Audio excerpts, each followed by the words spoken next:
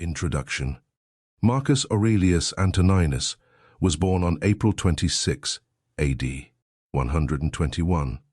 His real name was M. Annius Verus, and he was sprung of a noble family which claimed descent from Numa, second king of Rome. Thus the most religious of emperors came of the blood of the most pious of early kings. His father, Annius Verus, had held high office in Rome, and his grandfather, of the same name, had been thrice consul. Both his parents died young, but Marcus held them in loving remembrance. On his father's death, Marcus was adopted by his grandfather, the consular Annius Verus, and there was deep love between these two. On the very first page of his book, Marcus gratefully declares how of his grandfather he had learned to be gentle and meek, and to refrain from all anger and passion. The Emperor Hadrian divined the fine character of the lad, whom he used to call not Verus but Verissimus, more truthful than his own name. He advanced Marcus to equestrian rank when 6 years of age, and at the age of 8 made him a member of the ancient Salian priesthood. The boy's aunt, Annia Galeria Faustina, was married to Antoninus Pius, afterwards emperor. Hence it came about that Antoninus, having no son, adopted Marcus, changing his name to that which he is known by, and betrothed him to his daughter Faustina. His education was conducted with all care. The ablest teachers were engaged for him, and he was trained in the strict doctrine of the Stoic philosophy, which was his great delight. He was taught to dress plainly and to live simply, to avoid all softness and luxury. His body was trained to hardihood by wrestling, hunting, and outdoor games. And though his constitution was weak, he showed great personal courage to encounter the fiercest boars. At the same time, he was kept from the extravagancies of his day. The great excitement in Rome was the strife of the factions, as they were called, in the circus. The racing drivers used to adopt one of 4 colors, red, blue, white, or green, and their partisans showed an eagerness in supporting them which nothing could surpass. Riot and corruption went in the train of the racing chariots, and from all these things Marcus held severely aloof. In 140 Marcus was raised to the consulship, and in 145 his betrothal was consummated by marriage. 2 years later Faustina brought him a daughter, and soon after the tribunate and other imperial honors were conferred upon him. Antoninus Pius died in 161, and Marcus assumed the imperial state. He at once associated with himself Elcionius Commodus, whom Antoninus had adopted as a younger son at the same time with Marcus, giving him the name of Lucius Aurelius Verus. Henceforth the two are colleagues in the empire, the junior being trained, as it were, to succeed. No sooner was Marcus settled upon the throne than wars broke out on all sides. In the east, Vologeses III of Parthia began a long meditated revolt by destroying a whole Roman legion and invading Syria, 162. Verus was sent off in hot haste to quell this rising, and he fulfilled his trust by plunging into drunkenness and debauchery, while the war was left to his officers. Soon after, Marcus had to face a more serious danger at home in the coalition of several powerful tribes on the northern frontier. Chief among those were the Marcomanni or Marchmen, the Quadi mentioned in this book, the Sarmatians, the Catti, the Jazyges. In Rome itself there was pestilence and starvation, the one brought from the east by Verus's legions, the other caused by floods which had destroyed vast quantities of grain. After all had been done possible to allay famine and to supply pressing needs, Marcus being forced even to sell the imperial jewels to find money, both emperors set forth to a struggle which was to continue more, or less, during the rest of Marcus's reign. During these wars, in 169, Verus died. We have no means of following the campaigns in detail, but thus much is certain, that in the end the Romans succeeded in crushing the barbarian tribes, and effecting a settlement which made the empire more secure. Marcus was himself commander-in-chief, and victory was due no less to his own ability than to his wisdom in choice of lieutenants, shown conspicuously in the case of Pertinax. There were several important battles fought in these campaigns, and one of them has become celebrated for the legend of the Thundering Legion.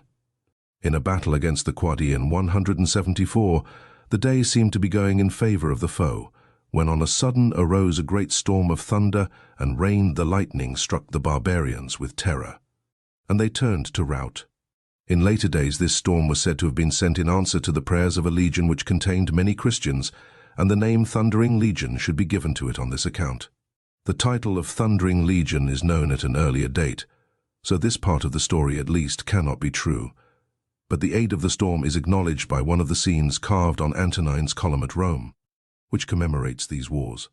The settlement made after these troubles might have been more satisfactory, but for an unexpected rising in the east. Avidius Cassius, an able captain who had won renown in the Parthian wars, was at this time chief governor of the eastern provinces.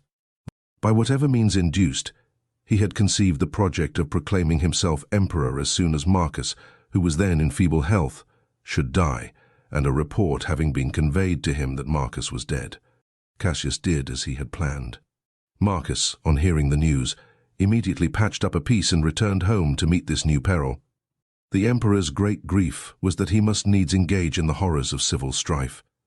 He praised the qualities of Cassius and expressed a heartfelt wish that Cassius might not be driven to do himself a hurt before he should have the opportunity to grant a free pardon.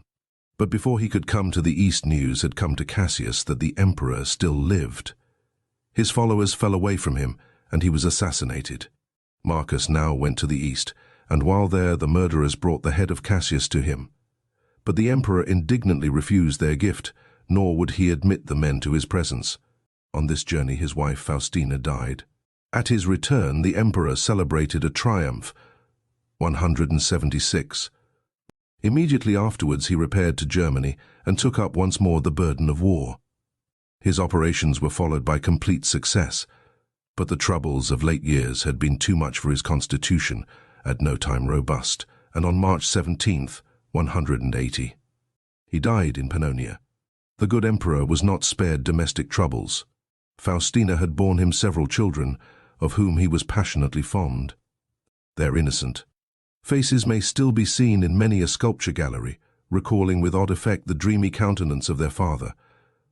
But they died one by one, and when Marcus came to his own end, only one of his sons still lived, the weak and worthless Commodus. On his father's death, Commodus, who succeeded him, undid the work of many campaigns by a hasty and unwise peace, and his reign of 12 years proved him to be a ferocious and bloodthirsty tyrant. Scandal has made free with the name of Faustina herself, who is accused not only of unfaithfulness, but of intriguing with Cassius and egging him on to his fatal rebellion. It must be admitted that these charges rest on no sure evidence, and the emperor, at all events, loved her dearly, nor ever felt the slightest qualm of suspicion. As a soldier, we have seen that Marcus was both capable and successful. As an administrator, he was prudent and conscientious. Although steeped in the teachings of philosophy, he did not attempt to remodel the world on any preconceived plan. He trod the path beaten by his predecessors, seeking only to do his duty as well as he could, and to keep out corruption. He did some unwise things, it is true.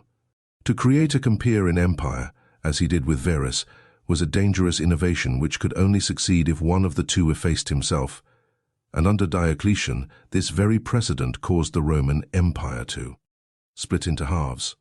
He erred in his civil administration by too much centralizing. But the strong point of his reign was the administration of justice. Marcus sought by laws to protect the weak, to make the lot of the slaves less hard, to stand in place of father to the fatherless. Charitable foundations were endowed for rearing and educating poor children. The provinces were protected against oppression, and public help was given to cities or districts which might be visited by calamity. The great blot on his name, and one hard indeed to explain, is his treatment of the Christians. In his reign, Justin at Rome became a martyr to his faith, and Polycarp at Smyrna, and we know of many outbreaks of fanaticism in the provinces which caused the death of the faithful. It is no excuse to plead that he knew nothing about the atrocities done in his name. It was his duty to know, and if he did not, he would have been the first to confess that he had failed in his duty. But from his own tone in speaking of the Christians, it is clear he knew them only from calumny, and we hear of no measures taken even to secure that they should have a fair hearing. In this respect, Trajan was better than he. To a thoughtful mind, such a religion as that of Rome would give small satisfaction. Its legends were often childish or impossible. Its teaching had little to do with morality. The Roman religion was in fact of the nature of a bargain. Men paid certain sacrifices and rites, and the gods granted their favor, irrespective of right or wrong. In this case, all devout souls were thrown back upon philosophy, as they had been, though to a less extent, in Greece. There were under the early empire two rival schools which practically divided the field between them, Stoicism and Epicureanism. The ideal set before each was nominally much the same. The Stoics aspired to the repression of all emotion, and the Epicureans to freedom from all disturbance. Yet in the upshot, the one has become a synonym of stubborn endurance, the other for unbridled license. With Epicureanism we have nothing to do now, but it will be worthwhile to sketch the history and tenets of the Stoic sect. Zeno, the founder of Stoicism, was born in Cyprus at some date unknown, but his life may be said roughly to be between the years 350 and 250 BC. Cyprus has been from time immemorial a meeting place of the East and West, and although we cannot grant any importance to a possible strain of Phoenician blood in him, for the Phoenicians were no philosophers, yet it is quite likely that through Asia Minor he may have come in touch with the far. He studied under the Cynic Crates, but he did not neglect other philosophical systems. After many years' study he opened his own school in a colonnade in Athens called the Painted Porch, or Stoa, which gave the Stoics their name. Next to Zeno, the school of the Porch owes most to Chrysippus, 280–207 BC, who organized Stoicism into a system. Of him it was said, "But for Chrysippus there had been no porch." The Stoics regarded speculation as a means to an end, and that end was, as Zeno put it, to live consistently, nouseta, or as it was later explained, to live in conformity with nature, tau physigme psaloniota zeta, new. This conforming of the life to nature was the Stoic idea of virtue. This dictum might easily be taken to mean that virtue consists in yielding to each natural impulse, but that was very far from the Stoic meaning. In order to live in accord with nature, it is necessary to know what nature is, and to this end, a threefold division of philosophy is made, into physics, dealing with the universe and its laws, the problems of divine government and teleology, logic, which trains the mind to discern true from false, and ethics, which applies the knowledge thus gained and tested to practical life. The Stoic system of physics was materialism with an infusion of pantheism. In contradiction to Plato's view that the ideas or prototypes of phenomena alone really exist. The Stoics held that material objects alone existed, but immanent in the material universe was a spiritual force which acted through them, manifesting itself under many forms, as fire, the spirit, soul, reason, the ruling principle. The universe, then, is God, of whom the popular gods are manifestations, while legends and myths are allegorical. The soul of man is thus an emanation from the Godhead, into whom it will eventually be reabsorbed. The divine ruling principle makes all things work together for good, but for the good of the whole. The highest good of man is consciously to work with God for the common good, and this is the sense in which the Stoic tried to live in accord with nature. In the individual, it is virtue alone which enables him to do this. As providence rules the universe, so virtue in the soul must rule man. In logic, the Stoic system is noteworthy for their theory as to the test of truth, the criterion. They compared the newborn soul to a sheet of paper ready for writing. Upon this, the senses write their impressions, and by experience of a number of these, the soul unconsciously conceives general notions, capiomicronio tanio alphaiota nunuomicronio tal phaiota, or anticipations, pihumicron lambd dapsi psiloniota. When the impression was such as to be irresistible, it was called cap alpha tau alpha lambda tapi tau iota capieta phi alpha nu tau alpha sigma alpha, one that holds fast, or as they explained it, one proceeding from truth. Ideas and inferences artificially produced by deduction or the like were tested by this holding perception. Of the ethical application I have already spoken. The highest good was the virtuous life. Virtue alone is happiness, and vice is unhappiness.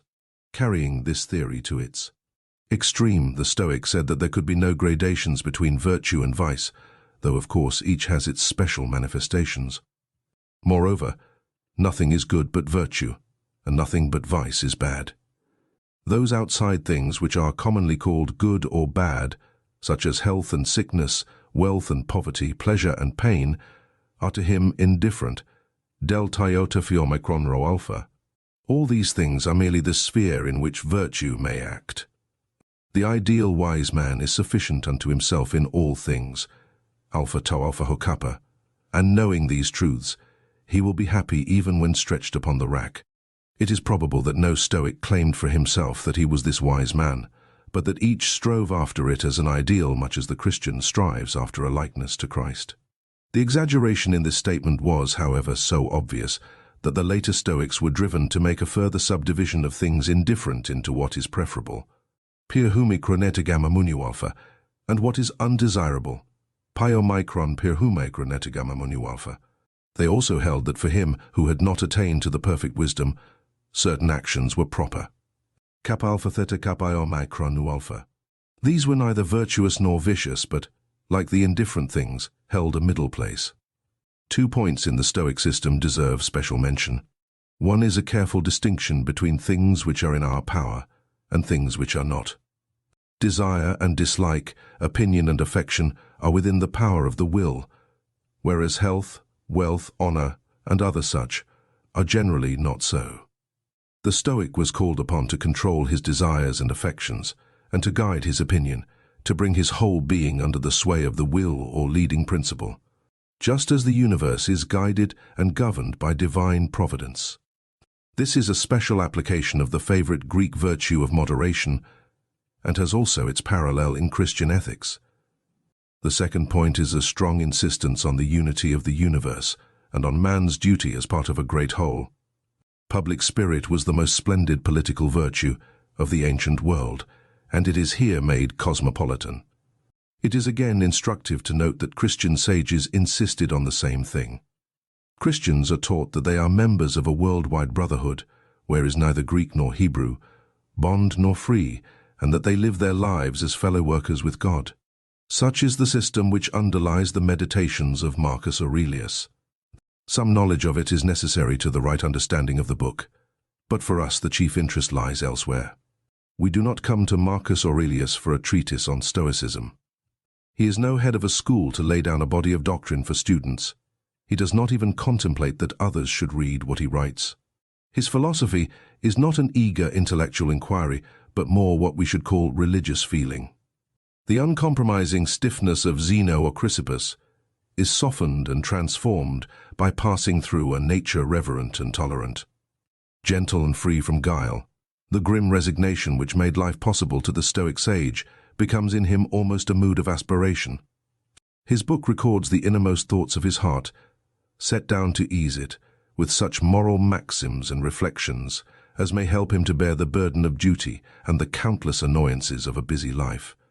It is instructive to compare the Meditations with another famous book, The Imitation of Christ. There is the same ideal of self-control in both. It should be a man's task, says the Imitation, to overcome himself, and every day to be stronger than himself. In withstanding of the passions standeth very peace of heart.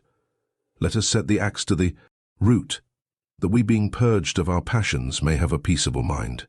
To this end, there must be continual self-examination. If thou may not continually gather thyself together, namely sometimes do it, at least once a day, the morning or the evening. In the morning purpose, in the evening discuss the manner, what thou hast been this day, in word, work, and thought. But while the Roman's temper is a modest self-reliance, the Christian aims at a more passive mood, humbleness and meekness, and reliance on the presence and personal friendship of God. The Roman scrutinizes his faults with severity, but without the self-contempt which makes the Christian vile in his own sight. The Christian, like the Roman, bids, "Study to withdraw thine heart from the love of things visible," but it is not the busy life of duty he has in mind so much as the contempt of all worldly things, and the cutting away of all lower delectations. Both rate men's praise or blame at their real worthlessness. Let not thy peace, says the Christian, be in the mouths of men. But it is to God's censure the Christian appeals, the Roman to his own soul. The petty annoyances of injustice or unkindness are looked on by each with the same magnanimity. Why doth a little thing said or done against thee make thee sorry? It is no new thing, it is not the first, nor shall it be the last, if thou live long. At best suffer patiently, if thou canst not suffer joyously. The Christian should sorrow more for other men's malice than for our own wrongs. But the Roman is inclined to wash his hands of the offender. Study to be patient in suffering and bearing other men's defaults and all manner infirmities, says the Christian. But the Roman would never have thought to add, if all men were perfect. What had we then to suffer of other men for God? The virtue of suffering in itself is an idea which does not meet us in the Meditations. Both alike realize that man is one of a great community. No man is sufficient to himself, says the Christian. We must bear together, help together, comfort together. But while he sees a chief importance in zeal, in exalted emotion that is, and avoidance of lukewarmness, the Roman thought mainly of the duty to be done as well as might be, and less of the feeling which should go with the doing of it. To the saint as to the emperor, the world is a poor thing at best. Verily it is a misery to live upon the earth, says the Christian. Few and evil are the days of man's life, which passeth away suddenly as a shadow. But there is one great difference between the two books we are considering. The Imitation is addressed to others, the Meditations by the writer to himself. We learn nothing from the imitation of the author's own life, except in so far as he may be assumed to have practiced his own preachings. The Meditations reflect mood by mood the mind of him who wrote them.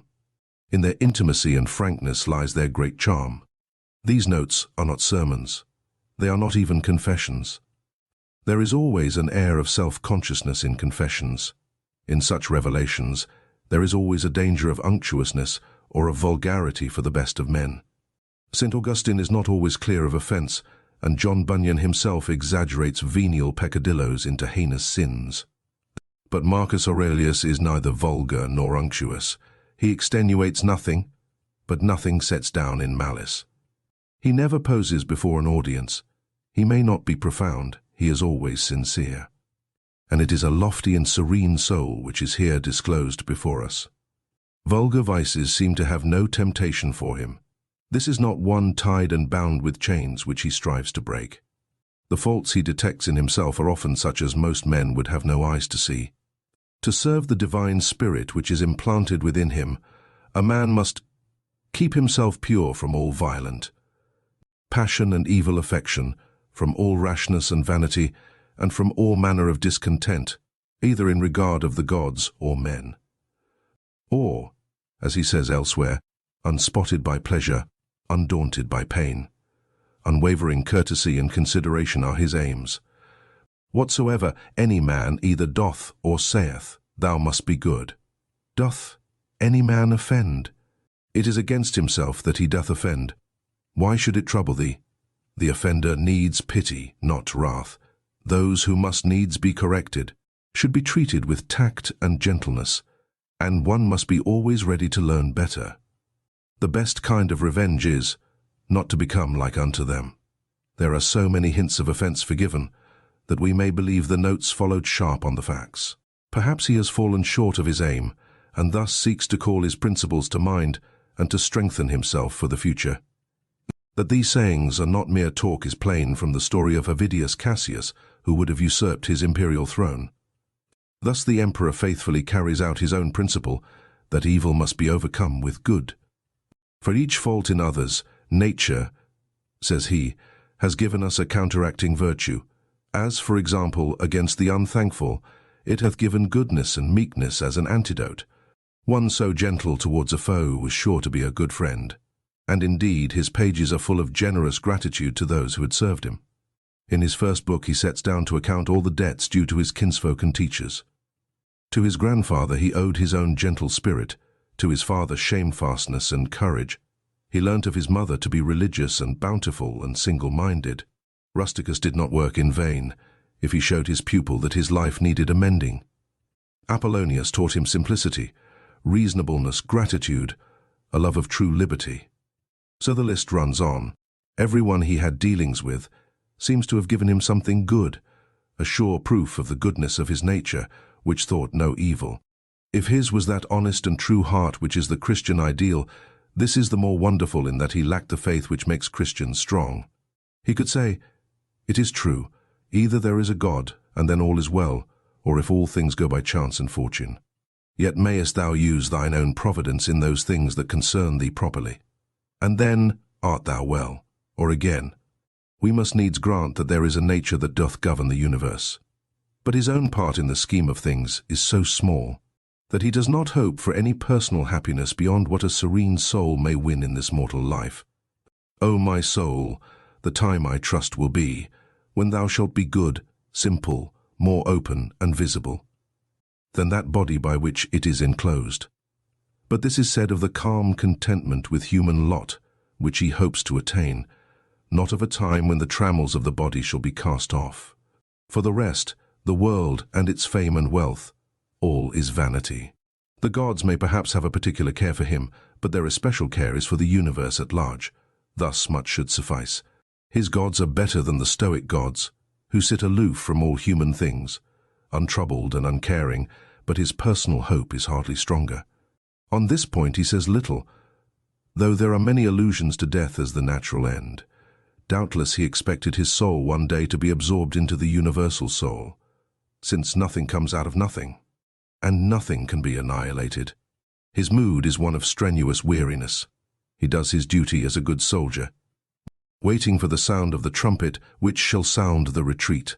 He has not that cheerful confidence which led Socrates through a life no less noble, to a death which was to bring him into the company of gods he had worshipped and men whom he had revered. But although Marcus Aurelius may have held intellectually that his soul was destined to be absorbed and to lose consciousness of itself, there were times when he felt, as all who hold it must sometimes feel, how unsatisfying is such a creed. Then he gropes blindly after something less empty and vain. "Thou hast taken ship," he says. "Thou hast sailed, thou art come to land. Go out, if to another life, there also shalt thou find gods, who are everywhere." There is more in this than the assumption of a rival theory for argument's sake. If worldly things be but as a dream, the thought is not far off that there may be an awakening to what is real. When he speaks of death as a necessary change, and points out that nothing useful and profitable can be brought about without change, did he perhaps think of the change in a corn of wheat, which is not quickened except it die? Nature's marvelous power of recreating out of corruption is surely not confined to bodily things. Many of his thoughts sound like far-off echoes of St. Paul, and it is strange indeed that this most Christian of emperors has nothing good to say of the Christians. To him they are only sectaries, violently and passionately set upon opposition. Profound as philosophy these meditations certainly are not, but Marcus Aurelius was too sincere not to see the essence of such things as came within his experience. Ancient religions were for the most part concerned with outward things. Do the necessary rites, and you propitiate the gods, and these rites were often trivial, sometimes violated right feeling or even morality. Even when the gods stood on the side of righteousness, they were concerned with the act more than with the intent. But Marcus Aurelius knows that what the heart is full of, the man will do. "Such as thy thoughts and ordinary cogitations are," he says, "such will thy mind be in time." And every page of the book shows us that he knew thought was sure to issue in act. He drills his soul, as it were, in right principles, that when the time comes it may be guided by them. To wait until the emergency is to be too late. He sees also the true essence of happiness. If happiness did consist in pleasure, how came notorious robbers, impure, abominable livers, parricides and tyrants in so large a measure to have their part of pleasures? He who had all the world's pleasures at command can write thus: "A happy lot and portion is, good inclinations of the soul, good desires, good actions." By the irony of fate this man, so gentle and good, so desirous of quiet joys and a mind free from care, was set at the head of the Roman Empire when great dangers threatened from east and west. For several years he himself commanded his armies in chief. In camp before the Quadi, he dates the first book of his Meditations, and shows how he could retire within himself amid the coarse clangor of arms. The pomps and glories which he despised were all his. What to most men is an ambition or a dream, to him was a round of weary tasks which nothing but the stern sense of duty could carry him through. And he did his work well. His wars were slow and tedious but successful. With a statesman's wisdom, he foresaw the danger to Rome of the barbarian hordes from the north, and took measures to meet it. As it was, his settlement gave 2 centuries of respite to the Roman Empire. Had he fulfilled the plan of pushing the imperial frontiers to the Elbe, which seems to have been in his mind, much more might have been accomplished. But death cut short his designs. Truly a rare opportunity was given to Marcus Aurelius of showing what the mind can do in despite of circumstances. Most peaceful of warriors, a magnificent monarch whose ideal was quiet happiness in home life, bent to obscurity yet born to greatness. The loving father of children who died young or turned out hateful. His life was one paradox. That nothing might lack, it was in camp before the face of the enemy that he passed away and went to his own place. The following is a list of the chief English translations of Marcus Aurelius. 1 by Merrick Casaubon, 1634. Jeremy Collier. 3. James Thomson, 1747. 4. R. Graves. 1792. 5. H. McCormick, 1844. 6. George Long, 1862. 7. G. H. Rendell, 1898 and 8. J. Jackson, 1906.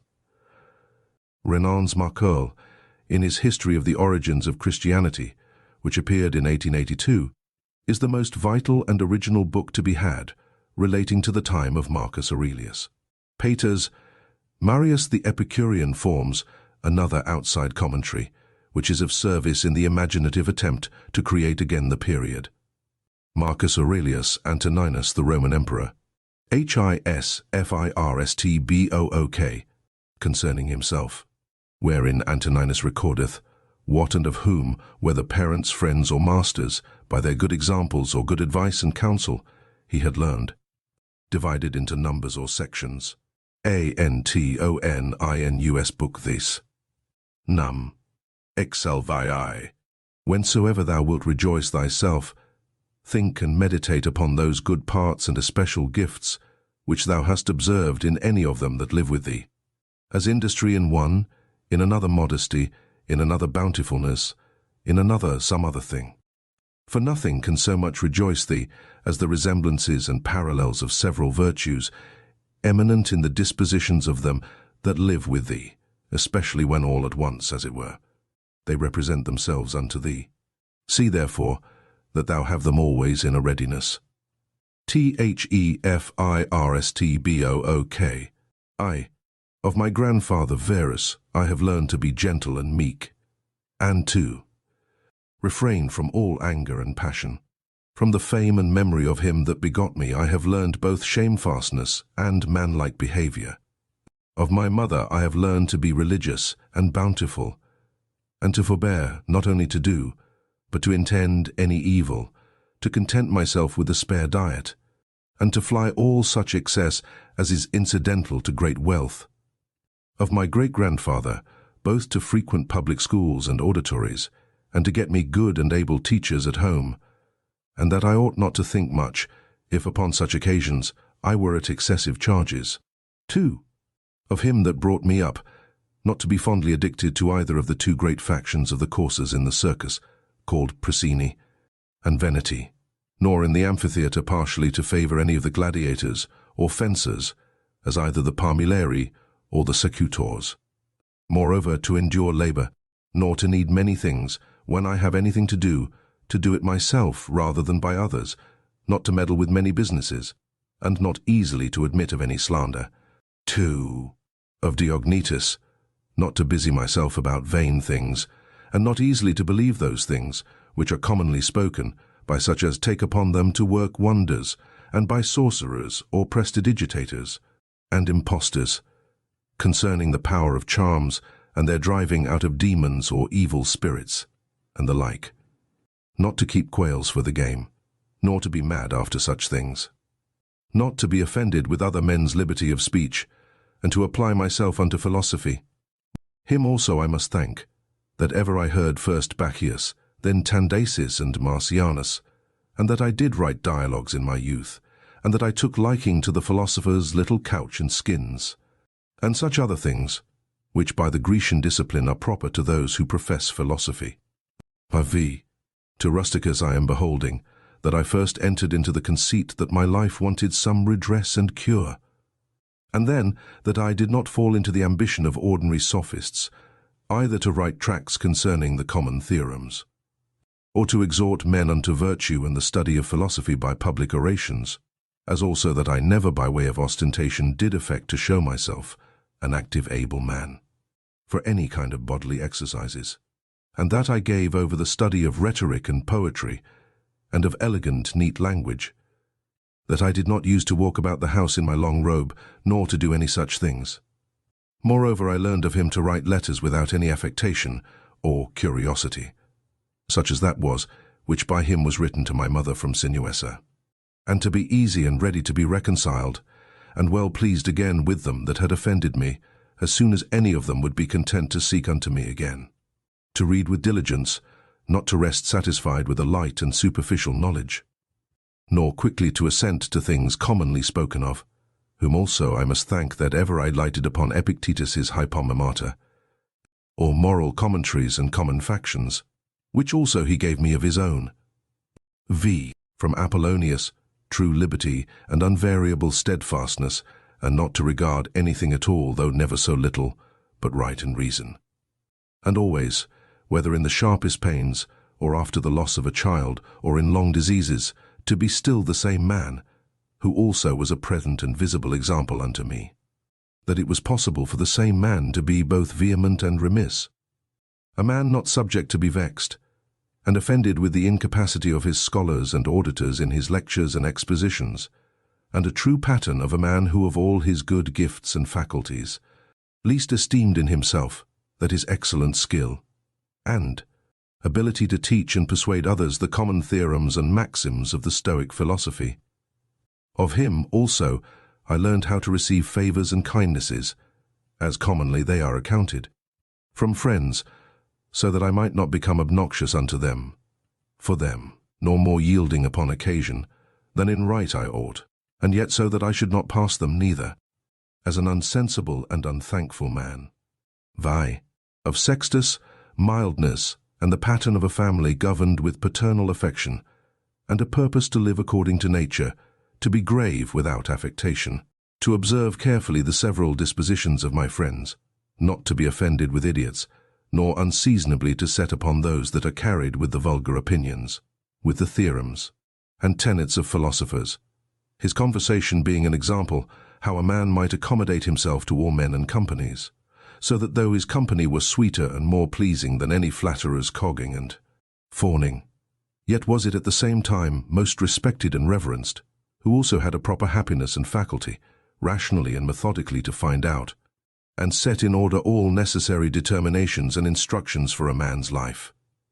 A man without ever the least appearance of anger, or any other passion, able at the same time most exactly to observe the Stoic apatheia, or unpassionateness, and yet to be most tender-hearted, ever of good credit, and yet almost without any noise, or rumour, very learned, and yet making little show. Thasas. From Alexander the Grammarian, to be unreprovable myself, and not reproachfully to reprehend any man for a barbarism, or a solecism, or any false pronunciation, but dexterously by way of answer, or testimony, or confirmation of the same matter, taking no notice of the word, to utter it as it should have been spoken, or by some other such close and indirect admonition, handsomely and civilly to tell him of it. Thy. Of Fronto, to how much envy and fraud and hypocrisy the state of a tyrannous king is subject unto, and how they who are commonly called, i.e., nobly born, are in some sort incapable or void of natural affection. Ix. Of Alexander the Platonic, not often nor without great necessity to say, or to write to any man in a letter, I am not at leisure, nor in this manner still to put off those duties, which we owe to our friends and acquaintances, to every one in his kind, under pretence of urgent affairs.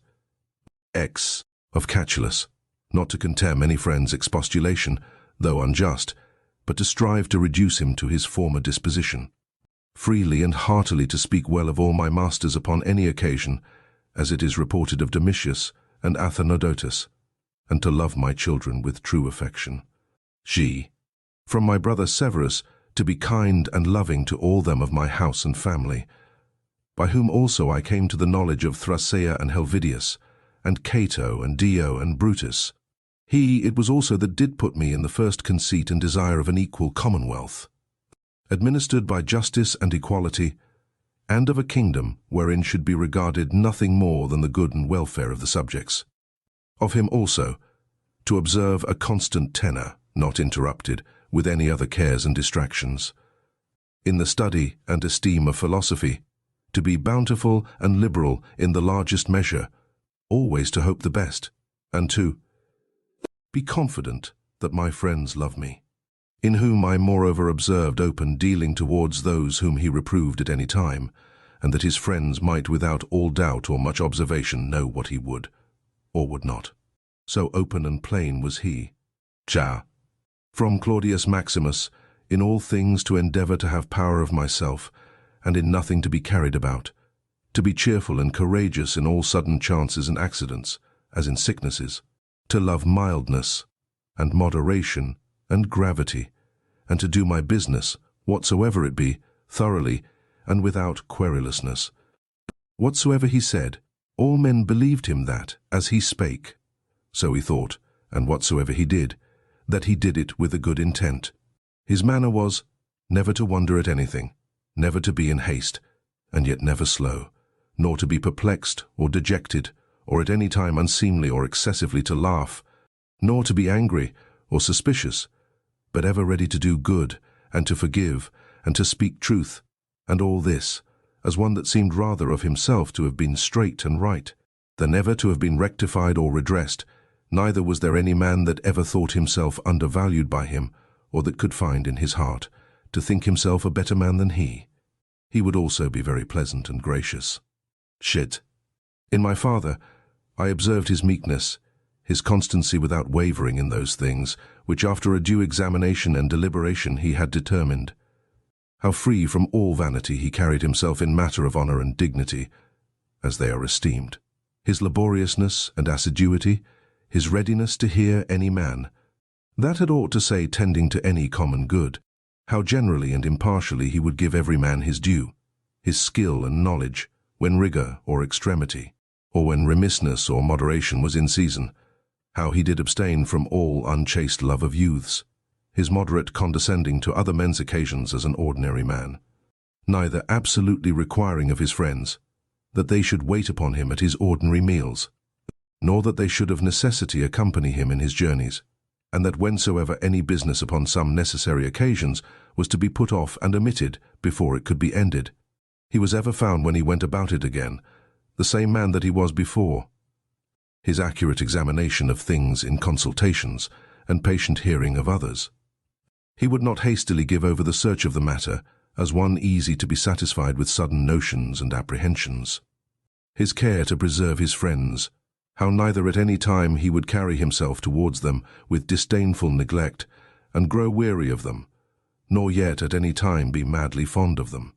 His contented mind in all things, his cheerful countenance, his care to foresee things afar off, and to take order for the least, without any noise or clamour.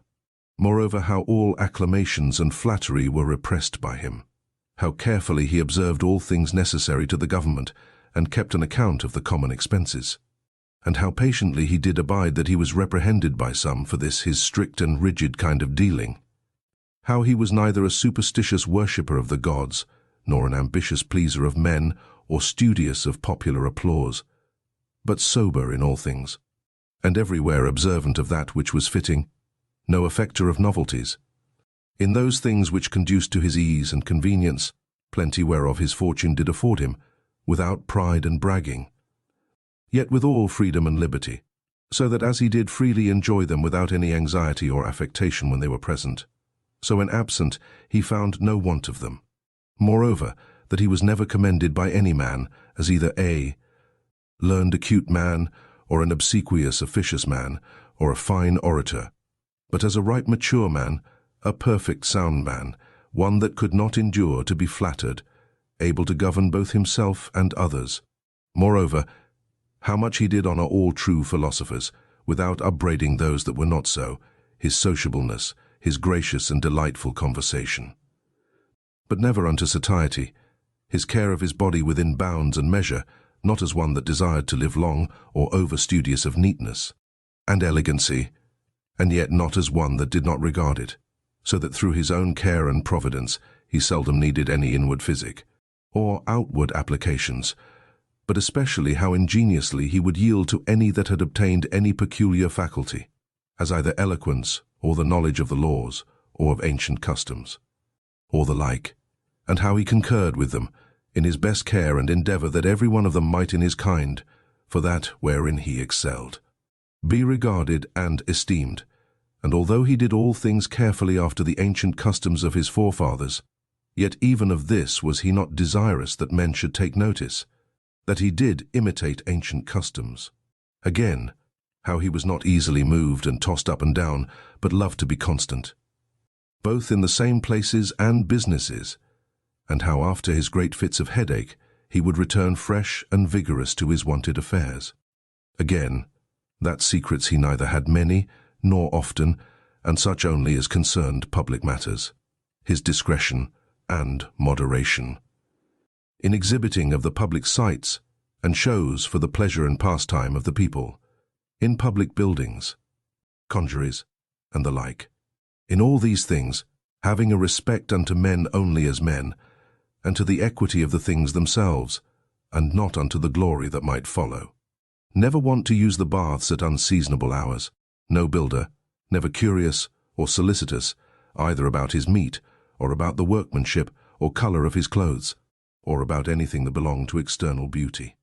In all his conversation, far from all inhumanity, or boldness and incivility, or greediness and impetuosity, never doing anything with such earnestness and intention that a man could say of him, that he did sweat about it, but contrariwise, all things distinctly, as at leisure, without trouble, orderly, soundly, and agreeably.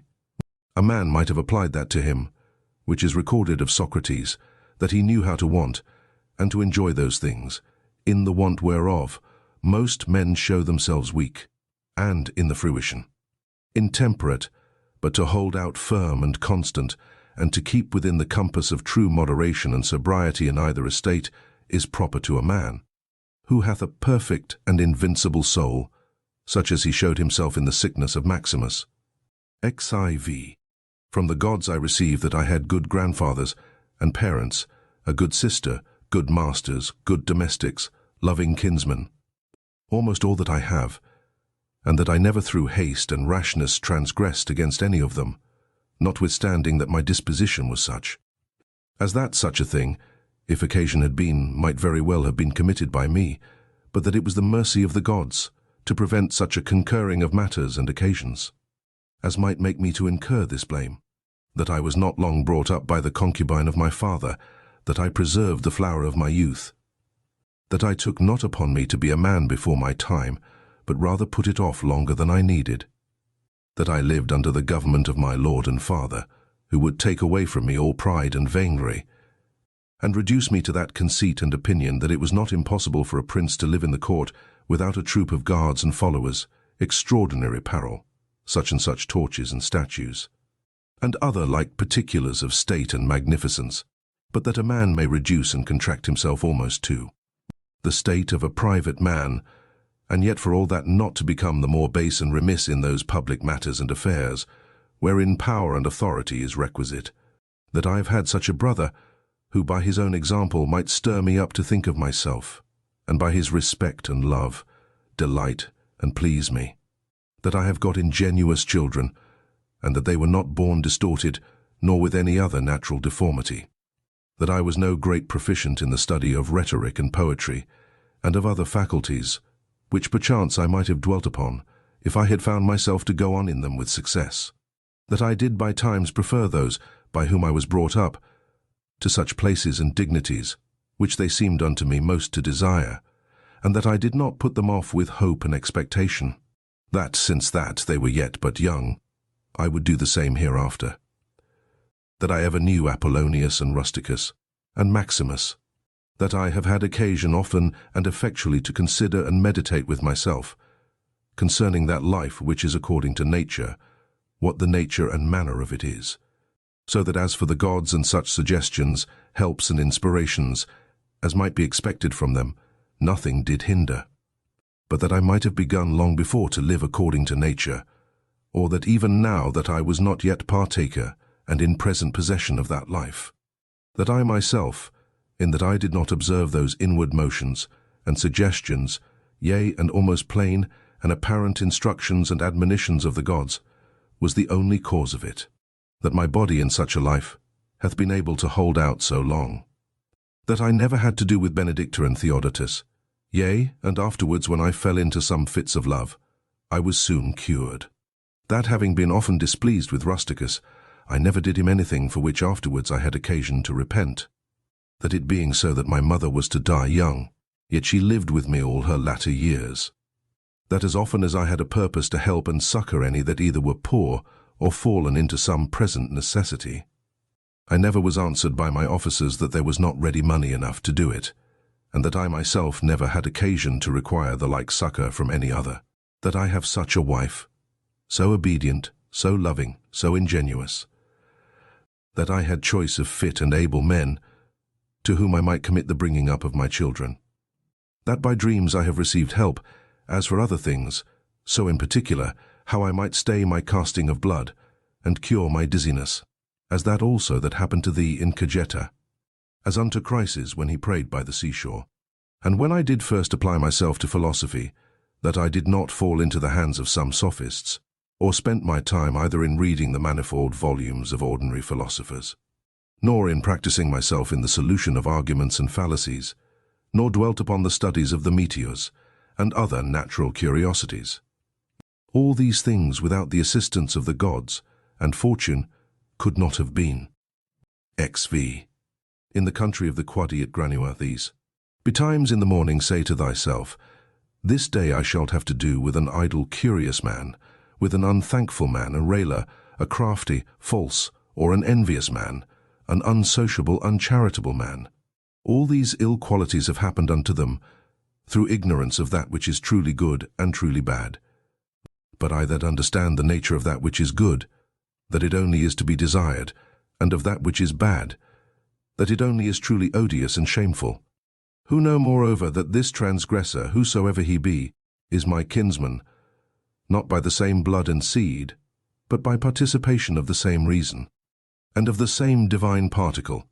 How can I either be hurt by any of those, since it is not in their power to make me incur anything that is truly reproachful, or angry and ill affected towards him who by nature is so near unto me? For we are all born to be fellow workers, as the feet, the hands, and the eyelids, as the rows of the upper and under teeth. For such therefore to be in opposition is against nature, and what is it to chafe at, and to be averse from, but to be in opposition? X. Whatsoever I am is either flesh or life, or that which we commonly call the mistress and overruling part of man, reason. Away with thy books. Suffer not thy mind any more to be distracted, and carried to and fro, for it will not be. But as even now ready to die, think little of thy flesh. Blood, bones, and a skin, a pretty piece of knit and twisted work, consisting of nerves, veins, and arteries. Think no more of it than so. And as for thy life, consider what it is, a wind, not one constant wind neither, but every moment of an hour let out, and sucked in again. The third is thy ruling part, and here consider, thou art an old man. Suffer not that excellent part to be brought in subjection, and to become slavish. Suffer it not to be drawn up and down with unreasonable and unsociable lusts and motions, as it were with wires and nerves. Suffer it not any more, either to repine at anything now present, or to fear and fly anything to come, which the destiny hath appointed thee. XD Arnth. Whatsoever proceeds from the gods immediately, that any man will grant totally depends from their divine providence. As for those things that are commonly said to happen by fortune, even those must be conceived to have dependence from nature, or from that first and general connection and concatenation of all those things, which more apparently by the divine providence are administered and brought to pass. All things flow from thence. And whatsoever it is that is both necessary, and conducing to the whole, part of which thou art.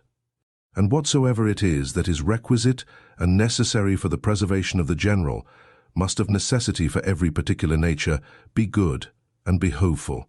And as for the whole, it is preserved, as by the perpetual mutation and conversion of the simple elements one into another, so also by the mutation and alteration of things mixed and compounded. Let these things suffice thee, let them be always unto thee, as thy general rules and precepts. As for thy thirst after books, away with it with all speed, that thou die not murmuring and complaining, but truly meek and well satisfied, and from thy heart thankful unto the gods. THESECONDBOOK. I remember how long thou hast already put off these things, and how often a certain day and hour, as it were, having been set unto thee by the gods, thou hast neglected it. It is high time for thee to understand the true nature both of the world, whereof thou art a part, and of that Lord and Governor of the world, from whom, as a channel from the spring, thou thyself didst flow, and that there is but a certain limit of time appointed unto thee, which if thou shalt not make use of to calm and allay the many distempers of thy soul, it will pass away, and thou with it, and never after return. 2. Let it be thy earnest and incessant care as a Roman and a man to perform whatsoever it is that thou art about, with true and unfeigned gravity, natural affection, freedom and justice, and as for all other cares and imaginations, how thou mayest ease thy mind of them, which thou shalt do, if thou shalt go about every action as thy last action, free from all vanity, all passionate and wilful aberration from reason, and from all hypocrisy and self-love, and dislike of those things, which by the fates or appointment of God have happened unto thee. Thou seest that those things, which for a man to hold on in a prosperous course, and to live a divine life, are requisite and necessary, are not many, for the gods will require no more of any man, that shall but keep and observe these things. 2. Do, soul, do, abuse and contemn thyself. Yet a while, and the time for thee to respect thyself, will be at an end. Every man's happiness depends from himself, but behold, thy life is almost at an end, whiles affording thyself no respect, thou dost make thy happiness to consist in the souls and conceits of other men. V. Why should any of these things that happen externally so much distract thee? Give thyself leisure to learn some good thing, and cease roving and wandering to and fro. Thou must also take heed of another kind of wandering, for they are idle in their actions, who toil and labor in this life, and have no certain scope to which to direct all their motions and desires. 5th, for not observing the state of another man's soul, scarce was ever any man known to be unhappy. Tell whosoever they be that intend not, and guide not by reason and discretion the motions of their own souls, they must of necessity be unhappy. Vi, these things thou must always have in mind. What is the nature of the universe, and what is mine, in particular? This unto that what relation it hath, what kind of part, of what kind of universe it is, and that there is nobody that can hinder thee, but that thou mayest always both do and speak those things which are agreeable to that nature, whereof thou art a part. Thasas. Theophrastus, where he compares sin with sin, as after a vulgar sense such things I grant may be compared, says well and like a philosopher, that those sins are greater which are committed through lust than those which are committed through anger. For he that is angry seems with a kind of grief and close contraction of himself to turn away from reason, but he that sins through lust, being overcome by pleasure, doth in his very sin bewray a more impotent and unmanlike disposition. Well then, and like a philosopher doth he say, that he of the two is the more to be condemned that sins with pleasure than he that sins with grief. For indeed this latter may seem first to have been wronged, and so in some manner through grief thereof to have been forced to be angry, whereas he who through lust doth commit anything, did of himself merely resolve upon that action. Whatsoever thou dost effect, whatsoever thou dost project, so do, and so project all, as one who, for aught thou knowest, may at this very present depart out of this life. And as for death, if there be any gods, It is no grievous thing to leave the society of men. The gods will do thee no hurt, thou mayest be sure. But if it be so that there be no gods, or that they take no care of the world, why should I desire to live in a world void of gods, and of all divine providence? But gods there be certainly, and they take care for the world. And as for those things which be truly evil, as vice and wickedness, such things they have put in a man's own power, that he might avoid them if he would. And had there been anything besides that had been truly bad and evil, they would have had a care of that also, that a man might have avoided it. But why should that be thought to hurt and prejudice a man's life in this world, which cannot any ways make man himself the better, or the worse in his own person? Neither must we think that the nature of the universe did either through ignorance pass these things, or if not as ignorant of them, yet as unable either to prevent, or better to order and dispose them. It cannot be that she through want either of power or skill should have committed such a thing, so as to suffer all things both good and bad, equally and promiscuously, to happen unto all both good and bad. As for life therefore, and death, honour and dishonour, labour and pleasure, riches and poverty, all these things happen unto men indeed, both good and bad, equally, but as things which of themselves are neither good nor bad, because of themselves, neither shameful nor praiseworthy. Ix. Consider how quickly all things are dissolved and resolved, the bodies and substances themselves, into the matter and substance of the world, and their memories into the general age and time of the world. Consider the nature of all worldly sensible things, of those especially, which either ensnare by pleasure, or for their irksomeness are dreadful, or for their outward lustre and show are in great esteem and request. How vile and contemptible, how base and corruptible, how destitute of all true life and being they are. X. It is the part of a man endowed with a good understanding faculty to consider what they themselves are in very deed, from whose bare conceits and voices honour and credit do proceed, as also what it is to die, and how if a man shall consider this by itself alone, to die and separate from it in his mind all those things which with it usually represent themselves unto us. He can conceive of it no otherwise than as of a work of nature, and he that fears any work of nature is a very child. Now death, it is not only a work of nature, but also conducing to nature. G. Consider with thyself how man, and by what part of his, is joined unto God, and how that part of man is affected, when it is said to be diffused. There is nothing more wretched than that soul, which in a kind of circuit compasseth all things, searching, as he saith, even the very depths of the earth, and by all signs and conjectures prying into the very thoughts of other men's souls, and yet of this is not sensible, that it is sufficient for a man to apply himself wholly, and to confine all his thoughts and cares to the tendance of that spirit which is within him, and truly and really to serve him. His service doth consist in this, that a man keep himself pure from all violent passion and evil affection, from all rashness and vanity, and from all manner of discontent, either in regard of the gods or men.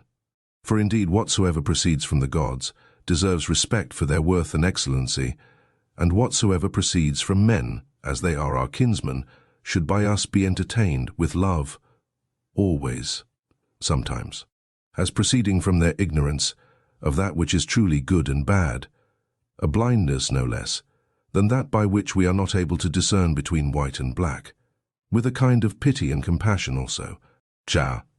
If thou shouldst live 3,000, or as many as 10,000 of years, yet remember this, that man can part with no life properly, save with that little part of life which he now lives, and that which he lives is no other than that which at every instant he parts with.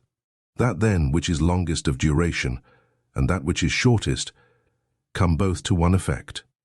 For although in regard of that which is already past there may be some inequality, yet that time which is now present and in being is equal unto all men. And that being it which we part with whensoever we die, it doth manifestly appear that it can be but a moment of time, that we then part with. For as for that which is either past or to come, a man cannot be said properly to part with it. For how should a man part with that which he hath not? These two things therefore thou must remember. First, that all things in the world from all eternity, by a perpetual revolution of the me times, and things ever continued and renewed, are of one kind and nature, so that whether for 100 or 200 years only, or for an infinite space of time, a man see those things which are still the same, it can be no matter of great moment. And secondly, that life which any the longest liver, or the shortest liver parts with, is for length and duration the very same, for that only which is present is that which either of them can lose, as being that only which they have, for that which he hath not, no man can truly be said to lose. Shit. Remember that all is but opinion and conceit, for those things are plain and apparent, which were spoken unto Monimus the Cynic, and as plain and apparent is the use that may be made of those things, if that which is true and serious in them be received as well as that which is sweet and pleasing. XIV. A man's soul doth wrong and disrespect itself first, and especially when as much as in itself lies it becomes an aposteme, and as it were an excrescency of the world. For to be grieved and displeased with anything that happens in the world is direct apostasy from the nature of the universe, part of which all particular natures of the world are. Secondly, when she either is averse from any man, or led by contrary desires or affections, tending to his hurt and prejudice, such as are the souls of them that are angry. Thirdly, when she is overcome by any pleasure or pain. Fourthly, when she doth dissemble, and covertly and falsely either doth or saith anything.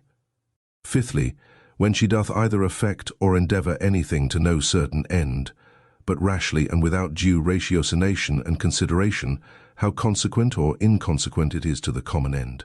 For even the least things ought not to be done without relation unto the end, and the end of the reasonable creatures is to follow and obey him, who is the reason, as it were, and the law of this great city, and ancient commonwealth. XV. The time of a man's life is as a point, the substance of it ever flowing, the sense obscure, and the whole composition of the body tending to corruption. His soul is restless, fortune uncertain, and fame doubtful. To be brief, as a stream, so are all things belonging to the body, as a dream, or as a smoke, so are all that belong unto the soul. Our life is a warfare, and a mere pilgrimage. Fame after life is no better than oblivion. What is it then that will adhere and follow? Only one thing, philosophy.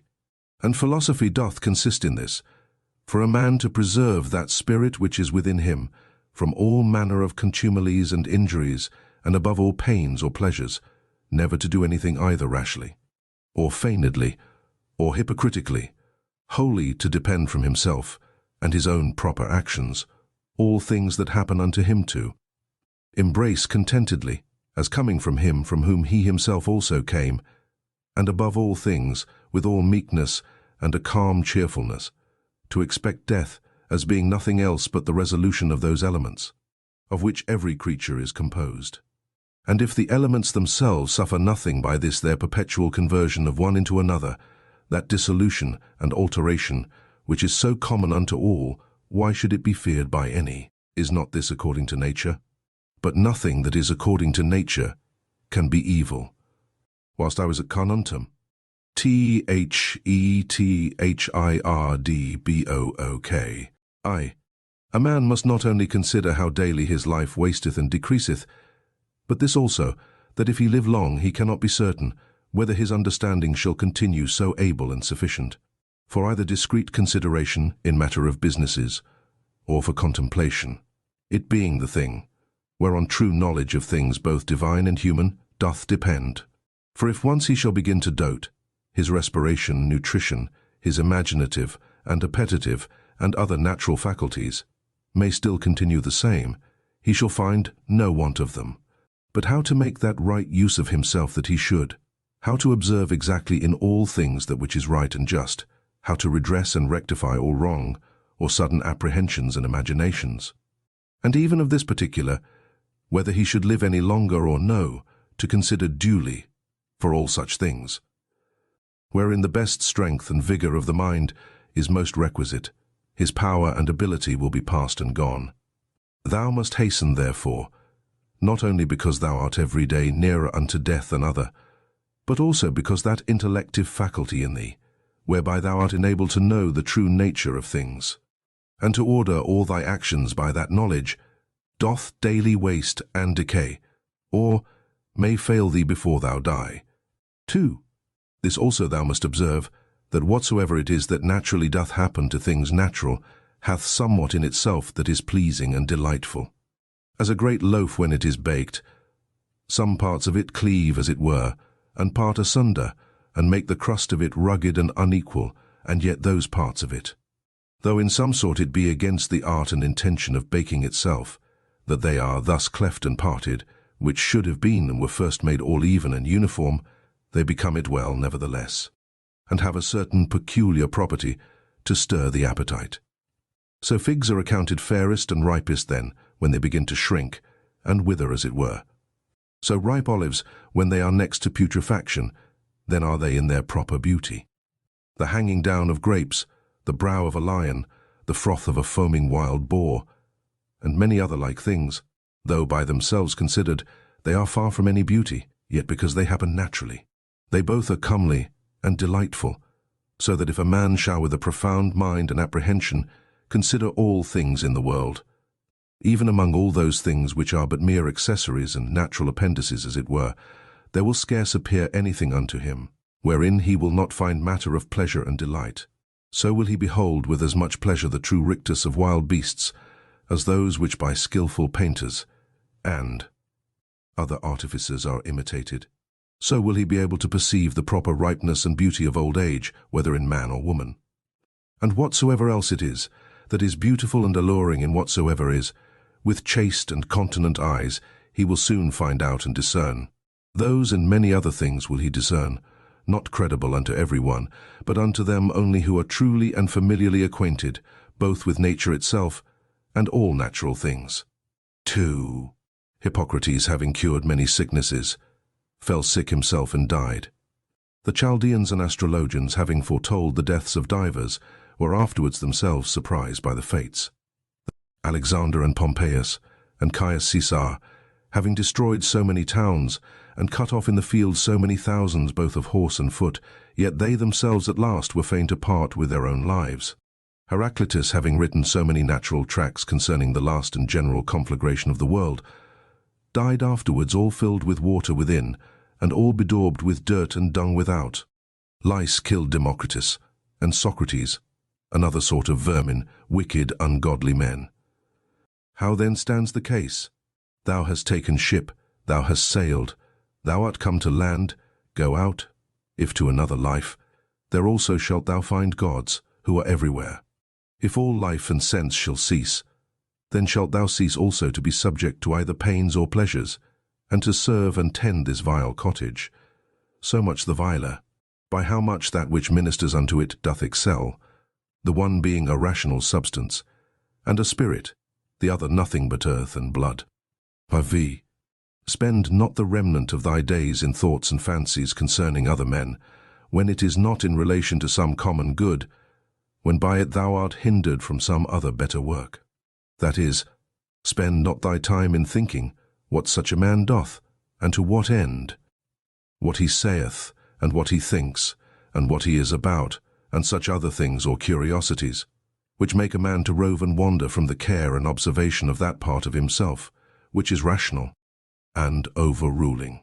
See therefore in the whole series and connection of thy thoughts, that thou be careful to prevent whatsoever is idle and impertinent, but especially whatsoever is curious and malicious, and thou must use thyself to think only of such things, of which if a man upon a sudden should ask thee, what it is that thou art now thinking, thou mayest answer this, and that, freely and boldly, that so by thy thoughts it may presently appear that in all thee is sincere and peaceable, as becometh one that is made for society, and regards not pleasures, nor gives way to any voluptuous imaginations at all, free from all contentiousness, envy, and suspicion, and from whatsoever else thou wouldest blush to confess thy thoughts were set upon. He that is such, is he surely that doth not put off to lay hold on that which is best indeed, a very priest and minister of the gods, well acquainted, and in good correspondence with him especially that is seated and placed within himself, as in a temple and sacrary, to whom also he keeps and preserves himself unspotted by pleasure, undaunted by pain, free from any manner of wrong or contumely, by himself offered unto himself, not capable of any evil from others, a wrestler of the best sort, and for the highest prize, that he may not be cast down by any passion or affection of his own, deeply dyed and drenched in righteousness, embracing and accepting with his whole heart whatsoever either happeneth or is allotted unto him, one who not often, nor without some great necessity tending to some public good, mindeth what any other either speaks or doth or purposeth, for those things only that are in his own power, or that are truly his own, are the objects of his employments, and his thoughts are ever taken up with those things, which of the whole universe are by the fates or providence destinated and appropriated unto himself. Those things that are his own, and in his own power he himself takes order, for that they be good, and as for those that happen unto him, he believes them to be so.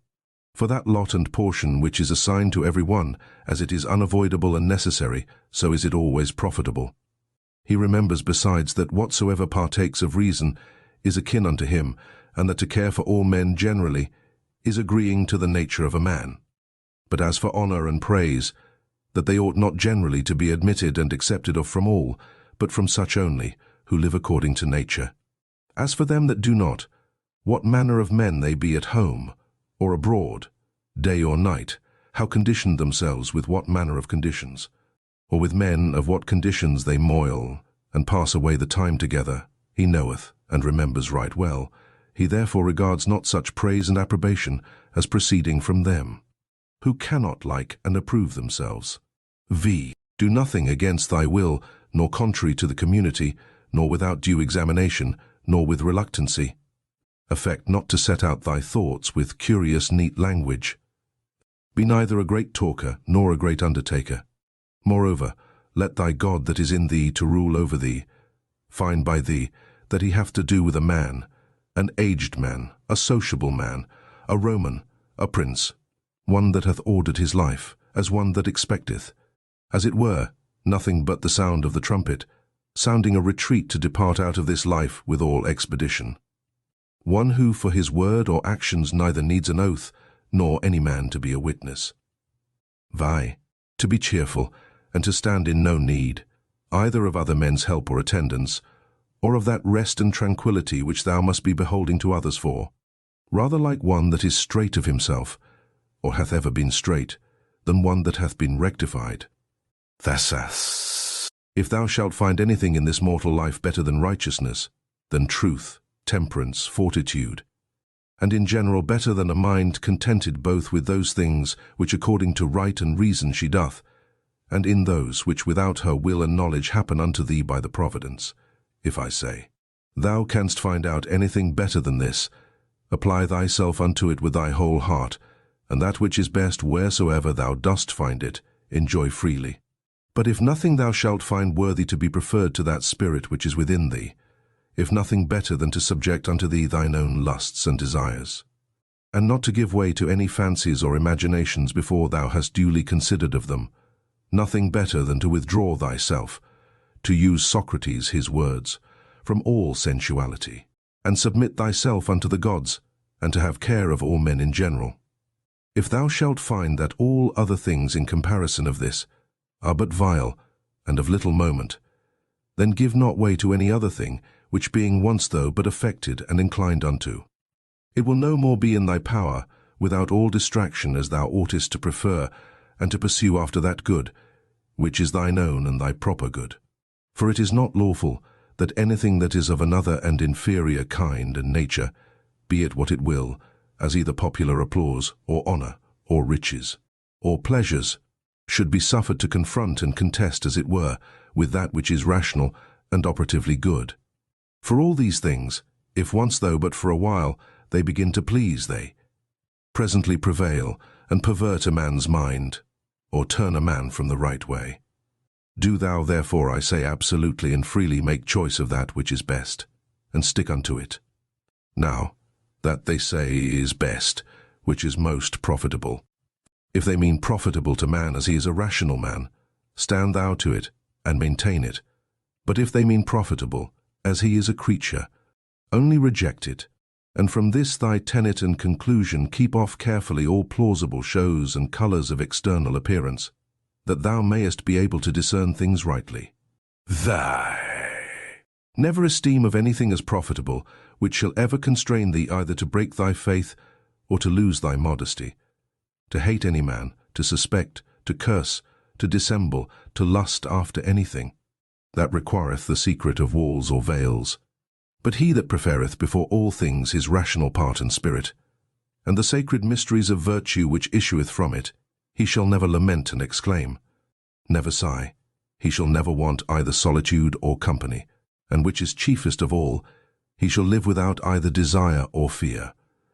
And as for life, whether for a long or short time he shall enjoy his soul thus compassed about with a body, he is altogether indifferent. For if even now he were to depart, he is as ready for it as for any other action which may be performed with modesty and decency. For all his life long, this is his only care, that his mind may always be occupied in such intentions and objects as are proper to a rational, sociable creature. Ix. In the mind that is once truly disciplined and purged, thou canst not find anything, either foul or impure, or as it were festered, nothing that is either servile or affected, no partial tie, no malicious averseness, nothing obnoxious, nothing concealed. The life of such an one, death can never surprise as imperfect, as of an actor that should die before he had ended, or the play itself were at an end. A man might speak, X, use thine opinative faculty with all honour and respect, for in her indeed is all. That thy opinion do not beget in thy understanding anything contrary to either nature or the proper constitution of a rational creature. The end and object of a rational constitution is to do nothing rashly, to be kindly affected towards men, and in all things willingly to submit unto the gods. Casting therefore all other things aside, keep thyself to these few, and remember withal that no man properly can be said to live more than that which is now present, which is but a moment of time. Whatsoever is besides either is already past, or uncertain. The time therefore that any man doth live is but a little, and the place where he liveth is but a very little corner of the earth, and the greatest fame that can remain of a man after his death. Even that is but little, and that too, such as it is whilst it is by the succession of silly mortal men preserved, who likewise shall shortly die, and even whiles they live know not what in very deed they themselves are, and much less can no one, who long before is dead and gone. To these ever-present helps and mementos, let one more be added, ever to make a particular description and delineation, as it were, of every object that presents itself to thy mind, that thou mayest wholly and throughly contemplate it in its own proper nature, bare and naked, wholly and severally, divided into its several parts and quarters, and then by thyself in thy mind to call both it and those things of which it doth consist, and in which it shall be resolved, by their own proper, true names and appellations. For there is nothing so effectual to beget true magnanimity, as to be able truly and methodically to examine and consider all things that happen in this life, and so to penetrate into their natures, that at the same time this also may concur in our apprehensions. What is the true use of it? And what is the true nature of this universe, to which it is useful? How much in regard of the universe may it be esteemed? How much in regard of man, a citizen of the supreme city, of which all other cities in the world are as it were but houses and families? What is this that now my fancy is set upon? Of what things doth it consist? How long can it last? Which of all the virtues is the proper virtue for this present use? As whether meekness, fortitude, truth, faith, sincerity, contentation, or any of the rest.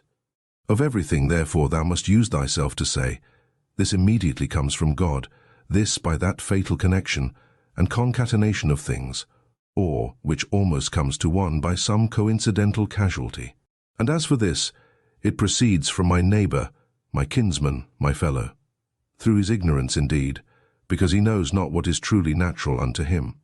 But I know it, and therefore carry myself towards him according to the natural law of fellowship, that is kindly and justly. As for those things that of themselves are altogether indifferent, as in my best judgment I conceive everything to deserve more or less, so I carry myself towards it. Shit.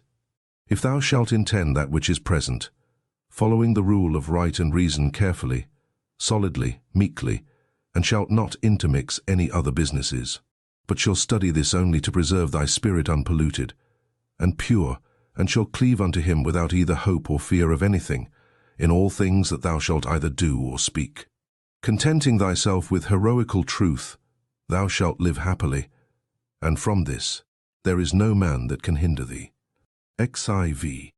As physicians and chirurgeons have always their instruments ready at hand for all sudden cures, so have thou always thy dogmata in a readiness for the knowledge of things, both divine and human, and whatsoever thou dost, even in the smallest things that thou dost, thou must ever remember that mutual relation and connection that is between these two things divine, and things human.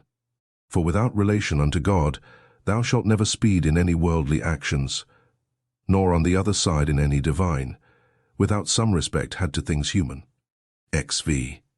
Be not deceived, for thou shalt never live to read thy moral commentaries, nor the acts of the famous Romans and Grecians, nor those excerpta from several books, all which thou hadst provided and laid up for thyself against thine old age. Hasten therefore to an end, and giving over all vain hopes, help thyself in time, if thou carest for thyself, as thou oughtest to do. X. To steal, to sow, to buy, to be at rest, to see what is to be done, which is not seen by the eyes, but by another kind of sight. What these words mean, and how many ways to be understood, they do not understand. The body, the soul, the understanding. As the senses naturally belong to the body, and the desires and affections to the soul, so do the dogmata to the understanding. XD armv. To be capable of fancies and imaginations is common to man and beast. To be violently drawn and moved by the lusts and desires of the soul is proper to wild beasts and monsters such as Phalaris and Nero were. To follow reason for ordinary duties and actions is common to them also, who believe not that there be any gods, and for their advantage would make no conscience to betray their own country, and who, when once the doors be shut upon them, dare do anything. If therefore all things else be common to these likewise, it follows that for a man to like and embrace all things that happen, and are destinated unto him, and not to trouble and molest that spirit which is seated in the temple of his own breast, with a multitude of vain fancies and imaginations, but to keep him propitious, and to obey him as a god, never either speaking anything contrary to truth, or doing anything contrary to justice, is the only true property of a good man. And such a one, though no man should believe that he liveth as he doth, either sincerely and conscionably, or cheerful and contentedly, yet is he neither with any man at all angry for it, nor diverted by it from the way that leadeth to the end of his life, through which a man must pass pure, ever ready to depart, and willing of himself without any compulsion to fit and accommodate himself to his proper lot and portion. THEFOURTHBOOK. I. That inward mistress part of man, if it be in its own true natural temper, is towards all worldly chances and events ever so disposed and affected, that it will easily turn and apply itself to that which may be, and is within its own power to compass, when that cannot be which at first it intended. For it never doth absolutely addict and apply itself to any one object, but whatsoever it is that it doth now intend and prosecute. It doth prosecute it with exception and reservation, so that whatsoever it is that falls out contrary to its first intentions, even that afterwards it makes its proper object, even as the fire when it prevails upon those things that are in his way, by which things indeed a little fire would have been quenched, but a great fire doth soon turn to its own nature, and so consume whatsoever comes in his way. Yea, by those very things it is made greater and greater. 2. Let nothing be done rashly and at random, but all things according to the most exact and perfect rules of art. 2. They seek for themselves private retiring places, as country villages, the seashore, mountains, Yea, thou thyself art wont to long much after such places. But all this thou must know proceeds from simplicity in the highest degree. At what time soever thou wilt, it is in thy power to retire into thyself, and to be at rest, and free from all businesses. A man cannot any whither retire better than to his own soul, he especially who is beforehand provided of such things within, which whensoever he doth withdraw himself to look in, may presently afford unto him perfect ease and tranquillity. By tranquillity I understand a decent orderly disposition and carriage, free from all confusion and tumultuousness. Afford then thyself this retiring continually, and thereby refresh and renew thyself. Let these precepts be brief and fundamental, which as soon as thou dost call them to mind, may suffice thee to purge thy soul throughly, and to send thee away well pleased with those things, whatsoever they be. Which now again after this short withdrawing of thy soul into herself, thou dost return unto. For what is it that thou art offended at? Can it be at the wickedness of men, when thou dost call to mind this conclusion, that all reasonable creatures are made one for another, and that it is part of justice to bear with them, and that it is against their wills that they offend? And how many already, who once likewise prosecuted their enmities, suspected, hated, and fiercely contended, are now long ago stretched out and reduced unto ashes? It is time for thee to make an end. As for those things which among the common chances of the world happen unto thee as thy particular lot and portion, canst thou be displeased with any of them? When thou dost call that our ordinary dilemma to mind, either a Providence or Democritus' atoms, and with it whatsoever we brought to prove that the whole world is as it were one city.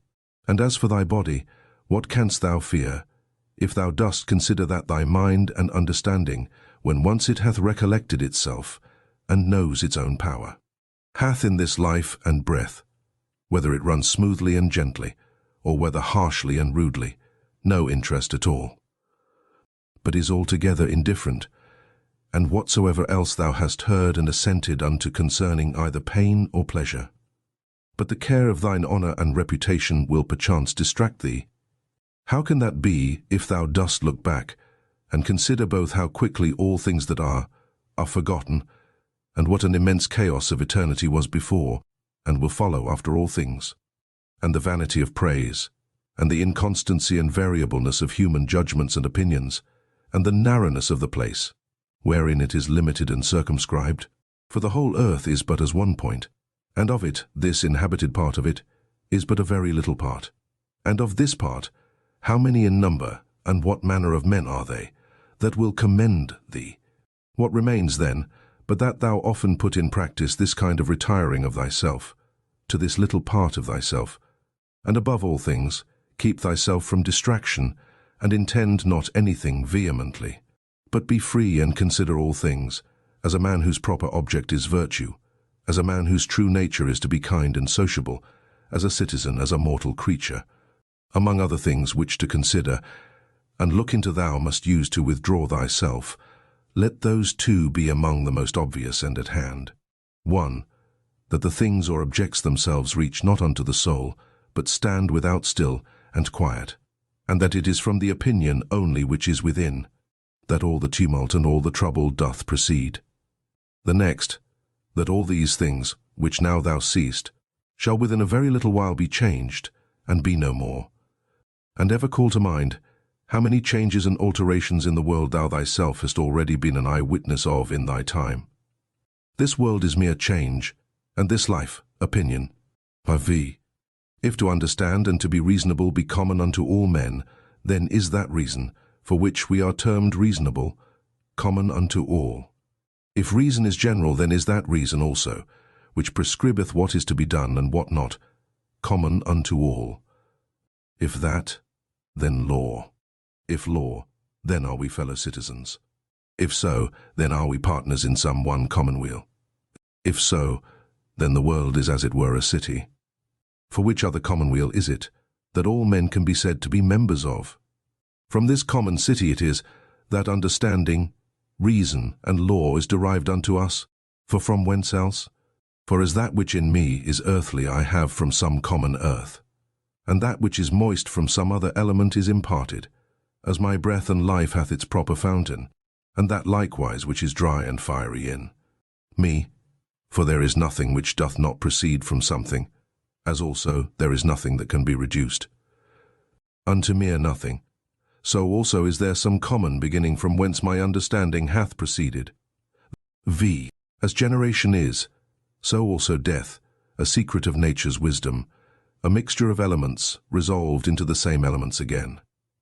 A thing surely which no man ought to be ashamed of, in a series of other fatal events and consequences, which a rational creature is subject unto, not improper or incongruous, nor contrary to the natural and proper constitution of man himself. Vi. Such and such things, from such and such causes, must of necessity proceed. He that would not have such things to happen, is as he that would have the fig tree grow without any sap or moisture. In sum, remember this, that within a very little while, both thou and he shall both be dead, and after a little while more, not so much as your names and memories shall be remaining. Thasas. Let opinion be taken away, and no man will think himself wronged. If no man shall think himself wronged, then is there no more any such thing as wrong. That which makes not man himself the worse cannot make his life the worse, neither can it hurt him either inwardly or outwardly.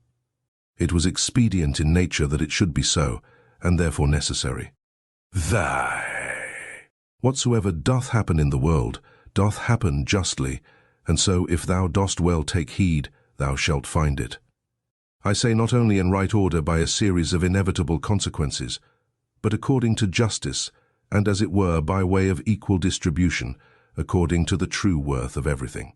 Continue then to take notice of it, as thou hast begun, and whatsoever thou dost, do it not without this proviso, that it be a thing of that nature that a good man, as the word good is properly taken, may do it. This observe carefully in every action. Ix. Conceit no such things, as he that wrongeth thee conceiveth, or would have thee to conceive, but look into the matter itself, and see what it is in very truth. X. These two rules thou must have always in a readiness. First, do nothing at all, but what reason proceeding from that regal and supreme part shall for the good and benefit of men suggest unto thee. And secondly, if any man that is present shall be able to rectify thee, or to turn thee from some erroneous persuasion, that thou be always ready to change thy mind, and this change to proceed, not from any respect of any pleasure or credit thereon depending, but always from some probable apparent ground of justice, or of some public good thereby to be furthered, or from some other such inducement. She. Hast thou reason? I have. Why then makest thou not use of it?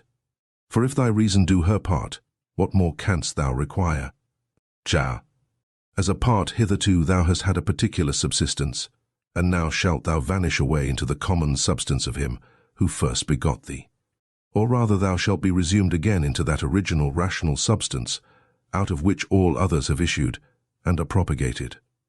Many small pieces of frankincense are set upon the same altar. One drops first and is consumed, another after, and it comes all to one. Shit. Within 10 days, if so happen, thou shalt be esteemed a god of them, who now, if thou shalt return to the dogmata, and to the honouring of reason, will esteem of thee no better than of a mere brute, and of an ape. Xiv. Not as though thou hadst thousands of years to live. Death hangs over thee, whilst yet thou livest, whilst thou mayest. Be good. Xv. Now much time and leisure doth he gain, who is not curious to know what his neighbour hath said, or hath done, or hath attempted, but only what he doth himself, that it may be just and holy, or, to express it in Agathos words, not to look about upon the evil conditions of others, but to run on straight in the line, without any loose and extravagant agitation. X.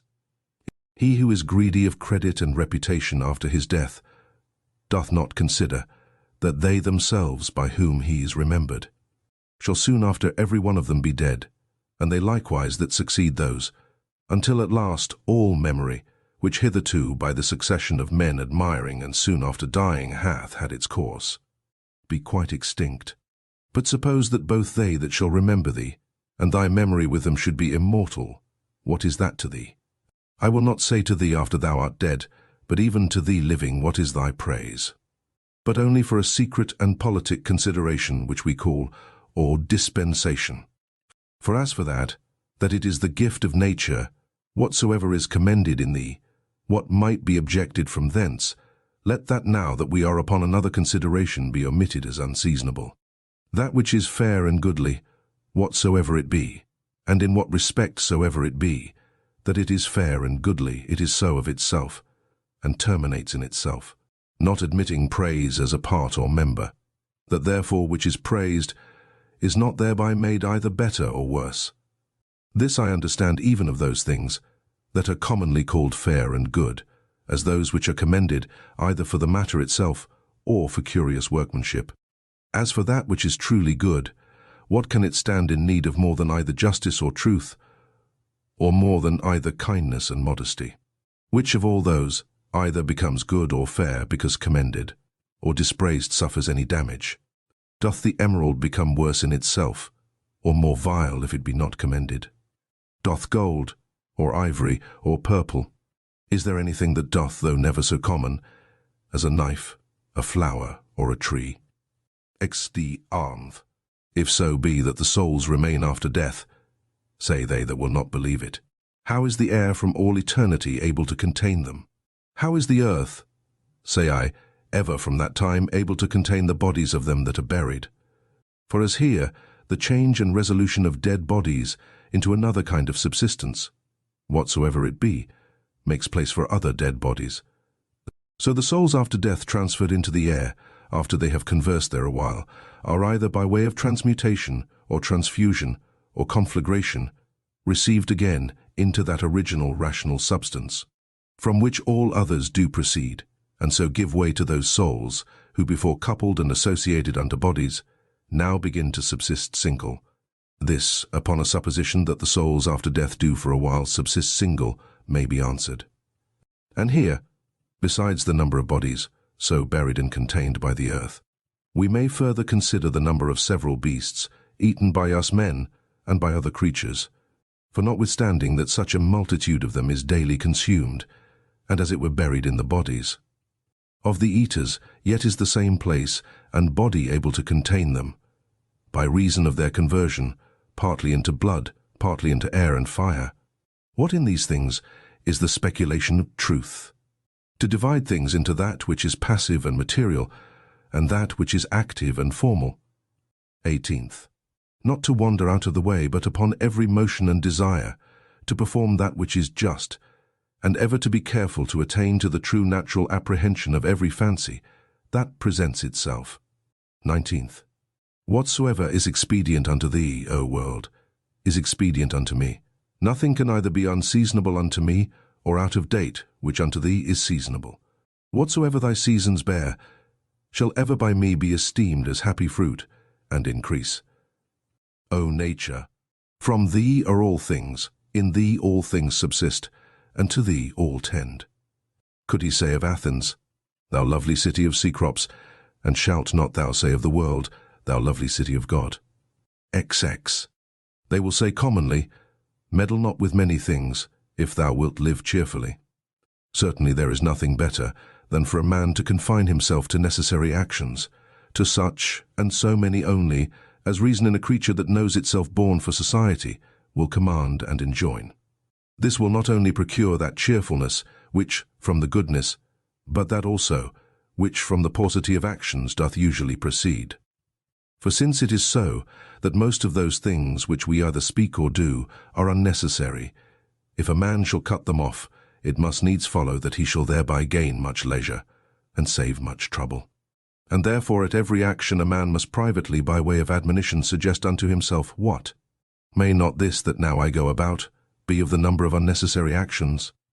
Neither must he use himself to cut off actions only, but thoughts and imaginations also, that are unnecessary, for so will unnecessary consequent actions the better be prevented and cut off. X.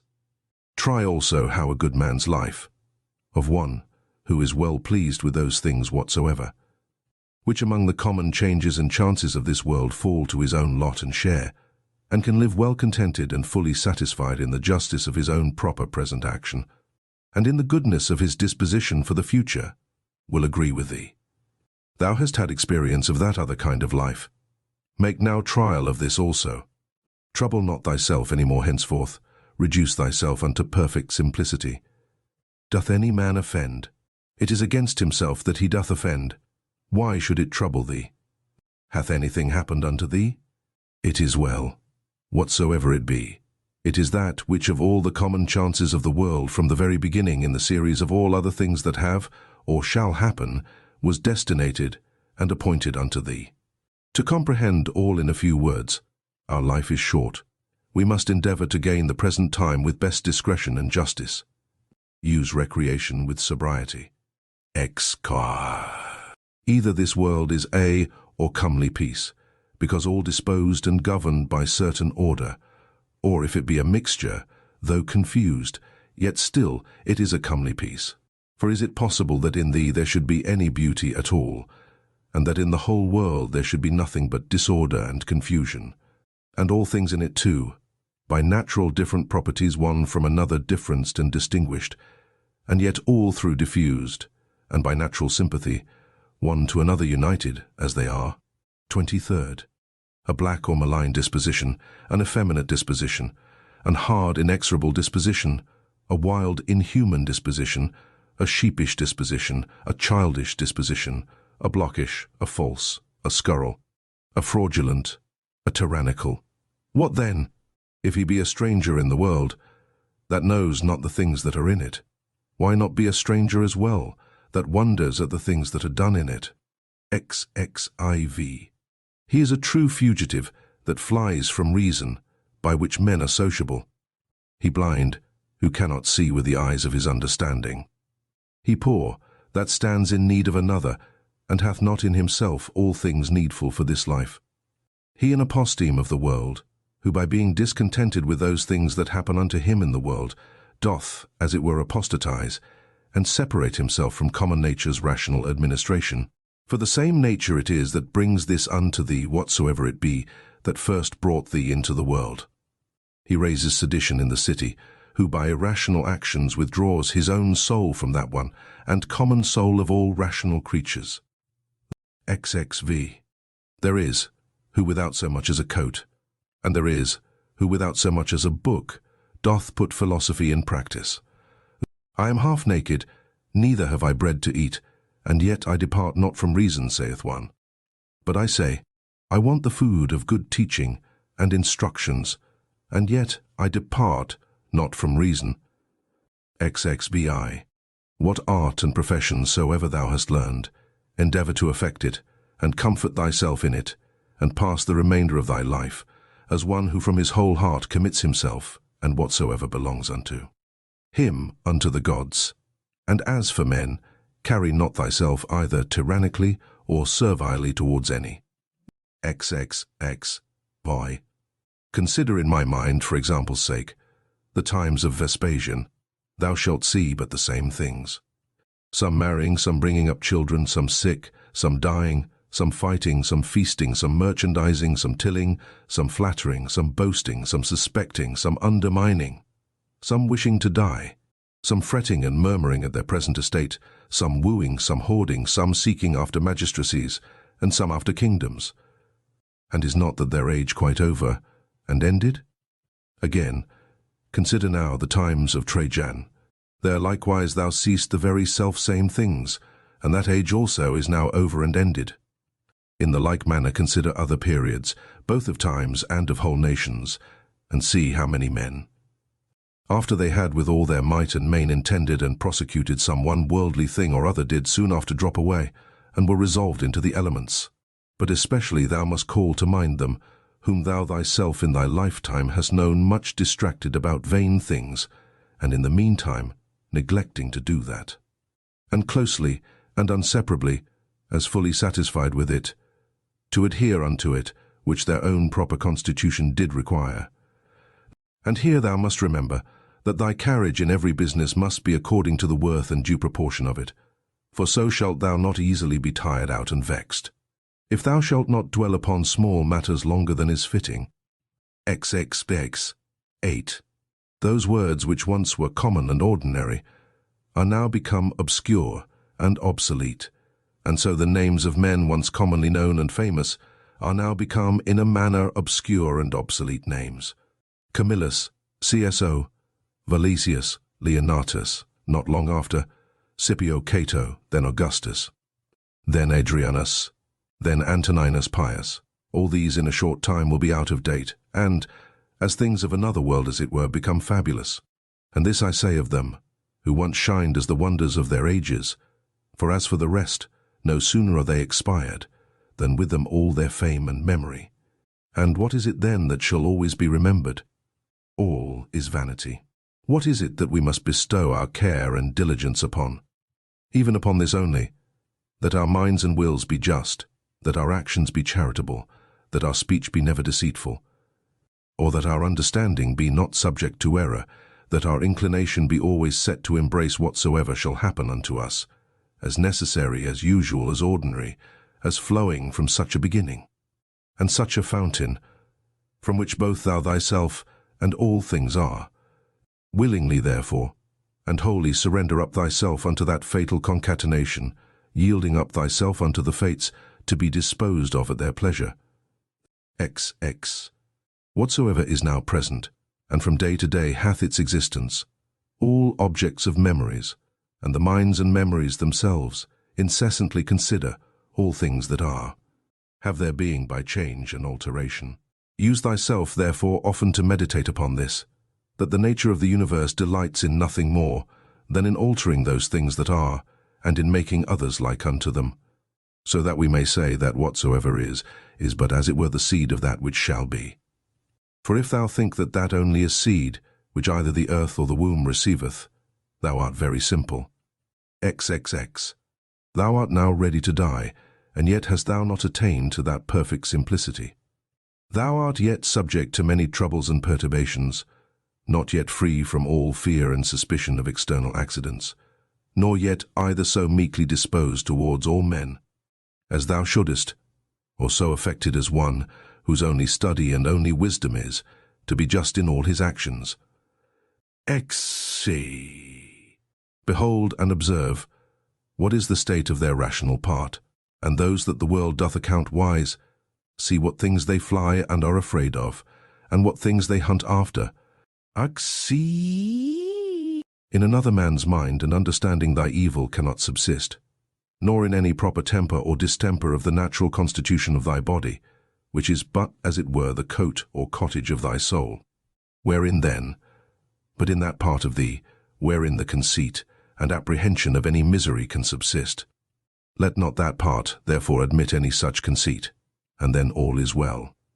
Though thy body which is so near it should either be cut or burnt, or suffer any corruption or putrefaction, yet let that part to which it belongs to judge of these be still at rest. That is, let her judge this, that whatsoever it is, that equally may happen to a wicked man and to a good man, is neither good nor evil. For that which happens equally to him that lives according to nature, and to him that doth not, is neither according to nature, nor against it, and by consequent neither good nor bad. XXXX.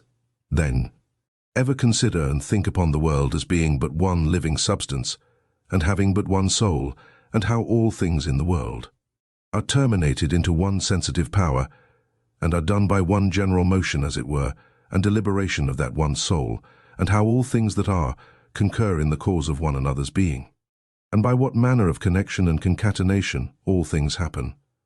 XXXIV. What art thou, that better and divine part accepted, but as Epictetus said well, a wretched soul, appointed to carry a carcass up and down? XXV.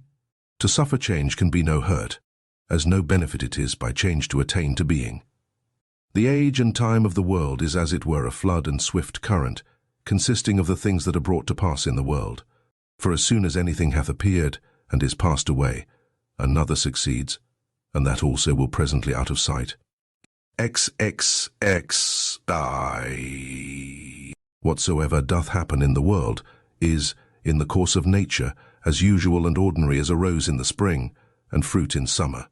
Of the same nature is sickness and death, slander and lying in wait, and whatsoever else ordinarily doth unto fools use to be occasion either of joy or sorrow. That, whatsoever it is, that comes after, doth always very naturally, and as it were familiarly, follow upon that which was before. For thou must consider the things of the world, not as a loose independent number, consisting merely of necessary events, but as a discrete connection of things orderly and harmoniously disposed. There is then to be seen in the things of the world, not a bare succession, but an admirable correspondence and affinity. XXXXX. Let that of Heraclitus never be out of thy mind, that the death of earth is water, and the death of water is air, and the death of air is fire, and so on the contrary. Remember him also who was ignorant whither the way did lead, and how that reason being the thing by which all things in the world are administered, and which men are continually and most inwardly conversant with, yet is the thing, which ordinarily they are most in opposition with, and how those things which daily happen among them cease not daily to be strange unto them, and that we should not either speak or do anything as men in their sleep, by opinion and bare imagination. For then we think we speak and do, and that we must not be as children, who follow their father's example, for best reason alleging their bare kapalfatha tatawiota pialfahopsiloniotalam dafa elfamupsilonu, or, as by successive tradition from our forefathers we have received it. XXVI. Even as if any of the gods should tell thee, thou shalt certainly die tomorrow, or next day, thou wouldst not, except thou wert extremely base and pusillanimous, take it for a great benefit. Rather to die the next day after, than tomorrow, for alas, what is the difference?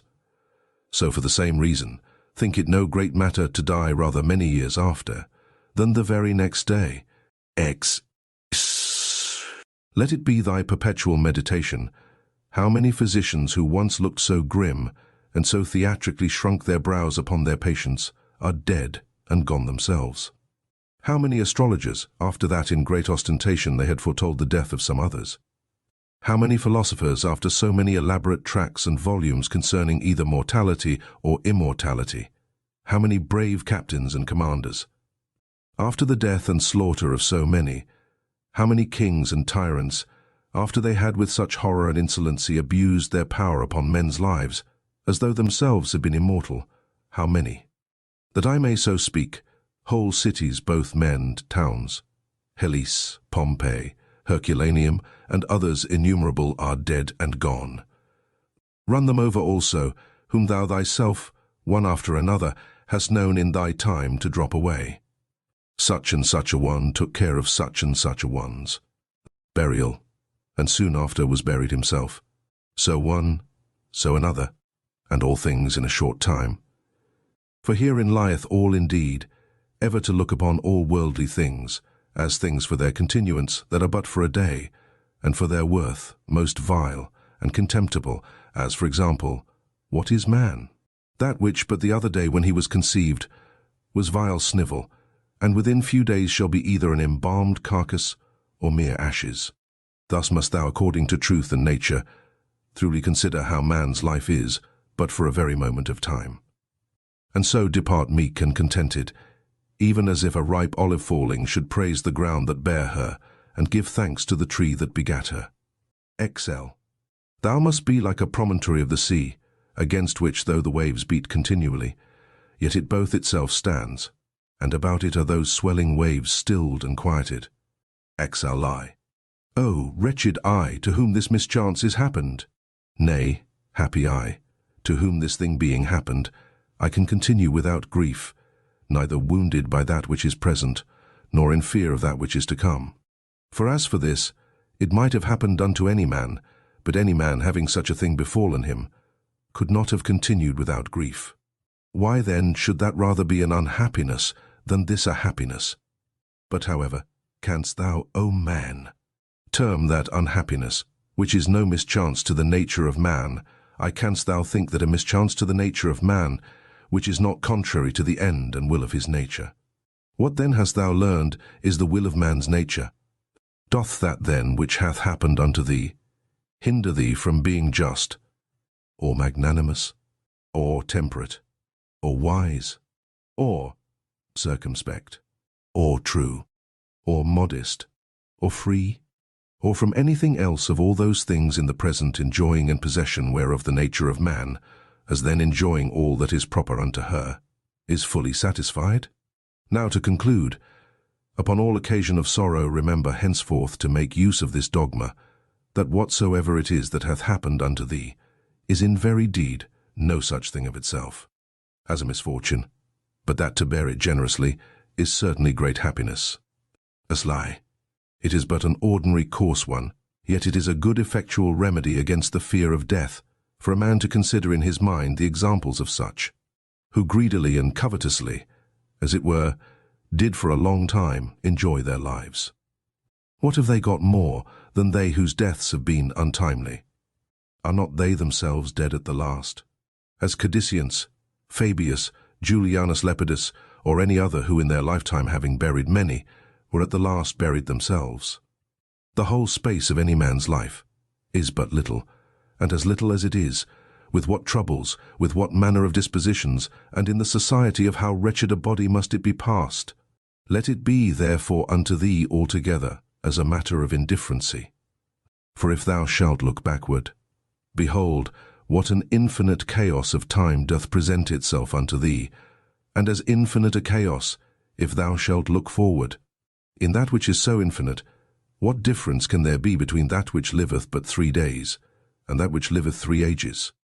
Sliai. Let thy course ever be the most compendious way. The most compendious is that which is according to nature, that is, in all both words and deeds, ever to follow that which is most sound and perfect. For such a resolution will free a man from all trouble, strife, dissembling, and ostentation. THEFIFTHBOOK.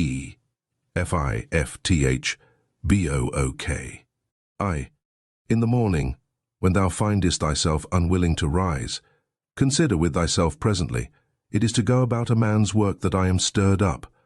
Am I then yet unwilling to go about that, for which I myself was born and brought forth into this world? Or was I made for this, to lay me down, and make much of myself in a warm bed? Oh, but this is pleasing. And was it then for this that thou wert born, that thou mightest enjoy pleasure? Was it not in very truth for this, that thou mightest always be busy and in action? Seest thou not how all things in the world besides, how every tree MD plant, how sparrows and ants, spiders and bees, how all in their kind are intent as it were orderly to perform whatsoever towards the preservation of this orderly universe, naturally doth become and belong unto thin. And wilt not thou do that which belongs unto a man to do? Wilt not thou run to do that which thy nature doth require? But thou must have some rest. Yes, thou must. Nature hath of that also, as well as of eating and drinking, allowed thee a certain stint. But thou gest beyond thy stint, and beyond that which would suffice, and in matter of action, though thou comest short of that which thou mayest. It must needs be therefore that thou dost not love thyself, for if thou didst, thou wouldst also love thy nature, and that which thy nature doth propose unto herself as her end. Others, as many as take pleasure in their trade and profession, can even pine themselves at their works, and neglect their bodies and their food for it, and doest thou less honour thy nature, than an ordinary mechanic his trade, or a good dancer his art, than a covetous man his silver, and vainglorious man applause? These, to whatsoever they take an affection, can be content to want their meat and sleep, to further that every one which he affects. And shall actions tending to the common good of human society seem more vile unto thee, or worthy of less respect and intention? 2. How easy a thing is it for a man to put off from him all turbulent adventitious imaginations, and presently to be in perfect rest and tranquillity. 2. Think thyself fit and worthy to speak, or to do anything that is according to nature, and let not the reproach, or report of some that may ensue upon it, ever deter thee. If it be right and honest to be spoken or done, undervalue not thyself so much, as to be discouraged from it. As for them, they have their own rational overruling part, and their own proper inclination, which thou must not stand and look about to take notice of, but go on straight, whither both thine own particular and the common nature do lead thee, and the way of both these is but one. V.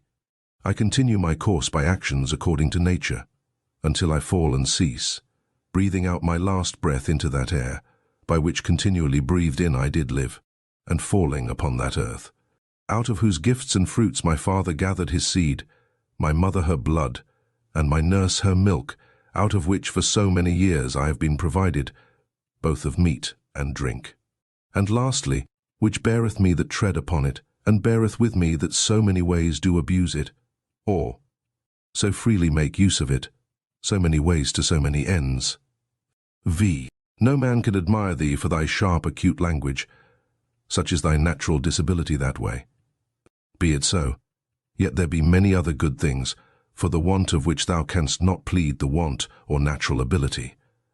Let them be seen in thee, which depend wholly from thee, sincerity, gravity, laboriousness, contempt of pleasures. Be not querulous, be content with little, be kind, be free, avoid all superfluity, all vain prattling. Be magnanimous. Dost not thou perceive how many things there be, which notwithstanding any pretence of natural indisposition and unfitness, thou mightest have performed and exhibited?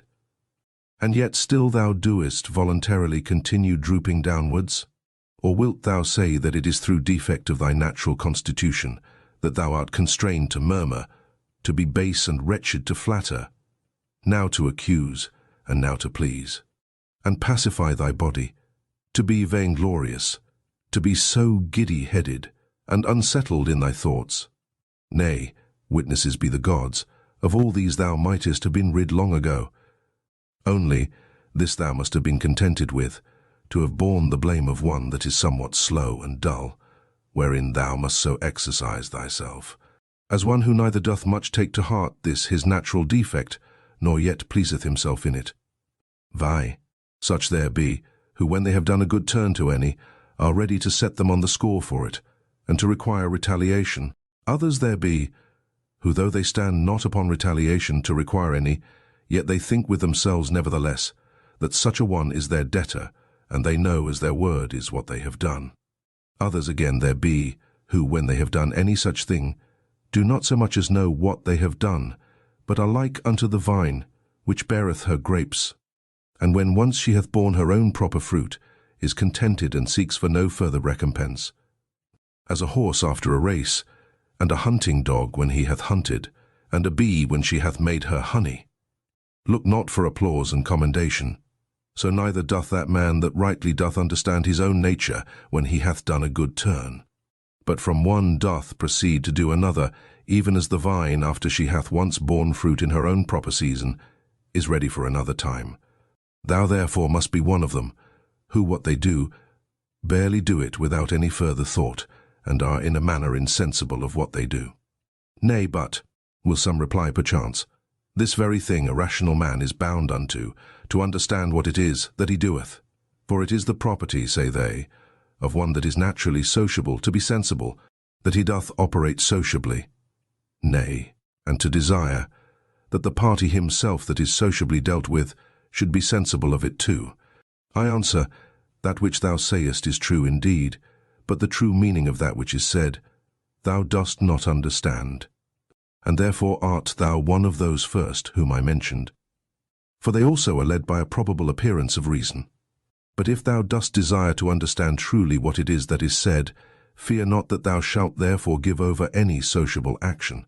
Thasas. The form of the Athenians' prayer did run thus: O rain, rain, good Jupiter, upon all the grounds and fields that belong to the Athenians. Either we should not pray at all, or thus absolutely and freely, and not every one for himself in particular alone. Thy, as we say commonly, the physician hath prescribed unto this man riding, unto another cold baths, unto a third to go barefoot. So it is alike to say, the nature of the universe hath prescribed unto this man sickness, or blindness, or some loss, or damage, or some such thing. For as there, when we say of a physician, that he hath prescribed anything, our meaning is, that he hath appointed this for that, as subordinate and conducing to health. So here, whatsoever doth happen unto any, is ordained unto him as a thing subordinate unto the fates, and therefore do we say of such things. That that is, happen or fall together, as of square stones, when either in walls or pyramids in a certain position they fit one another, and agree as it were in an harmony, the masons say, that they do, as if thou shouldest say, fall together. So that in the general, though the things be divers that make it, yet the consent or harmony itself is but one. And as the whole world is made up of all the particular bodies of the world, one perfect and complete body, of the same nature that particular bodies, so is the destiny of particular causes and events one general one, of the same nature that particular causes are. What I now say, even they that are mere idiots are not ignorant of, for they say commonly to omicron, phipsilon ripsilon upsilon tau. That is, this his destiny hath brought upon him. This therefore is by the fates properly, and particularly brought upon this, as that unto this in particular is by the physician prescribed. These therefore let us accept of in like manner, as we do those that are prescribed unto us our physicians. For them also in themselves shall we find to contain many harsh things, but we nevertheless, in hope of health and recovery, accept of them. Let the fulfilling and accomplishment of those things which the common nature hath determined be unto thee as thy health. Accept then, and be pleased with whatsoever doth happen, though otherwise harsh and unpleasing, as tending to that end, to the health and welfare of the universe, and to Jove's happiness and prosperity. For this whatsoever it be should not have been produced, had it not conduced to the good of the universe. For neither doth any ordinary particular nature bring anything to pass, that is not to whatsoever is within the sphere of its own proper administration, and government agreeable and subordinate. For these two considerations, then, thou must be well pleased with anything that doth happen unto thee. First, because that for thee properly it was brought to pass, and unto thee it was prescribed, and that from the very beginning by the series and connection of the first causes, it hath ever had a reference unto thee. And secondly, because the good success and perfect welfare, and indeed the very continuance of him, that is the administrator of the whole, doth in a manner depend on it. For the whole, because whole, therefore entire and perfect, is maimed and mutilated, if thou shalt cut off anything at all, whereby the coherence and contiguity as of parts, so of causes, is maintained and preserved. Of which certain it is, that thou doest, as much as lieth in thee, cut off, and in some sort violently take somewhat away, as often as thou art displeased with anything that happeneth. Ix. Be not discontented, be not disheartened, be not out of hope, if often it succeed not so well with thee punctually and precisely to do all things according to the right dogmata, but being once cast off, return unto them again. And as for those many and more frequent occurrences, either of worldly distractions or human infirmities, which as a man thou canst not but in some measure be subject unto, be not thou discontented with them, but however love and affect that only which thou dost return unto, a philosopher's life and proper occupation after the most exact manner. And when thou dost return to thy philosophy, return not unto it as the manner of some is after play and liberty, as it were, to their schoolmasters and pedagogues, but as they that have sore eyes to their sponge and egg, or as another to his cataplasm, or as others to their fomentations. So shalt not thou make it a matter of ostentation at all to obey reason, but of ease and comfort. And remember that philosophy requireth nothing of thee, but what thy nature requireth. And wouldest thou thyself desire anything that is not according to nature? For which of these sayest thou, that which is according to nature, or against it, is of itself more kind and pleasing? Is it not for that respect especially, that pleasure itself is to so many men's hurt and overthrow, most prevalent, because esteemed commonly most kind and natural? But consider well whether magnanimity rather, and true liberty, and true simplicity, and equanimity, and holiness, whether these be not most kind and natural, and prudency itself, what more kind and amiable than it, when thou shalt truly consider with thyself what it is through all the proper objects of thy rational intellectual faculty currently to go on without any fall or stumble. As for the things of the world, their true nature is in a manner so involved with obscurity, that unto many philosophers, and those no mean ones, they seemed altogether incomprehensible, and the Stoics themselves. Though they judge them not altogether incomprehensible, yet scarce and not without much difficulty, comprehensible, so that all assent of ours is fallible. For who is he that is infallible in his conclusions? From the nature of things, pass now unto their subjects and matter. How temporary, how vile are they, such as may be in the power and possession of some abominable loose liver, of some common strumpet, of some notorious oppressor and extortioner. Pass from thence to the dispositions of them that thou doest ordinarily converse with. How hardly do we bear, even with the most loving and amiable. That I may not say, how hard it is for us to bear even with our own selves, in such obscurity and impurity of things, in such and so continual a flux both of the substances and time, both of the motions themselves, and things moved, what it is that we can fasten upon, either to honour, and respect especially, or seriously, and studiously to seek after, I cannot so much as conceive, for indeed they are things contrary. Thou must comfort thyself in the expectation of thy natural dissolution, and in the meantime not grieve at the delay, but rest contented in those two things. First, that nothing shall happen unto thee, which is not according to the nature of the universe. Secondly, that it is in thy power to do nothing against thine own proper God and inward spirit. For it is not in any man's power to constrain thee to transgress against him. What is the use that now at this present I make of my soul? Thus from time to time and upon all occasions thou must put this question to thyself. What is now that part of mine which they call the rational mistress part, employed about? Whose soul do I now properly possess? A child's, or a youth's? A woman's, or a tyrant's? Some brute, or some wild beast's soul? What those things are in themselves, which by the greatest part are esteemed good, thou mayest gather even from this.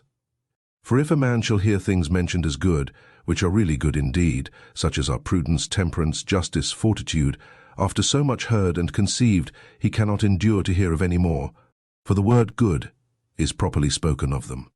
But as for those which by the vulgar are esteemed good, if he shall hear them mentioned as good, he doth hearken for more. He is well contented to hear that what is spoken by the comedian is but familiarly and popularly spoken, so that even the vulgar apprehend the difference. For why is it else that this offends not and needs not to be excused, when virtues are styled good? But that which is spoken in commendation of wealth, pleasure, or honour, we entertain it only as merrily and pleasantly spoken. Proceed therefore, and inquire further, whether it may not be that those things also which being mentioned upon the stage were merrily, and with great applause of the multitude, scoffed at with this jest, that they that possessed them had not in all the world of their own, such was their affluence and plenty, so much as a place where to avoid their excrements. Whether, I say, those ought not also in very deed to be much respected, and esteemed of, as the only things that are truly good. All that I consist of is either form or matter.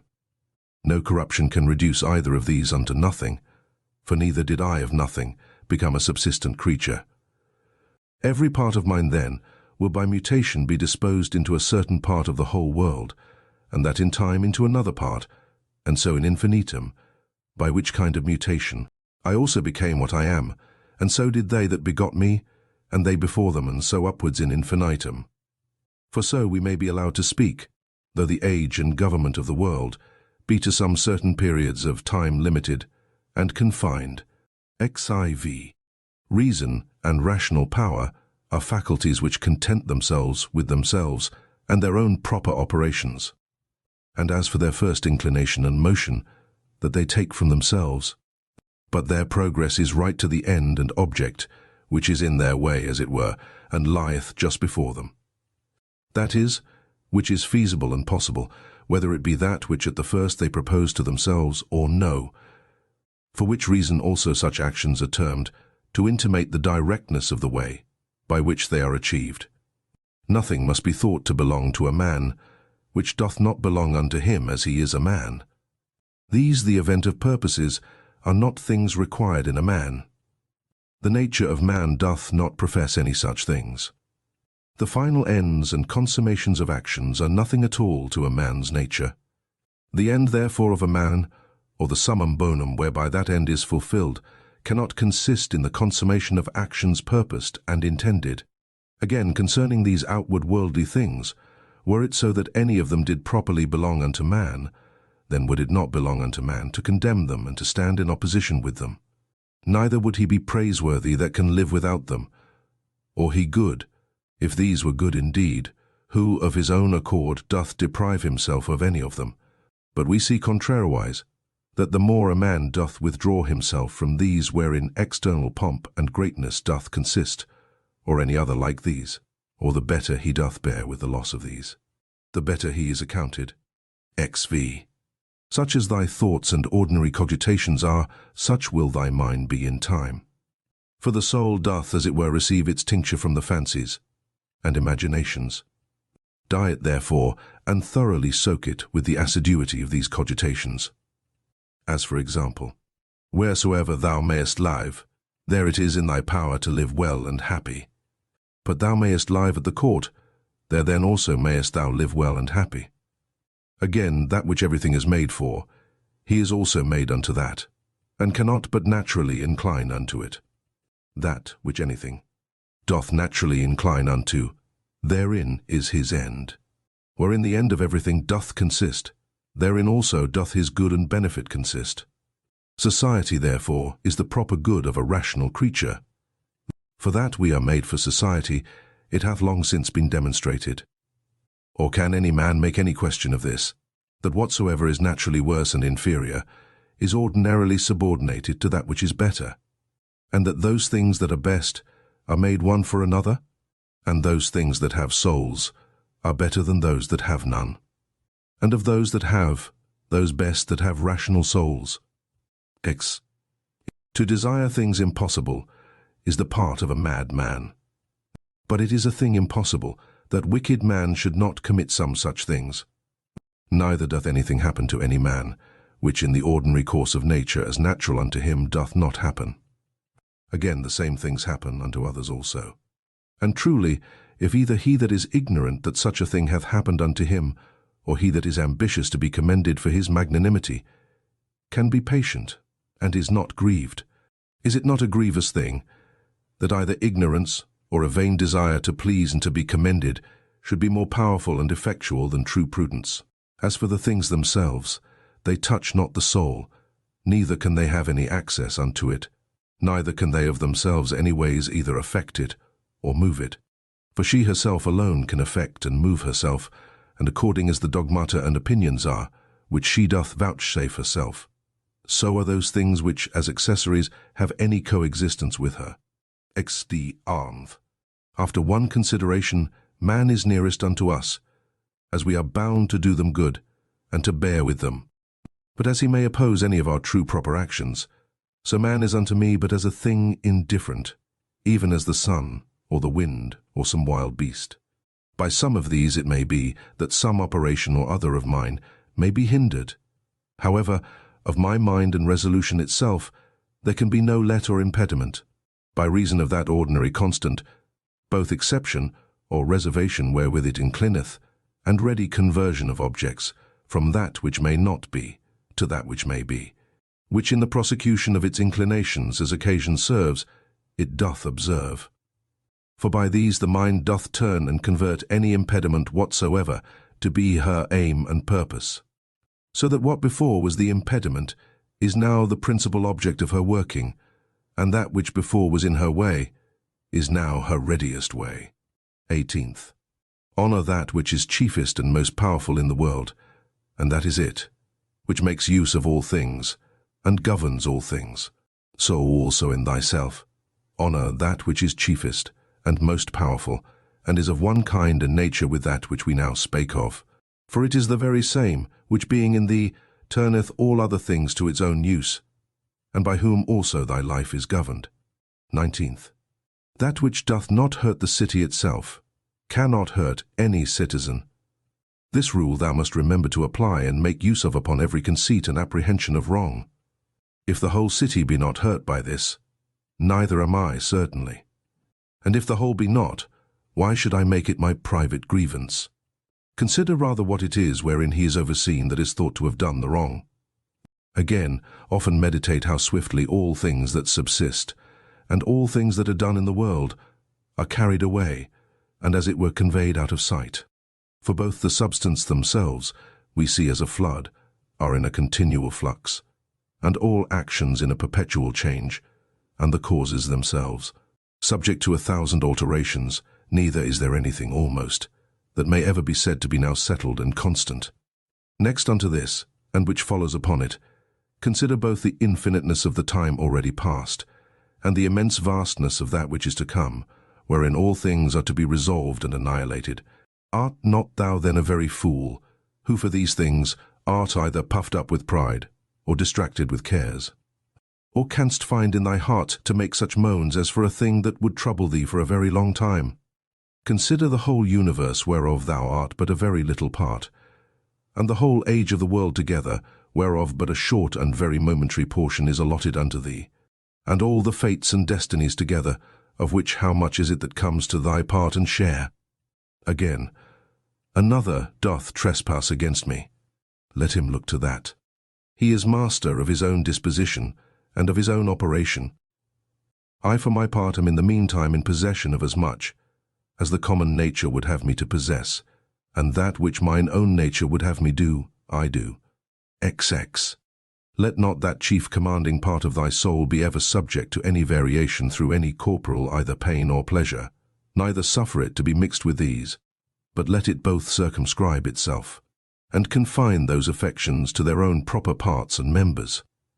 But if at any time they do reflect and rebound upon the mind and understanding, as in an united and compacted body it must needs, then must thou not go about to resist sense and feeling, it being natural.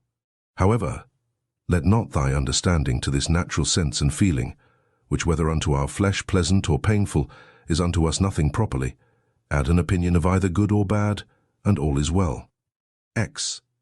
To live with the gods. He liveth with the gods, who at all times affords unto them the spectacle of a soul, both contented and well pleased with whatsoever is afforded, or allotted unto her, and performing whatsoever is pleasing to that spirit, whom being part of himself, Jove hath appointed to every man as his overseer and governor. Ex car. Be not angry neither with him whose breath, neither with him whose armholes are offensive. What can he do? Such is his breath naturally, and such are his armholes, and from such an effect, and such a smell must of necessity proceed.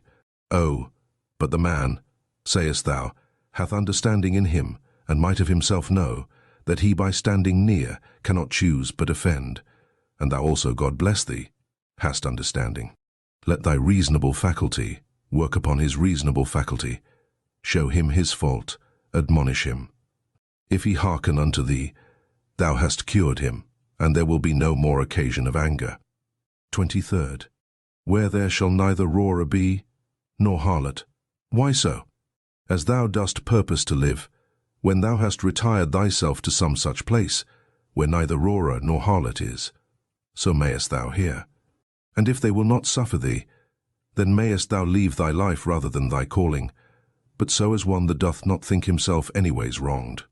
Only as one would say, here is a smoke, I will out of it. And what a great matter is this! Now till some such thing force me out, I will continue free, neither shall any man hinder me to do what I will. And my will shall ever be by the proper nature of a reasonable and sociable creature, regulated and directed. XXIV. That rational essence by which the universe is governed is for community and society, and therefore hath it both made the things that are worse for the best, and hath allied and knit together those which are best, as it were in an harmony. Seest thou not how it hath subordinated and coordinated, and how it hath distributed unto everything according to its worth? And those which have the preeminency and superiority above all hath it united together into a mutual consent and agreement. XXV. How hast thou carried thyself hitherto towards the gods? Towards thy parents? Towards thy brethren? Towards thy wife? Towards thy children? Towards thy masters? Thy foster fathers? Thy friends? Thy domestics? Thy servants? Is it so with thee, that hitherto thou hast neither by word or deed wronged any of them? Remember withal through how many things thou hast already passed, and how many thou hast been able to endure, so that now the legend of thy life is full, and thy charge is accomplished. Again, how many truly good things have certainly by thee been discerned? How many pleasures, how many pains hast thou passed over with contempt? How many things eternally glorious hast thou despised? Towards how many perverse unreasonable men hast thou carried thyself kindly and discreetly? XXBI. Why should imprudent, unlearned souls trouble that which is both learned and prudent? And which is that is so? She that understandeth the beginning and the end, and hath the true knowledge of that rational essence, that passeth through all things subsisting, and through all ages being ever the same, disposing and dispensing as it were this universe by certain periods of time. XXX. Why? Within a very little while thou wilt be either ashes, or a skeleton, and a name perchance, and perchance not so much as a name. And what is that but an empty sound, and a rebounding echo? Those things which in this life are dearest unto us, and of most account, they are in themselves but vain, putrid, contemptible, the most weighty and serious, if rightly esteemed, but as puppies, biting one another, or untoward children, now laughing and then crying. As for faith and modesty and justice and truth, they long since, as one of the poets hath it, have abandoned this spacious earth and retired themselves unto heaven. What is it then that doth keep thee here, if things sensible be so mutable and unsettled, and the senses so obscure and so fallible, and our souls nothing but an exhalation of blood, and to be in credit among such be but vanity? What is it that thou dost stay for? An extinction, or a translation, either of them with a propitious and contented mind? But still that time come, what will content thee? What else, but to worship and praise the gods, and to do good unto men, to bear with them, and to forbear to do them any wrong, and for all external things belonging either to this thy wretched body, or life, to remember that they are neither thine, nor in thy power. XXX. 8. Thou mayest always speed, if thou wilt but make choice of the right way, if in the course both of thine opinions and actions thou wilt observe a true method. These two things be common to the souls, as of God, so of men, and of every reasonable creature. First, that in their own proper work they cannot be hindered by anything. And secondly, that their happiness doth consist in a disposition to, and in the practice of righteousness, and that in these their desire is terminated. XX. If this neither be my wicked act, nor an act anyways depending from any wickedness of mine, and that by it the public is not hurt, what? Doth it concern me? And wherein can the public be hurt? For thou must not altogether be carried by conceit and common opinion. As for help, thou must afford that unto them after thy best ability, and as occasion shall require, though they sustain damage. But in these middle or worldly things, but however do not thou conceive that they are truly hurt thereby, for that is not right.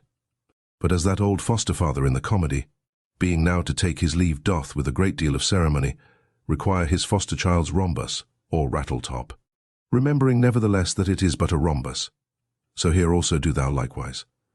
For indeed what is all this pleading and public bawling for at the courts? O man, hast thou forgotten what those things are?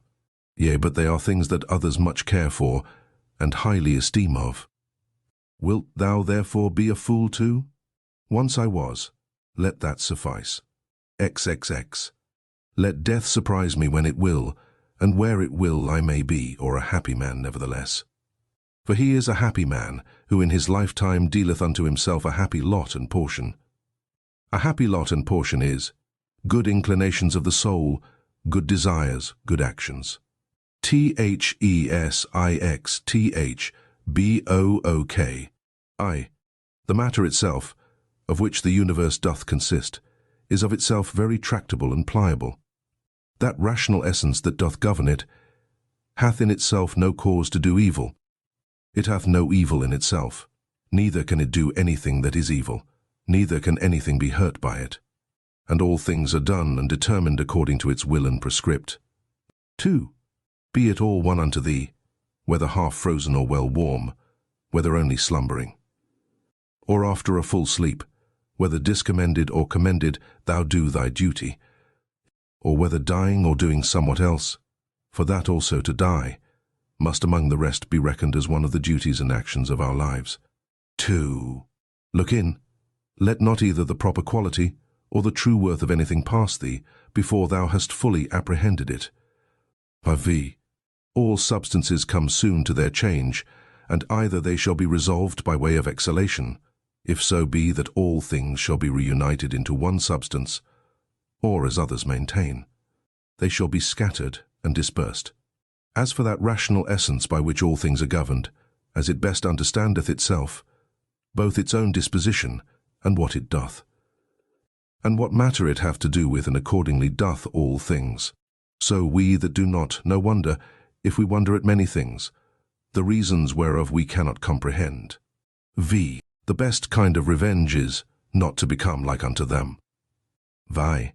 Let this be thy only joy, and thy only comfort, from one sociable kind action without intermission to pass unto another, God being ever in thy mind.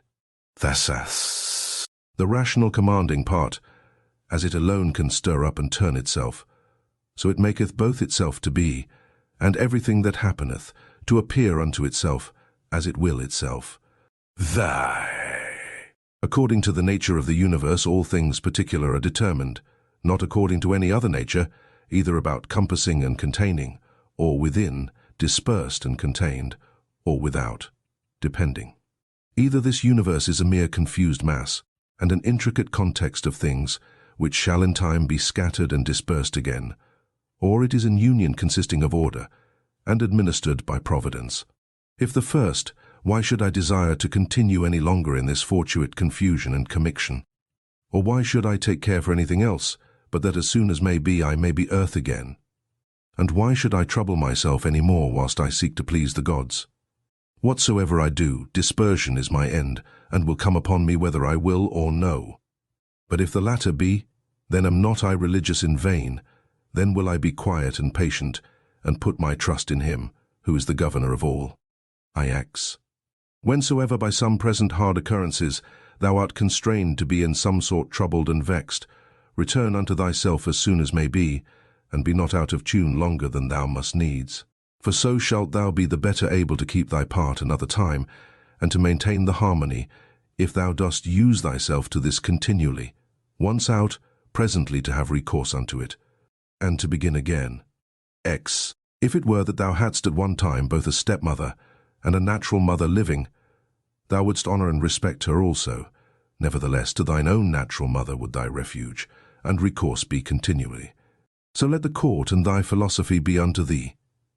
Have recourse unto it often, and comfort thyself in her, by whom it is that those other things are made tolerable unto thee, and thou also in those things not intolerable unto others. G.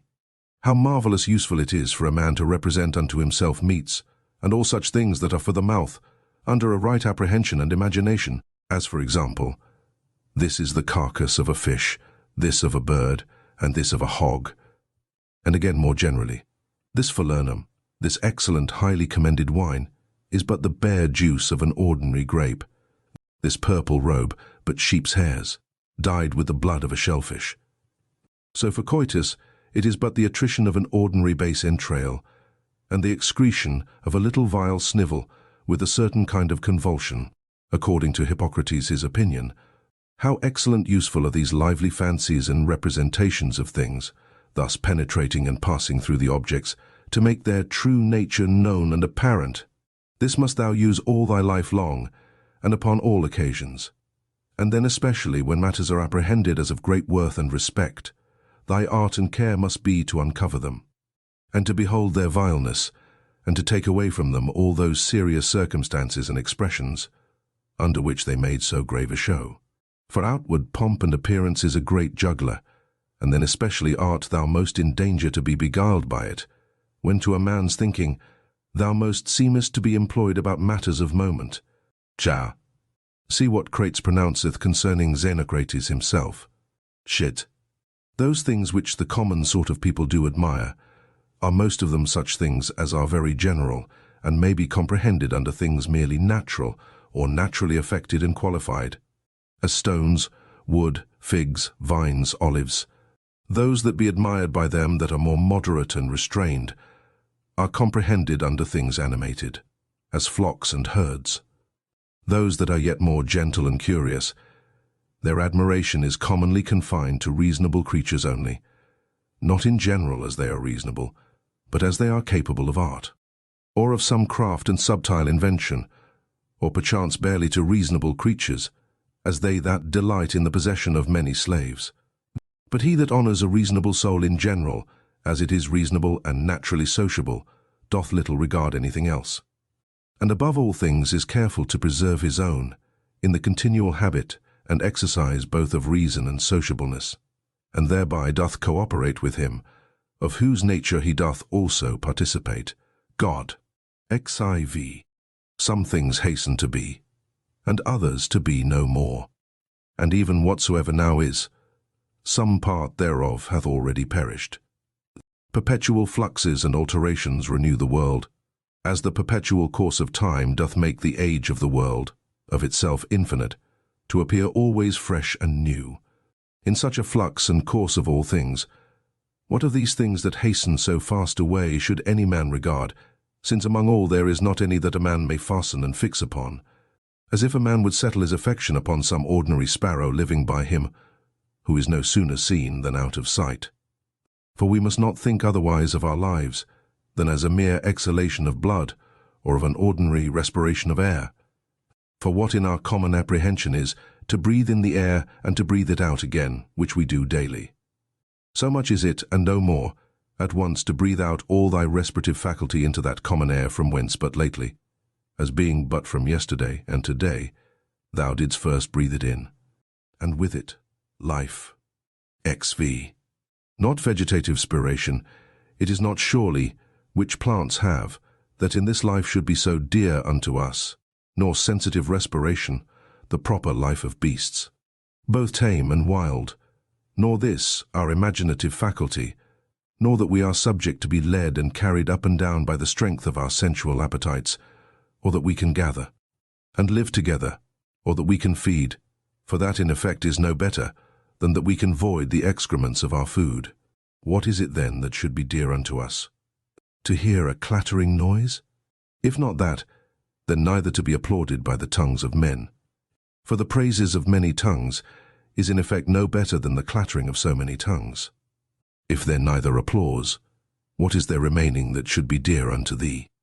This I think, that in all thy motions and actions thou be moved, and restrained according to thine own true natural constitution and construction only. And to this even ordinary arts and professions do lead us.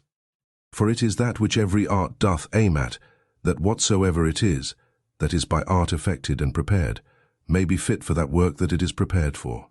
This is the end that he that dresseth the vine, and he that takes upon him either to tame colts or to train up dogs doth aim at.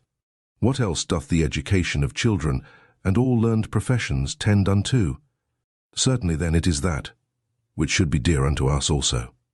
If in this particular it go well with thee, care not for the obtaining of other things.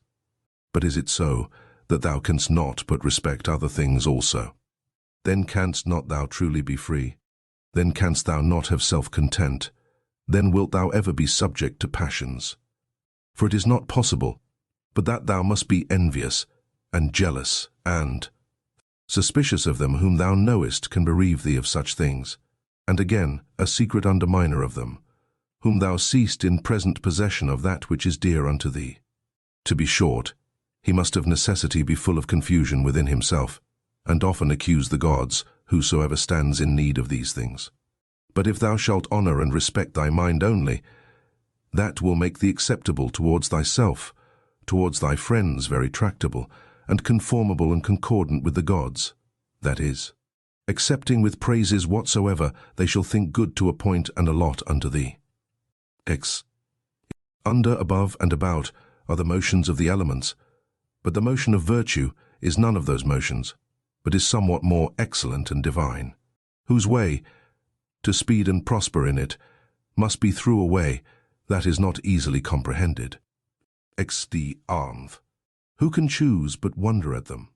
They will not speak well of them that are at the SME time with them, and live with them, yet they themselves are very ambitious, that they that shall follow, whom they have never seen, nor shall ever see, should speak well of them, as if a man should grieve that he hath not been commended by them that lived before him. 18th. Do not ever conceive anything impossible to man, which by thee cannot, or not without much difficulty be effected.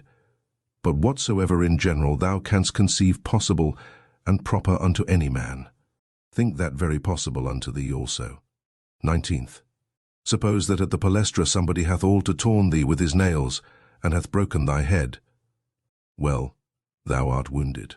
Yet thou dost not exclaim, thou art not offended with him. Thou dost not suspect him for it afterwards, as one that watcheth to do thee a mischief.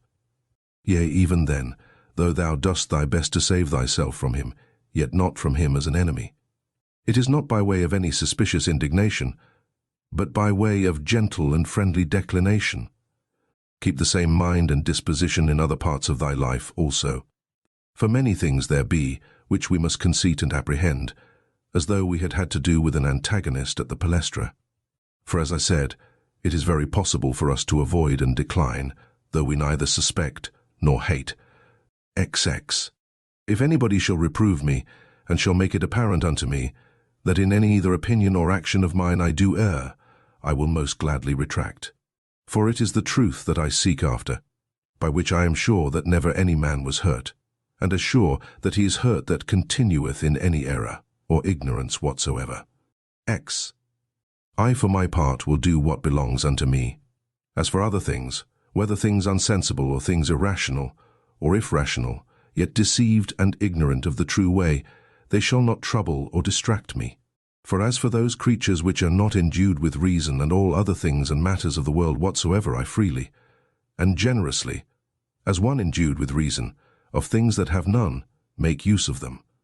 And as for men, towards them as naturally partakers of the same reason, my care is to carry myself sociably.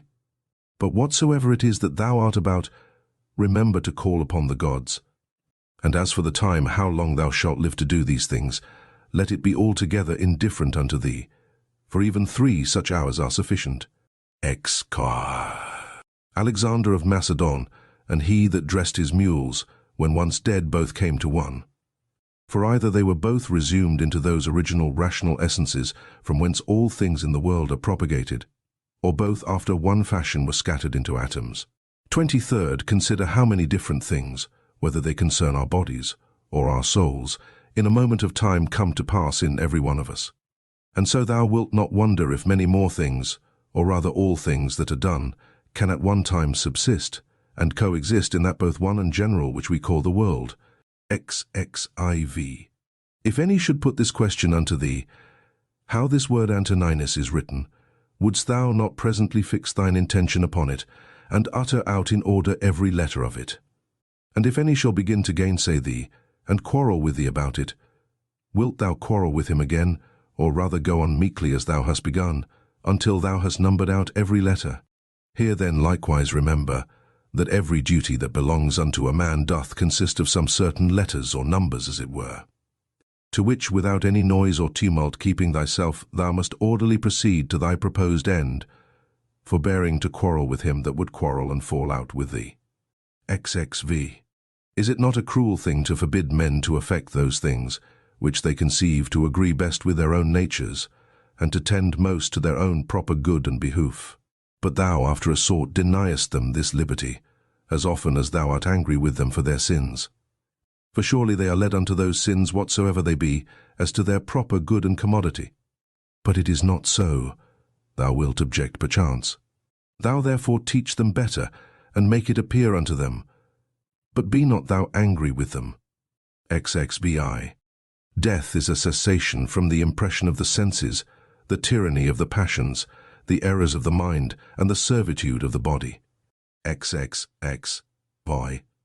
If in this kind of life thy body be able to hold out, it is a shame that thy soul should faint first, and give over, take heed, lest of a philosopher thou become a mere Caesar in time, and receive a new tincture from the court. For it may happen if thou dost not take heed. Keep thyself therefore truly simple, good, sincere, grave, free from all ostentation, a lover of that which is just, religious, kind, tender-hearted, strong and vigorous to undergo anything that becomes thee. Endeavour to continue such, as philosophy, hadst thou wholly and constantly applied thyself unto it, would have made and secured thee. Worship the gods, procure the welfare of men. This life is short. Charitable actions and a holy disposition is the only fruit of this earthly life. XXX 8. Do all things as becometh the disciple of Antoninus Pius.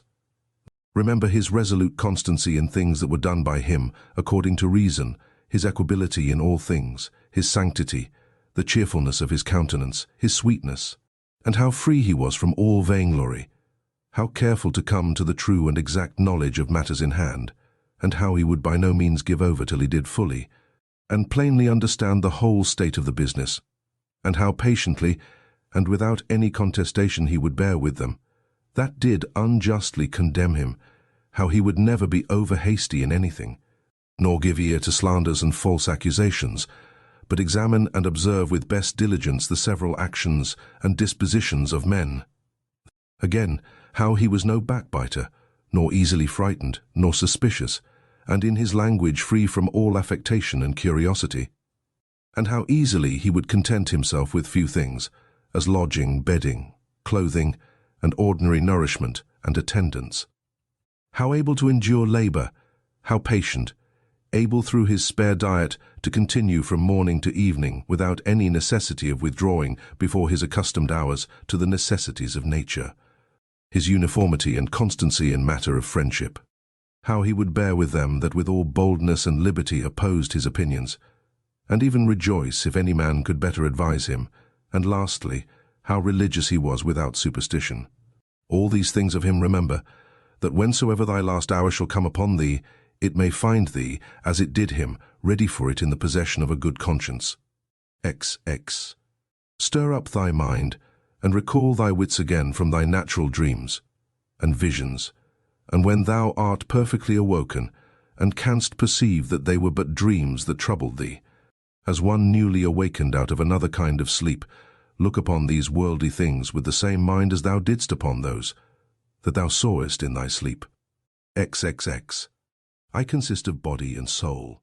Unto my body all things are indifferent, for of itself it cannot affect one thing more than another with apprehension of any difference.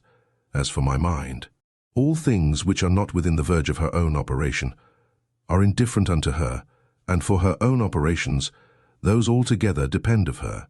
Neither does she busy herself about any, but those that are present. For as for future and past operations, those also are now at this present indifferent unto her. XC. As long as the foot doth that which belongeth unto it to do, and the hand that which belongs unto it, their labour, whatsoever it be, is not unnatural. So a man, as long as he doth that which is proper unto a man, his labour cannot be against nature, and if it be not against nature, then neither is it hurtful unto him. But if it were so that happiness did consist in pleasure, how came notorious robbers, impure abominable livers, parricides and tyrants, in so large a measure to have their part of pleasures? See? Dost thou not see how even those that profess mechanic arts, though in some respect they be no better than mere idiots, yet they stick close to the course of their trade? Neither can they find in their heart to decline from it. And is it not a grievous thing that an architect or a physician shall respect the course and mysteries of their profession? More than a man the proper course and condition of his own nature, reason, which is common to him and to the gods. XXXX. Then, Asia, Europe, what are they? But as corners of the whole world, of which the whole sea is but as one drop, and the great Mount Athos but as a clod, as all present time is but as one point of eternity. All petty things, all things that are soon altered, soon perished. And all things come from one beginning, either all severally and particularly deliberated and resolved upon, by the general ruler and governor of all, or all by necessary consequence, so that the dreadful hiatus of a gaping lion, and all poison, and all hurtful things, are but, as the thorn and the mire, the necessary consequences of goodly fair things. Think not of these, therefore, as things contrary to those which thou dost much honour and respect, but consider in thy mind the true fountain of all. He that seeth the things that are now, have seen all that either was ever or ever shall be. For all things are of one kind, and all like one unto another. Meditate often upon the connection of all things in the world, and upon the mutual relation that they have one unto another. For all things are after a sort folded and involved one within another, and by these means all agree well together. For one thing is consequent unto another, by local motion, by natural conspiration and agreement, and by substantial union, or reduction of all substances into one. XXV. Fit and accommodate thyself to that estate, and to those occurrences, which by the destinies have been annexed unto thee, and love those men whom thy fate it is to live with, but love them truly. An instrument, a tool, an utensil, whatsoever it be, if it be fit for the purpose it was made for, it is as it should be, though he perchance that made and fitted it be out of sight and gone. But in things natural, that power which hath framed and fitted them is and abideth within them still. For which reason she ought also the more to be respected, and we are the more obliged, if we may live and pass our time according to her purpose and intention, to think that all is well with us, and according to our own minds. After this manner also, and in this respect it is, that he that is all in all doth enjoy his happiness. XXXI. What things soever are not within the proper power and jurisdiction of thine own, will either to compass or avoid, if thou shalt propose unto thyself any of those things as either good or evil. It must needs be that according as thou shalt either fall into that which thou dost think evil, or miss of that which thou dost think good, so wilt thou be ready both to complain of the gods, and to hate those men who either shall be so indeed, or shall by thee be suspected as the cause either of thy missing of the one, or falling into the other. And indeed we must needs commit many evils, if we incline to any of these things more or less, with an opinion of any difference. But if we mind and fancy those things only, as good and bad, which wholly depend of our own wills, there is no more occasion why we should either murmur against the gods, or be at enmity with any man.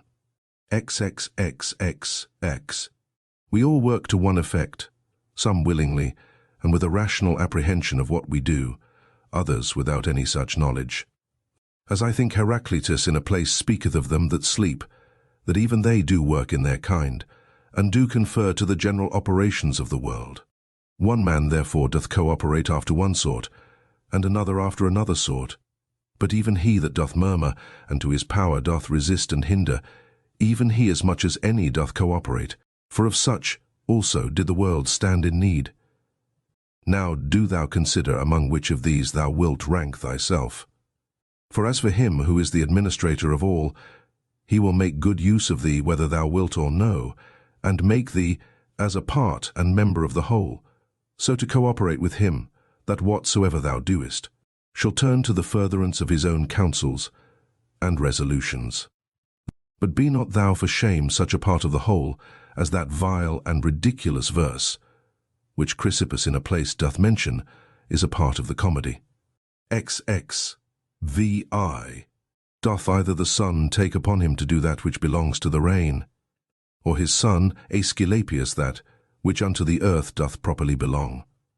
How is it with every one of the stars in particular? Though they all differ one from another, and have their several charges and functions by themselves, do they not all nevertheless concur and cooperate to one end? X. If so be that the gods have deliberated in particular of those things that should happen unto me, I must stand to their deliberation as discreet and wise. For that a god should be an imprudent god is a thing hard even to conceive, and why should they resolve to do me hurt? For what profit either unto them or the universe, which they specially take care for, could arise from it? But if so be that they have not deliberated of me in particular, certainly they have of the whole in general.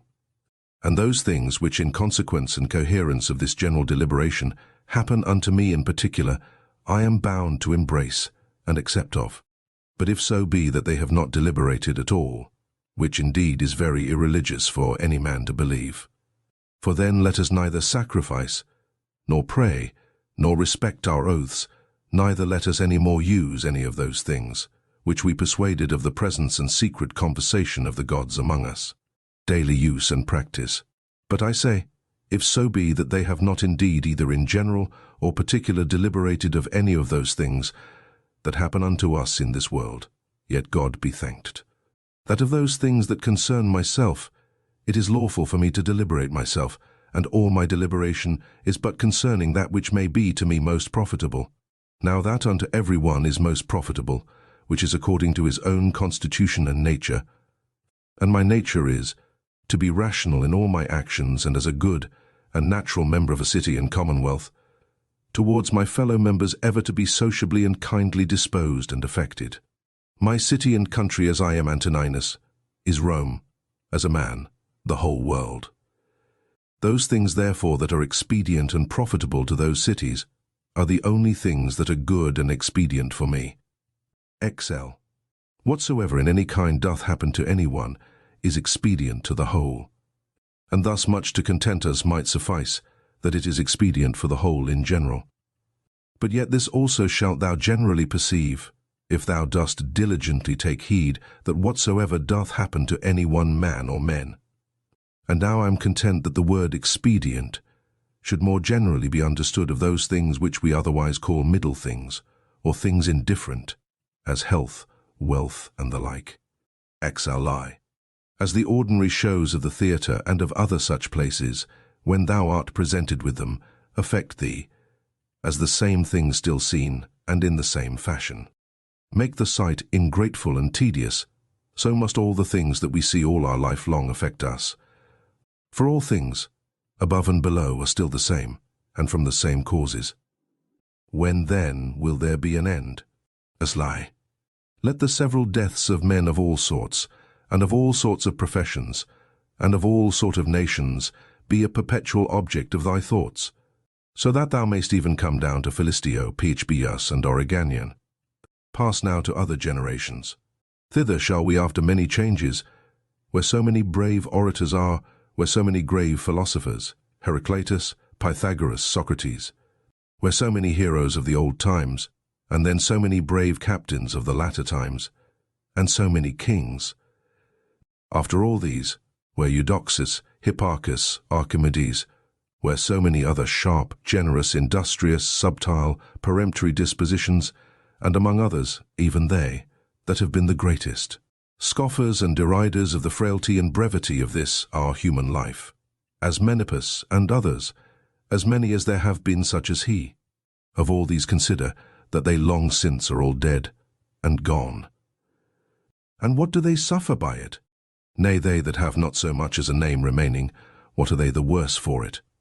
One thing there is, and that only, which is worth our while in this world, and ought by us much to be esteemed, and that is, according to truth and righteousness, meekly and lovingly, to converse with false and unrighteous men. Sliai. When thou wilt comfort and cheer thyself, call to mind the several gifts and virtues of them, whom thou dost daily converse with, as, for example, the industry of the one, the modesty of another, the liberality of a third, of another some other thing. For nothing can so much rejoice thee as the resemblances and parallels of several virtues, visible and eminent in the dispositions of those who live with thee, especially when, all at once, as near as may be, they represent themselves unto thee, and therefore thou must have them always in a readiness. Live. Dost thou grieve that thou dost weigh but so many pounds, and not 300 rather?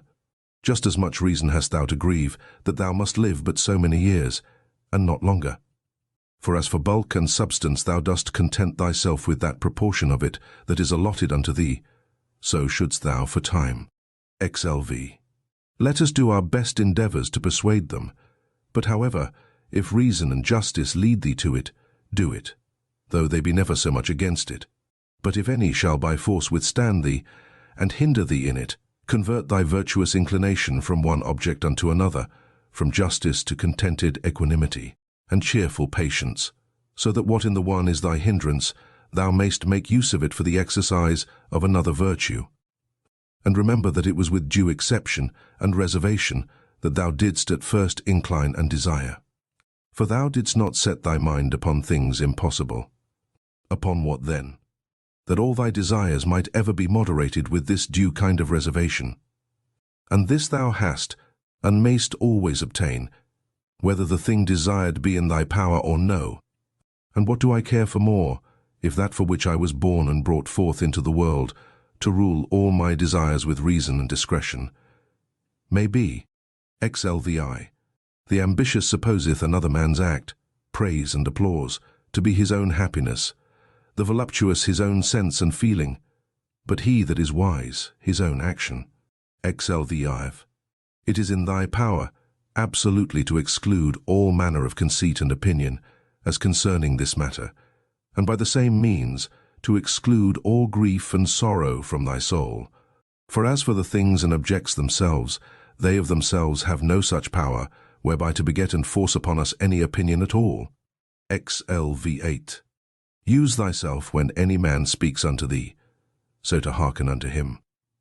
As that in the interim thou give not way to any other thoughts, that so thou mayst, as far as is possible, seem fixed and fastened to his very soul, whosoever he be that speaks unto thee. Xlix. That which is not good for the beehive cannot be good for the bee. L. Will either passengers or patients find fault and complain, either the one if they be well carried, or the others if well cured? Do they take care for any more than this? The one, that their shipmaster may bring them safe to land, and the other, that their physician may effect their recovery? Lie. How many of them who came into the world at the same time when I did, are already gone out of it? Lee. To them that are sick of the jaundice, honey seems bitter, and to them that are bitten by a mad dog, the water terrible, and to children, a little ball seems a fine thing. And why then should I be angry? Or do I think that error and false opinion is less powerful to make men transgress than either choler, being immoderate and excessive, to cause the jaundice, or poison, to cause rage? Lie. No man can hinder thee to live as thy nature doth require. Nothing can happen unto thee but what the common good of nature doth require. Live.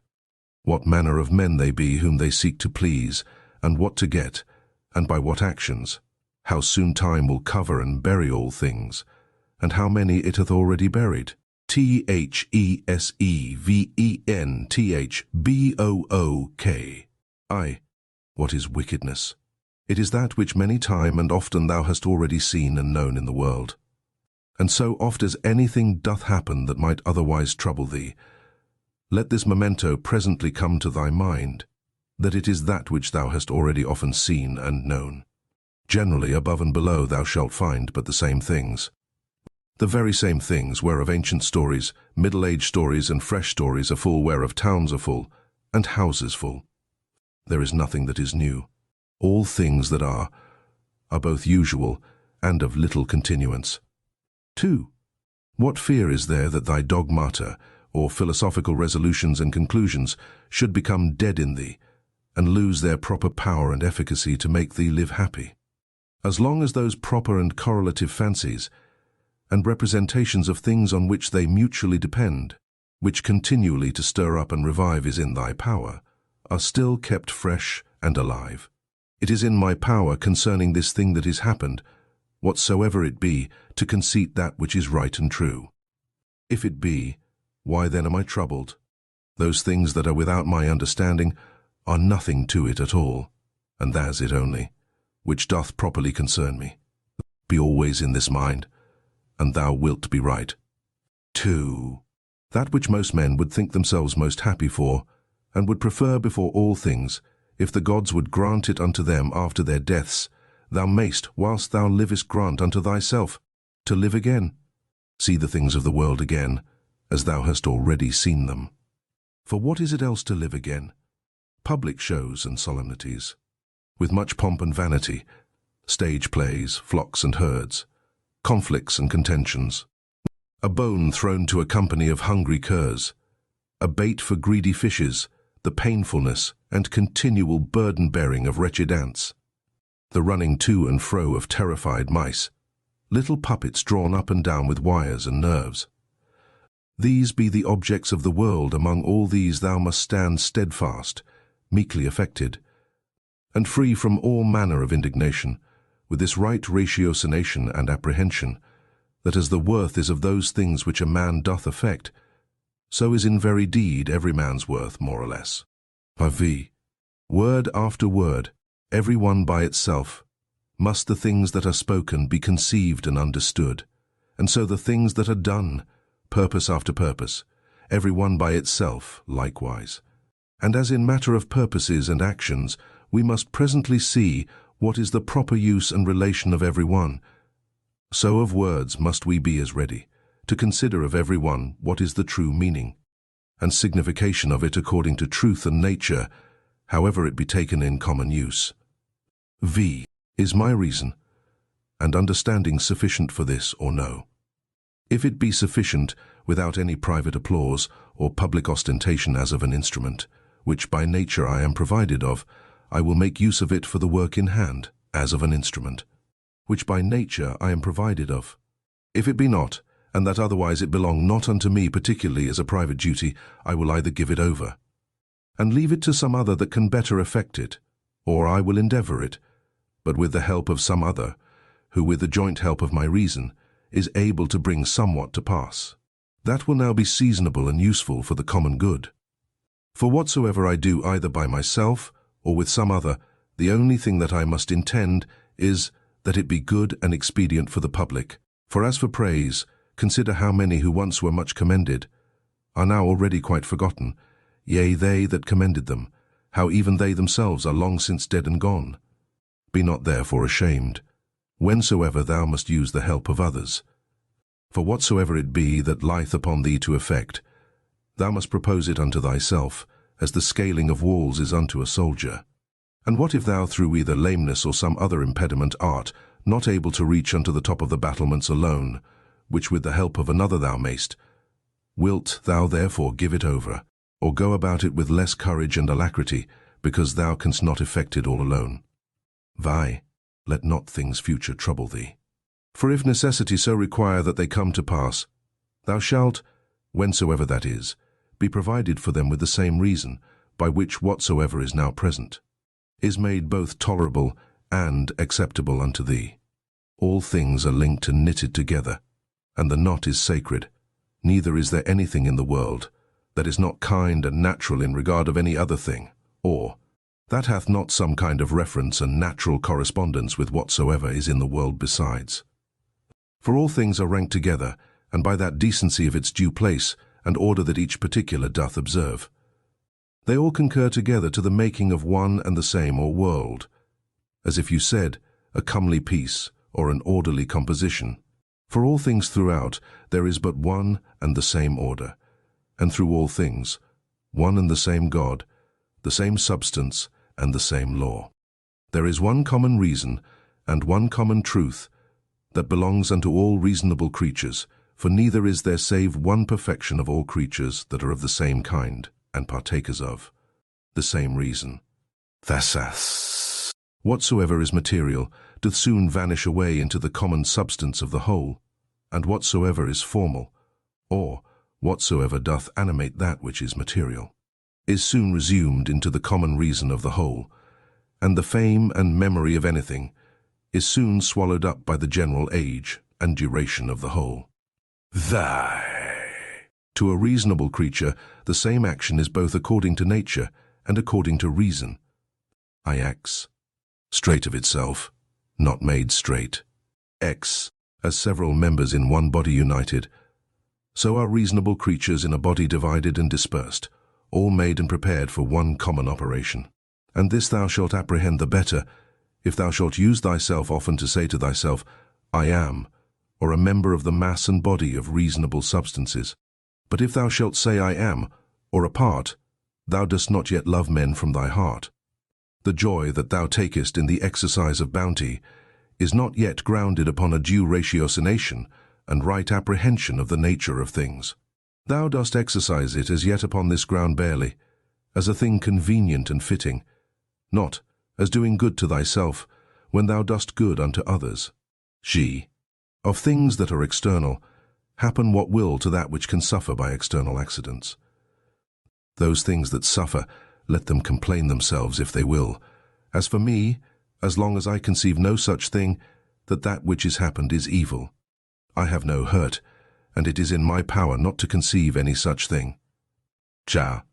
Whatsoever any man either doth or saith, thou must be good, not for any man's sake, but for thine own nature's sake, as if either gold, or the emerald, or purple, should ever be saying to themselves, whatsoever any man either doth or saith, I must still be an emerald, and I must keep my colour. This may ever be my comfort and security. My understanding, that ruleth over all, will not of itself bring trouble and vexation upon itself.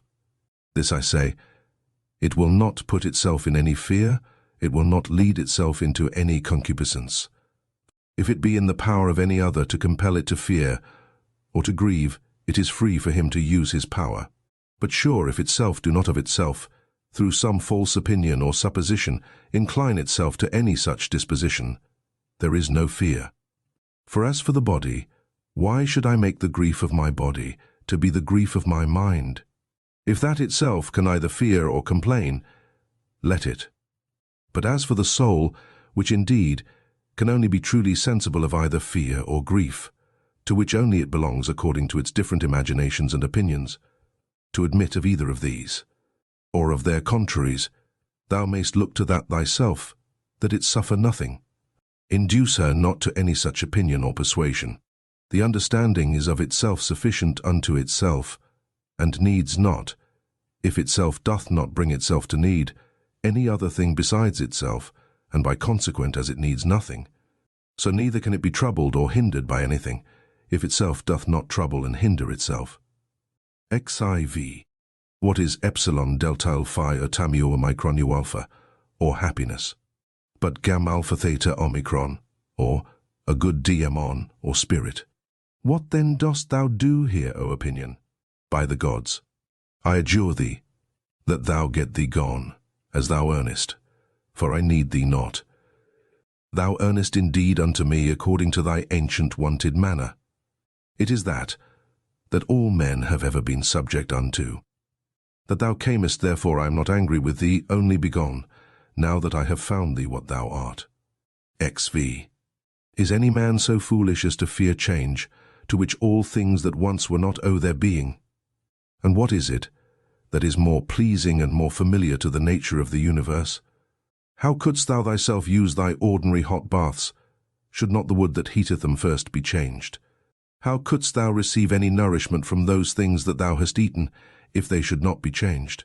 Can anything else almost, that is useful and profitable, be brought to pass without change?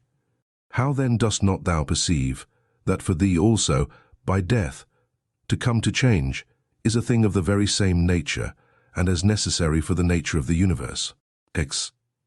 Through the substance of the universe, as through a torrent pass all particular bodies, being all of the same nature, and all joint workers with the universe itself, as in one of our bodies so many members among themselves.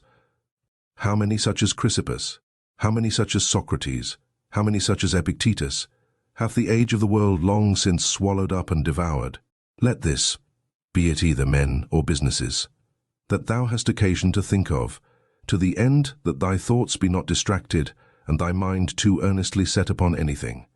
Upon every such occasion presently come to thy mind, of all my thoughts and cares, one only thing shall be the object, that I myself do nothing which to the proper constitution of man, either in regard of the thing itself, or in regard of the manner, or of the time of doing, is contrary.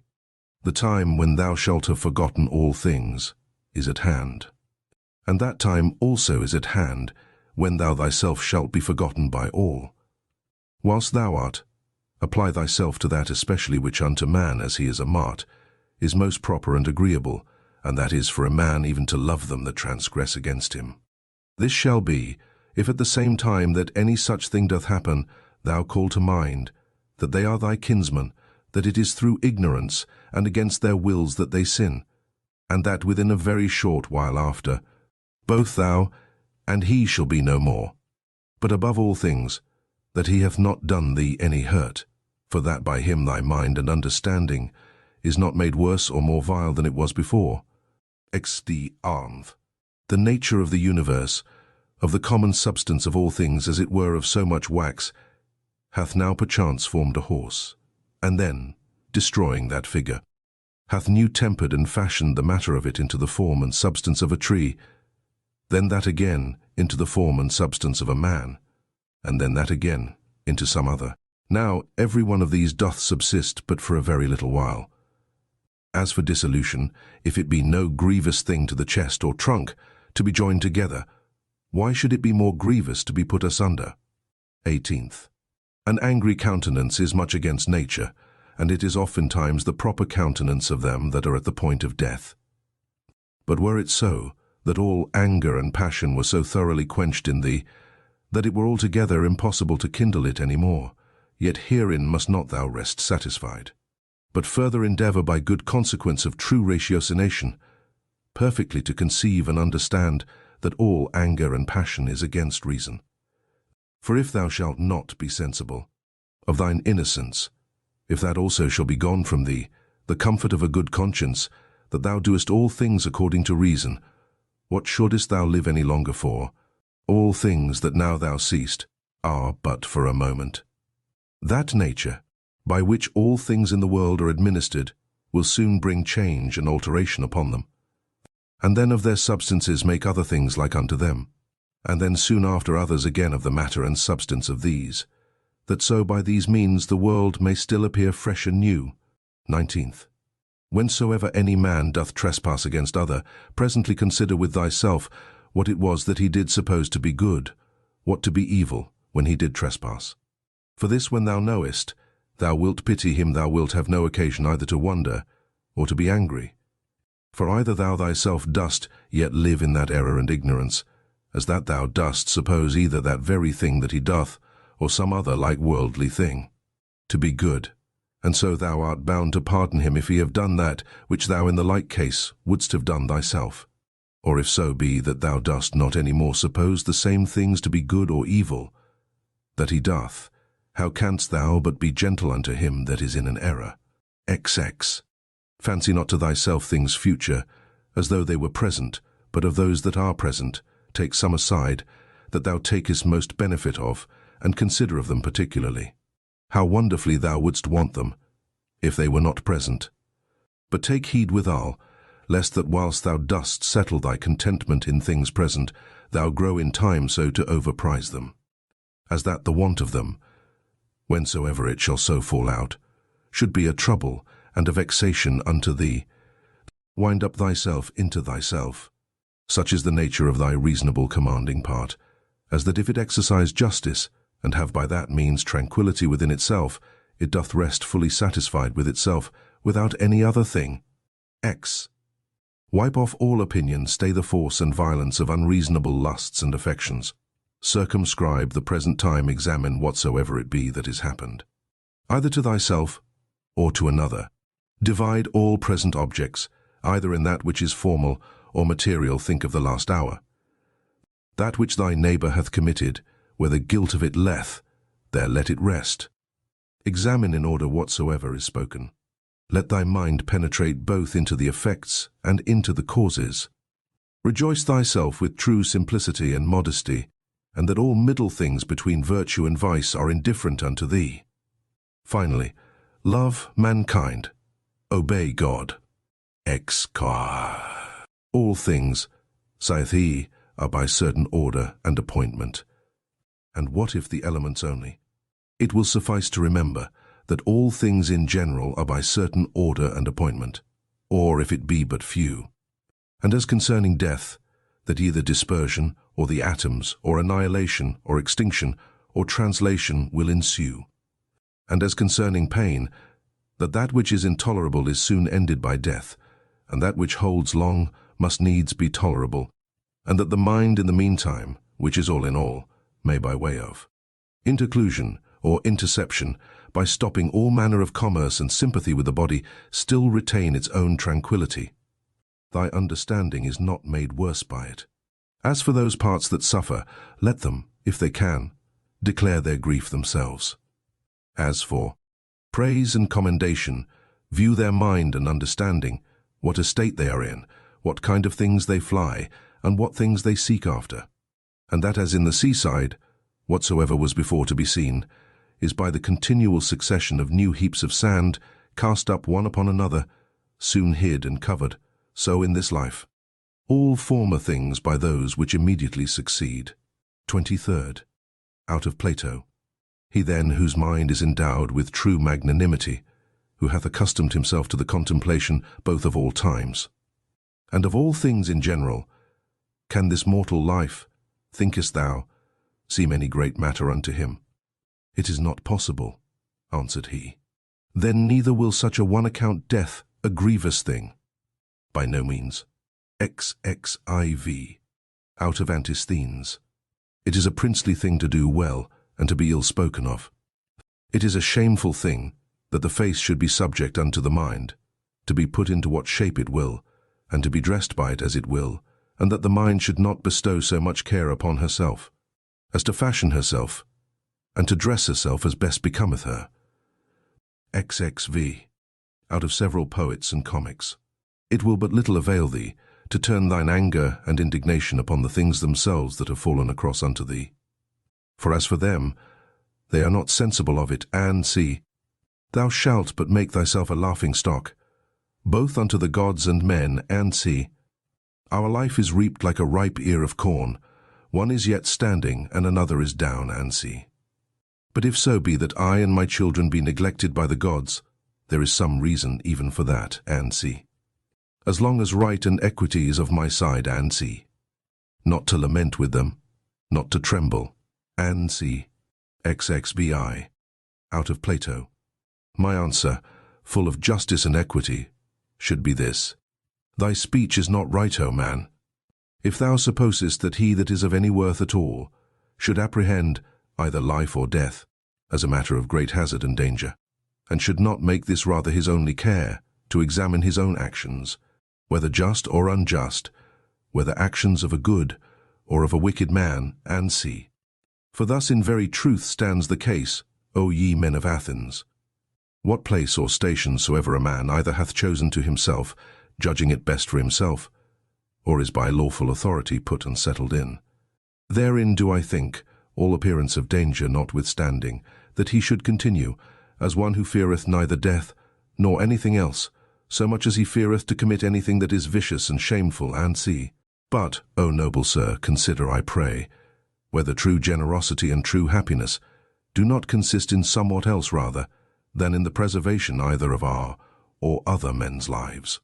For it is not the part of a man that is a man indeed, to desire to live long, or to make much of his life whilst he liveth. But rather, he that is such will in these things wholly refer himself unto the gods, and believing that which every woman can tell him, that no man can escape death. The only thing that he takes thought and care for is this, that what time he liveth, he may live as well and as virtuously as he can possibly, and see. To look about, and with the eyes to follow the course of the stars and planets as though thou wouldst run with them, and to mind perpetually the several changes of the elements one into another. For such fancies and imaginations help much to purge away the dross and filth of this our earthly life, and see. That also is a fine passage of Plato's, where he speaketh of worldly things in these words.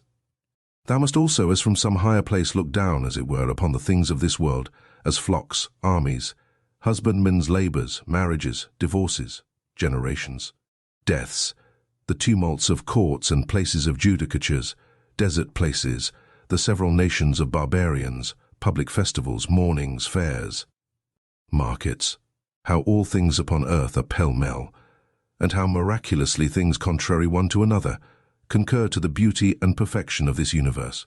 XXX. Why? To look back upon things of former ages, as upon the manifold changes and conversions of several monarchies and commonwealths. We may also foresee things future, for they shall all be of the same kind, neither is it possible that they should leave the tune, or break the concert that is now begun, as it were, by these things that are now done and brought to pass in the world. It comes all to one, therefore, whether a man be a spectator of the things of this life but 40 years, or whether he see them 10,000 years together. For what shall he see more? And as for those parts that came from the earth, they shall return unto the earth again, and those that came from heaven, they also shall return unto those heavenly places. Whether it be a mere dissolution and unbinding of the manifold intricacies and entanglements of the confused atoms, or some such dispersion of the simple and incorruptible elements, with meats and drinks and divers charms, they seek to divert the channel, that they might not die. Yet must we needs endure that blast of wind that cometh from above, though we toil and labour never so much. XXX 8. He hath a stronger body, and is a better wrestler than I. What then? Is he more bountiful? Is he more modest? Doth he bear all adverse chances with more equanimity, or with his neighbour's offences with more meekness and gentleness than I? XX. Where the matter may be affected agreeably to that reason, which both unto the gods and men is common, there can be no just cause of grief or sorrow. For where the fruit and benefit of an action well begun and prosecuted according to the proper constitution of man may be reaped and obtained, or is sure and certain, it is against reason that any damage should there be suspected. In all places, and at all times, it is in thy power religiously to embrace whatsoever by God's appointment is happened unto thee, and justly to converse with those men whom thou hast to do with, and accurately to examine every fancy that presents itself, that nothing may slip and steal in, before thou hast rightly apprehended the true nature of it. XXX. Look not about upon other men's minds and understandings, but look right on forwards with the nature, both that of the universe, in those things that happen unto thee, and thine in particular, in those things that are done by thee, doth lead and direct thee. Now every one is bound to do that, which is consequent and agreeable to that end which by his true natural constitution he was ordained unto. As for all other things, they are ordained for the use of reasonable creatures. As in all things we see that that which is worse and inferior is made for that which is better. Reasonable creatures, they are ordained one for another. That therefore which is chief in every man's constitution is that he intend the common good. The second is, that he yield not to any lusts and motions of the flesh. For it is the part and privilege of the reasonable and intellective faculty that she can so bound herself as that neither the sensitive nor the appetitive faculties may not anyways prevail upon her. For both these are brutish, and therefore over both she challengeth mastery, and cannot anyways endure, if in her right temper, to be subject unto either. And this indeed most justly, for by nature she was ordained to command all in the body. The third thing proper to man by his constitution is to avoid all rashness and precipitancy, and not to be subject to error. To these things, then, let the mind apply herself, and go straight on, without any distraction about other things, and she hath her end, and by consequent her happiness. XC. As one who had lived, and were now to die by right, whatsoever is yet remaining, bestow that wholly as a gracious overplus upon a virtuous life. Love and affect that only, whatsoever it be that happeneth, and is by the fates appointed unto thee. For what can be more reasonable? And as anything doth happen unto thee by way of cross or calamity, call to mind presently, and set before thine eyes the examples of some other men, to whom the self-same thing did once happen likewise. Well, what did they? They grieved, they wondered, they complained. And where are they now? All dead and gone. Wilt thou also be like one of them? Or rather leaving to men of the world, whose life both in regard of themselves and them that they converse with is nothing but mere mutability, or men of as fickle minds, as fickle bodies, ever changing and soon change themselves, let it be thine only care and study how to make a right use of all such accidents. For there is good use to be made of them, and they will prove fit matter for thee to work upon, if it shall be both thy care and thy desire, that whatsoever thou doest, thou thyself mayst like, and approve thyself for it. And both these, See, that thou remember well, according as the diversity of the matter of the action that thou art about shall require. Look within. Within is the fountain of all good. Such a fountain where springing waters can never fail, so thou dig still deeper and deeper. Axi. Thou must use thyself also to keep thy body fixed and steady, free from all loose fluctuant either motion or posture. And as upon thy face and looks, thy mind hath easily power over them to keep them to that which is grave and decent. So let it challenge the same power over the whole body also. But so observe all things in this kind, as that it be without any manner of affectation. XXXX. Then, the art of true living in this world is more like a wrestler's than a dancer's practice. For in this they both agree to teach a man whatsoever falls upon him, that he may be ready for it, and that nothing may cast him down. XXXIV. Thou must continually ponder and consider with thyself what manner of men they be, and for their minds and understandings what is their present estate, whose good word and testimony thou dost desire. For then neither wilt thou see cause to complain of them that offend against their wills, or find any want of their applause, if once thou dost but penetrate into the true force and ground both of their opinions and of their desires. No soul, saith he, is willingly bereft of the truth, and by consequent neither of justice or temperance or kindness and mildness, nor of anything that is of the same kind. It is most needful that thou shouldst always remember this.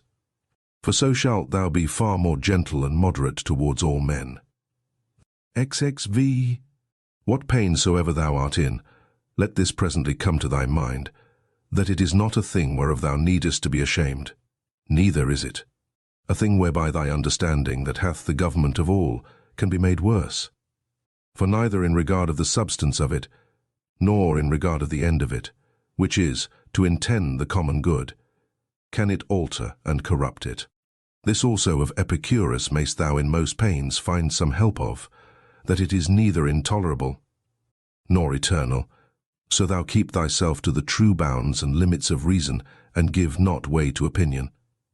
This also thou must consider, that many things there be, which oftentimes unsensibly trouble and vex thee, as not armed against them with patience, because they go not ordinarily under the name of pains, which in very deed are of the same nature as pain, as to slumber unquietly, to suffer heat, to want appetite. When therefore any of these things make thee discontented, check thyself with these words. Now hath pain given thee the foil, thy courage hath failed thee. XXXI. Take heed lest at any time thou stand so affected, though towards unnatural evil men, as ordinary men are commonly one towards another. XXXXX. How know we whether Socrates was so eminent indeed, and of so extraordinary a disposition? For that he died more gloriously, that he disputed with the sophists more subtilty, that he watched in the frost more assiduously, that being commanded to fetch innocent Salaminius, he refused to do it more generously. All this will not serve. Nor that he walked in the streets with much gravity and majesty, as was objected unto him by his adversaries, which nevertheless a man may well doubt of, whether it were so or no, or, which above all the rest, if so be that it were true, a man would well consider of, whether commendable or discommendable. The thing therefore that we must inquire into is this: what manner of soul Socrates had, whether his disposition was such, as that all that he stood upon and sought after in this world was barely this, that he might ever carry himself justly towards men, and hollowly towards the gods, neither vexing himself to no purpose at the wickedness of others, nor yet ever condescending to any man's evil fact, or evil intentions, through either fear or engagement of friendship. Whether of those things that happened unto him by God's appointment, he neither did wonder at any when it did happen, or thought it intolerable in the trial of it. And lastly, whether he never did suffer his mind to sympathize with the senses and affections of the body. For we must not think that nature hath so mixed and tempered it with the body, as that she hath not power to circumscribe herself, and by herself to intend her own ends and occasions. XXVI. For it is a thing very possible that a man should be a very divine man, and yet be altogether unknown. This thou must ever be mindful of, as of this also, that a man's true happiness doth consist in very few things, and that although thou dost despair that thou shalt ever be a good either logician or naturalist, yet thou art never the further off by it from being either liberal or modest or charitable, or obedient unto God. X. Free from all compulsion, in all cheerfulness and alacrity, thou mayst run out thy time, though men should exclaim against thee never so much, and the wild beasts should pull in sunder the poor members of thy pampered mass of flesh. For what in either of these or the like cases should hinder the mind to retain her own rest and tranquillity, consisting both in the right judgment of those things that happen unto her, and in the ready use of all present matters and occasions, so that her judgment may say to that which is befallen her by way of cross, This thou art in very deed, and according to thy true nature, notwithstanding that in the judgment of opinion thou dost appear otherwise, and her discretion to the present object, thou art that which I sought for.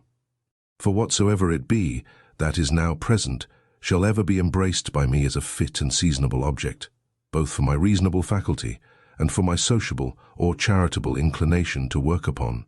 And that which is principal in this matter is that it may be referred either unto the praise of God or to the good of men. For either unto God or man, whatsoever it is that doth happen in the world hath in the ordinary course of nature its proper reference. Neither is there anything that in regard of nature is either new, or reluctant and intractable, but all things both usual and easy. XL. Then hath a man attained to the estate of perfection in his life and conversation, when he so spends every day, as if it were his last day, never hot and vehement in his affections, nor yet so cold and stupid as one that had no sense, and free from all manner of dissimulation. XLI. Can the gods, who are immortal, for the continuance of so many ages bear without indignation with such and so many sinners as have ever been, yea, not only so, but also take such care for them, that they want nothing, and dost thou so grievously take on, as one that could bear with them no longer, thou that art but for a moment of time? Yea, thou that art one of those sinners thyself? A very ridiculous thing it is, that any man should dispense with vice and wickedness in himself, which is in his power to restrain, and should go about to suppress it in others, which is altogether impossible. Asly. What object soever our reasonable and sociable faculty doth meet with, that affords nothing either for the satisfaction of reason or for the practice of charity, she worthily doth think unworthy of herself. Sly. When thou hast done well, and another is benefited by thy action, must thou like a very fool look for a third thing besides, as that it may appear unto others also that thou hast done well, or that thou mayest in time receive one good turn for another. No man useth to be weary of that which is beneficial unto him. But every action according to nature is beneficial. Be not weary then of doing that which is beneficial unto thee, whilst it is so unto others. Live. The nature of the universe did once certainly before it was created, whatsoever it hath done since, deliberate, and so resolve upon the creation of the world. Now since that time, whatsoever it is that is and happens in the world, is either but a consequent of that one and first deliberation, or if so be that this ruling rational part of the world takes any thought and care of things particular, they are surely his reasonable and principal creatures, that are the proper object of his particular care and providence. This often thought upon will much conduce to thy tranquillity. THEEIGHTHBOOK.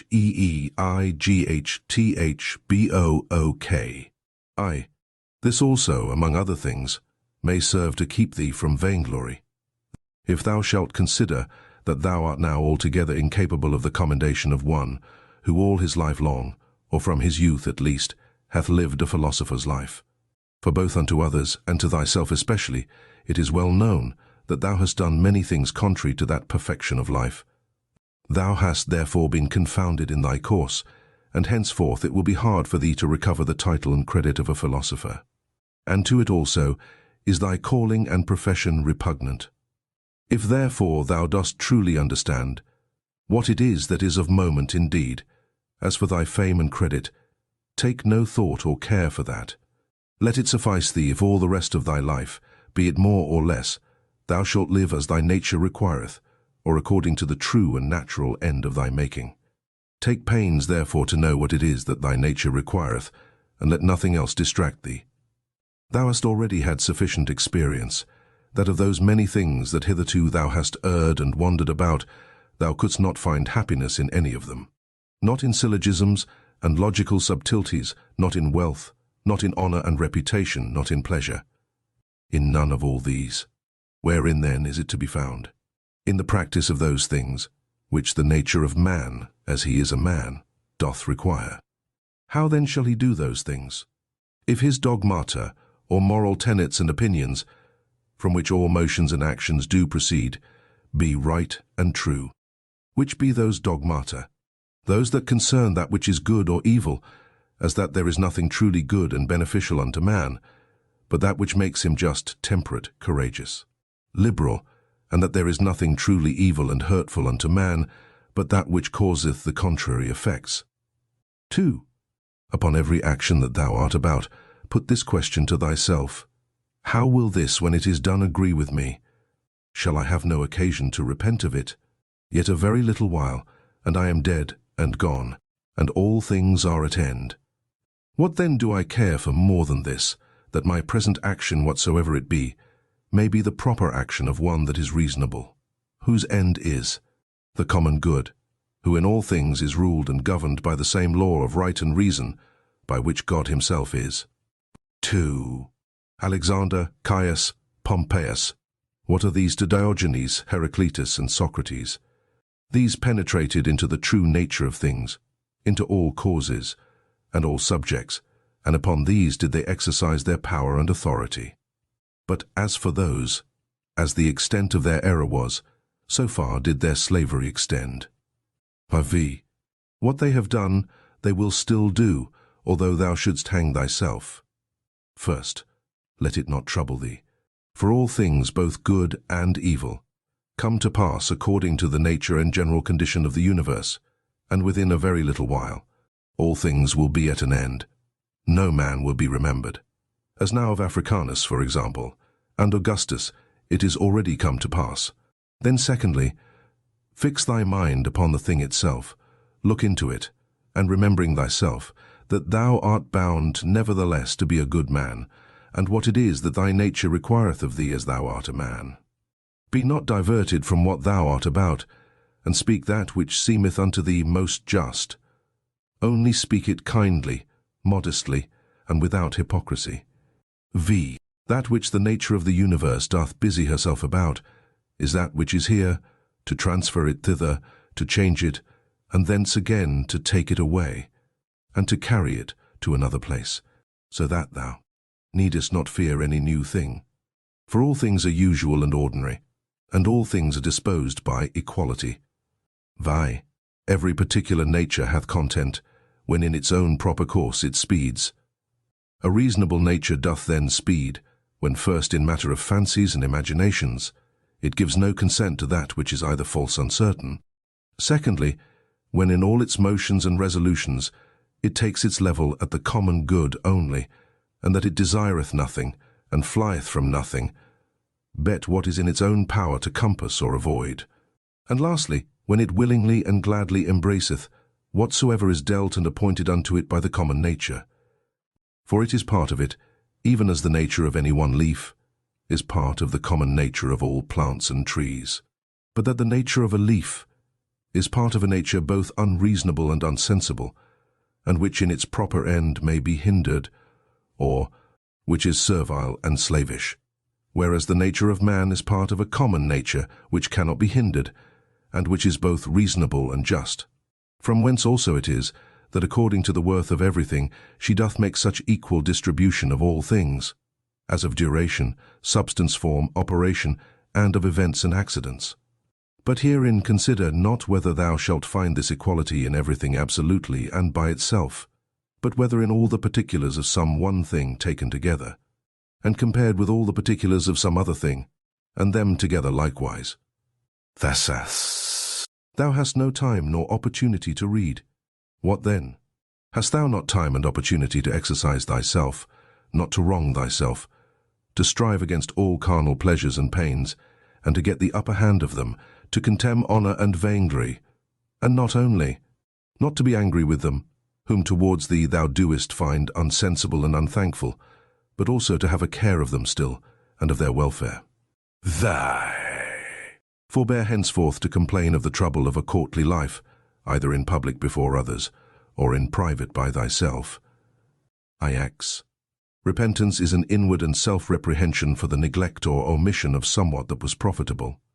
Now, whatsoever is good is also profitable, and it is the part of an honest, virtuous man to set by it, and to make reckoning of it accordingly. But never did any honest, virtuous man repent of the neglect or omission of any carnal pleasure. No carnal pleasure, then, is either good or profitable. X. This, what is it in itself, and by itself, according to its proper constitution? What is the substance of it? What is the matter, or proper use? What is the form, or efficient cause? What is it for in this world, and how long will it abide? Thus must thou examine all things that present themselves unto thee. She. When thou art hard to be stirred up and awaked out of thy sleep, admonish thyself and call to mind that, to perform actions tending to the common good, is that which thine own proper constitution, and that which the nature of man do require, but to sleep is common to unreasonable creatures also. And what more proper and natural, yea, what more kind and pleasing, than that which is according to nature? Cha. As every fancy and imagination presents itself unto thee, consider, if it be possible, the true nature and the proper qualities of it, and reason with thyself about it. Shit. At thy first encounter with anyone, say presently to thyself, this man, what are his opinions concerning that which is good or evil? As concerning pain, pleasure, and the causes of both, concerning honour and dishonour, concerning life and death. Thus and thus. Now if it be no wonder that a man should have such and such opinions, how can it be a wonder that he should do such and such things? I will remember then that he cannot but do as he doth, holding those opinions that he doth. Remember that, as it is a shame for any man to wonder that a fig tree should bear figs, so also to wonder that the world should bear anything, whatsoever it is which in the ordinary course of nature it may bear. To a physician also, and to a pilot, it is a shame either for the one to wonder that such and such a one should have an ague, or for the other, that the winds should prove contrary. Xiv. Remember that to change thy mind upon occasion, and to follow him that is able to rectify thee, is equally ingenuous, as to find out at the first what is right and just without help. For of thee nothing is required, ti is beyond the extent of thine own deliberation and jun, merit, and of thine own understanding. Xv. If it were thine act and in thine own power, wouldest thou do it? If it were not, whom dost tin accuse? The atoms or the gods? For to do either the part of a madman. Thou must therefore blame nobody, but if it be in thy power, redress what is amiss. If it be not, to what end is it to complain? For nothing should be done but to some certain end. X. Whatsoever dieth and falleth, however and wheresoever it die and fall, it cannot fall out of the world. Here it have its abode and change, here also shall it have its dissolution into its proper elements. The same are the world's elements, and the elements of which thou dost consist. And they, when they are changed, they murmur not. Why shouldest thou? Xd armv. Whatsoever is, was made for something, as a horse, a vine. Why wonderest thou? The sun itself will say of itself, I was made for something, and so hath every god its proper function. What then were then made for? To disport and delight thyself? See how even common sense and reason cannot brook it. 18th. Nature hath its end as well in the end and final consummation of anything that is, as in the begin nine and continuation of it. 19th. As one that tosseth up a ball. And what is a ball the better, if the motion of it be upwards, or the worse if it be downwards, or if it chance to fall upon the ground? So for the bubble, if it continue, what it the better? And if it dissolve, what is it the worse, and so is it of a candle too? And so must thou reason with thyself, both in matter of fame and in matter of death.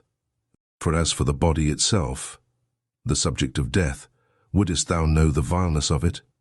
Turn it about that thou mayest behold it the worst sides upwards as well, as in its more ordinary pleasant shape.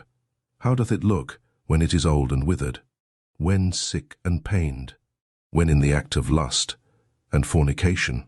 And as for fame, this life is short. Both he that praiseth and he that is praised, he that remembers and he that is remembered, will soon be dust and ashes. Besides, it is but in one corner of this part of the world that thou art praised, and yet in this corner thou hast not the joint. Praises of all men, no, nor scarce of any one constantly. And yet the whole earth itself, what is it but as one point in regard of the whole world? XX. That which must be the subject of thy consideration is either the matter itself, or the dogma, or the operation, or the true sense and signification. X. Most justly have these things happened unto thee. Why dost not thou amend? Oh, but thou hadst rather become good tomorrow than to be so today. X. Shall I do it? I will. So the end of my action be to do good unto men. Doth anything by way of cross or adversity happen unto me? I accept it, with reference unto the gods and their providence, the fountain of all things, from which whatsoever comes to pass, doth hang and depend. 23rd. By one action judge of the rest. This bathing which usually takes up so much of our time, what is it? Oil, sweat, filth, or the swords of the body? An excrementitious viscosity, the excrements of oil and other ointments used about the body, and mixed with the swords of the body, all base and loathsome. And such almost is every part of our life, and every worldly object.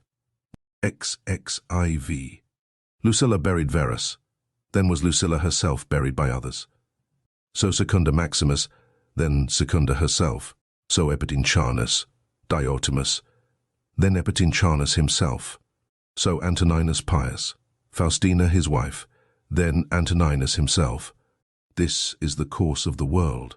First Sella, Adrianus, then Adrianus himself, and those austere ones, those that foretold other men's deaths, those that were so proud and stately, where are they now? Those austere ones, I mean, such as were Charax, and Demetrius the Platonic, and Eudaimon, and others like unto those. They were all but for one day, all dead and gone long since. Some of them no sooner dead than forgotten. Others soon turned into fables. Of others, even that which was fabulous is now long since forgotten.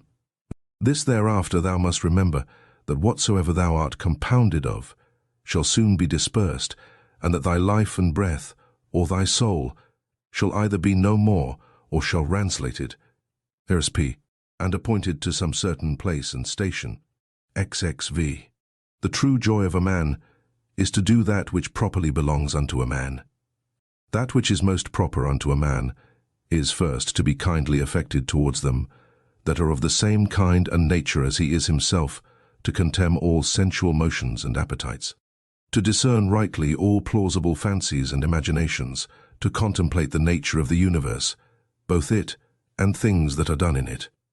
In which kind of contemplation three several relations are to be observed: the first, to the apparent secondary cause; the second, to the first original cause, God, from whom originally proceeds whatsoever doth happen in the world; the third and last, to them that we live and converse with, what use may be made of it, to their use and benefit. XXBI. If pain be an evil, either it is in regard of the body, and that cannot be, because the body of itself is altogether insensible, or in regard of the soul, but it is in the power of the soul to preserve her own peace and tranquillity, and not to suppose that pain is evil. For all judgment and deliberation, all prosecution, or aversation is from within, whither the sense of evil, except it be let in by opinion, cannot penetrate. XXX. Why? Wipe off all idle fancies, and say unto thyself incessantly, Now if I will, It is in my power to keep out of this my soul all wickedness, all lust and concupiscences, all trouble and confusion. But on the contrary to behold and consider all things according to their true nature, and to carry myself towards everything according to its true worth. Remember then this thy power that nature hath given thee. XXX 8. Whether thou speak in the Senate, or whether thou speak to any particular, let thy speech in always grave and modest. But thou must not openly and vulgarly observe that sound and exact form of speaking, concerning that which is truly good and truly civil, the vanity of the world, and of worldly men, which otherwise truth and reason doth prescribe. XX. Augustus his court, his wife, his daughter, his nephews, his sons-in-law, his sister, Agrippa, his kinsmen, his domestics, his friends, Arius, Maecenas, his slayers of beasts for sacrifice and divination, there thou hast the death of a whole court together. Proceed now unto the rest that have been since that of Augustus. Hath death dwelt with them otherwise, though so many and so stately whilst they lived, than it doth use to deal with any one particular man? Consider now the death of a whole kindred and family, as of that of the Pompeys, as that also that useth to be written upon some monuments, he was the last of his own kindred. Oh, what care did his predecessors take, that they might leave a successor? Yet behold, at last one or other must of necessity be the last. Here again, therefore, consider the death of a whole kindred. XXX. Contract thy whole life to the measure and proportion of one single action. And if in every particular action thou dost perform what is fitting to the utmost of thy power, let it suffice thee. And who can hinder thee, but that thou mayest perform what is fitting? But there may be some outward let and impediment. Not any that can hinder thee, but that whatsoever thou dost, thou may do it, justly, temperately, and with the praise of God. Yea, but there may be somewhat, whereby some operation or other of thine may be hindered. And then, with that very thing that doth hinder, thou mayest be well pleased, and so by this gentle and equanimous conversion of thy mind unto that which may be, instead of that which at first thou didst intend, in the room of that former action there succeedeth another, which agrees as well with this contraction of thy life that we now speak of. XC. Receive temporal blessings without ostentation, when they are sent, and thou shalt be able to part with them with all readiness and facility when they are taken from thee again. XC. If ever thou sawest either a hand, or a foot, or a head lying by itself, in some place or other, as cut off from the rest of the body, such must thou conceive him to make himself, as much as in him lieth, that either is offended with anything that is happened, whatsoever it be, and as it were divides himself from it, or that commits anything against the natural law of mutual correspondence, and society among men, or he that commits any act of uncharitableness. Whosoever thou art such, thou art cast forth I know not whither out of the general unity which is according to nature. Thou went born indeed apart, but now thou hast cut thyself off. However, herein is matter of joy and exultation, that thou mayst be united again.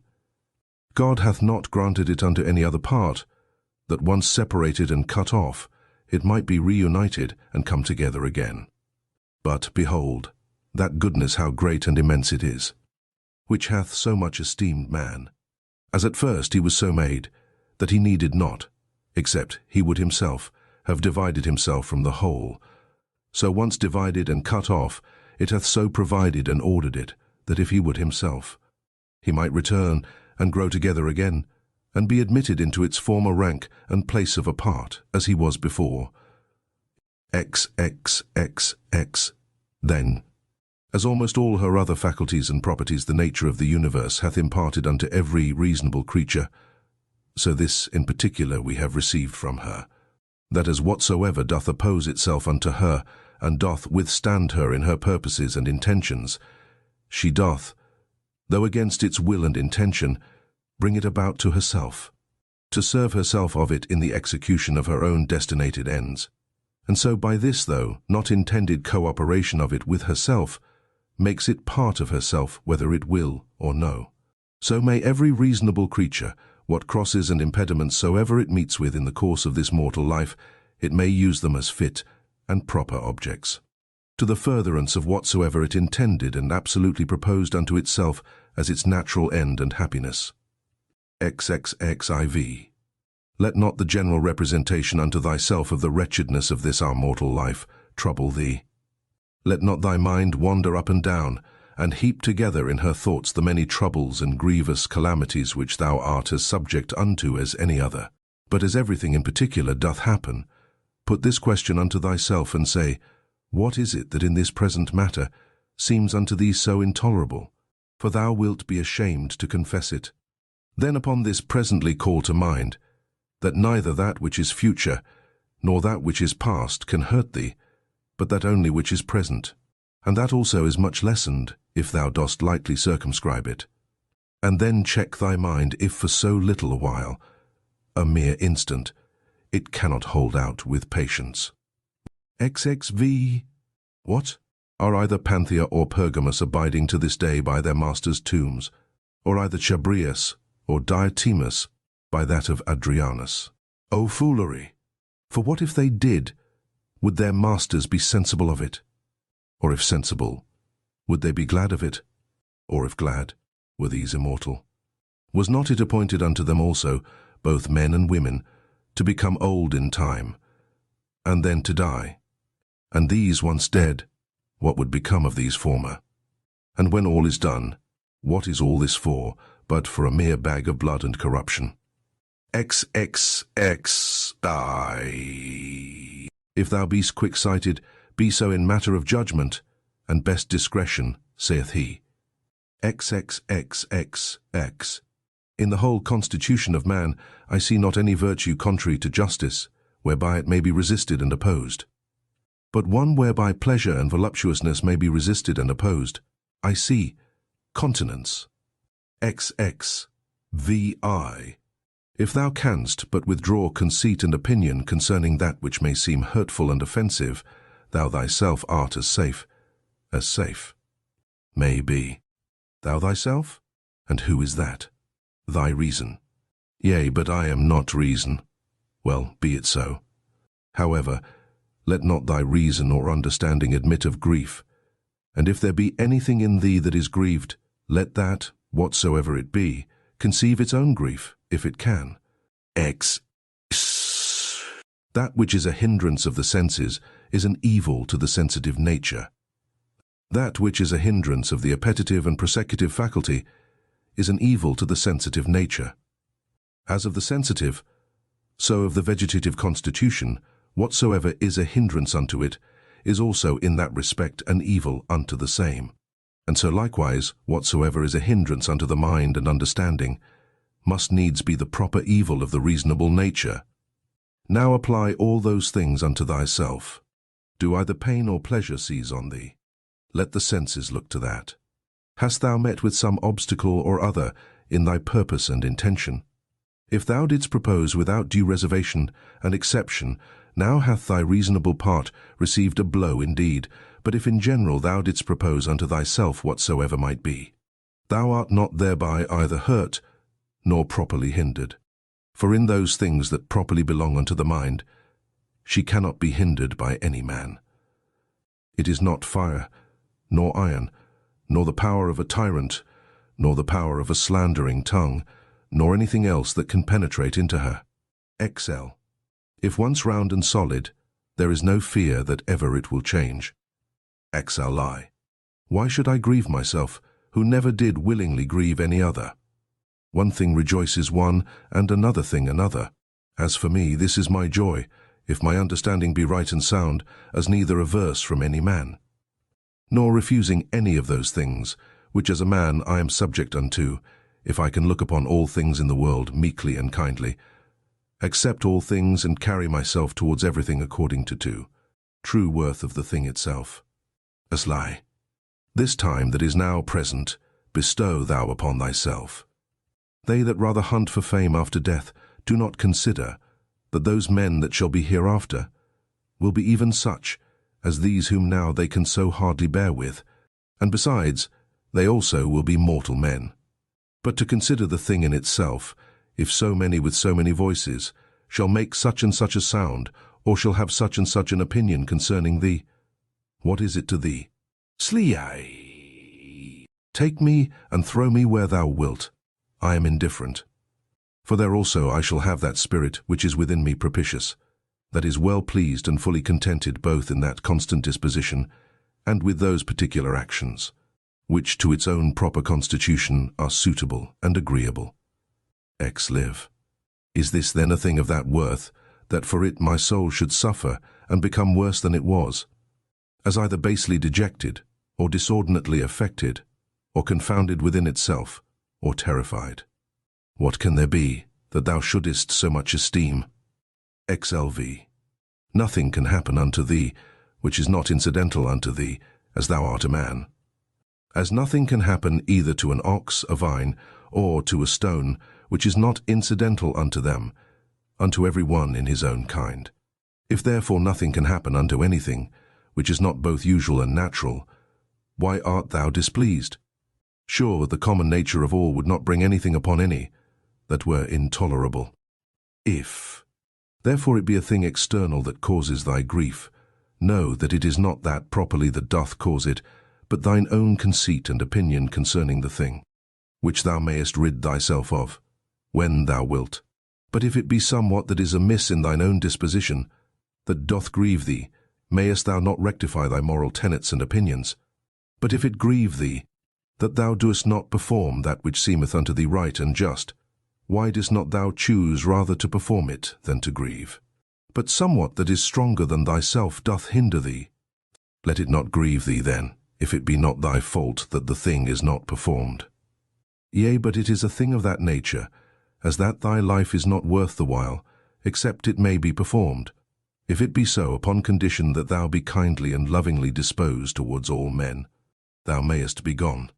For even then, as much as at any time, art thou in a very good estate of performance, when thou doest die in charity with those that are an obstacle unto thy performance.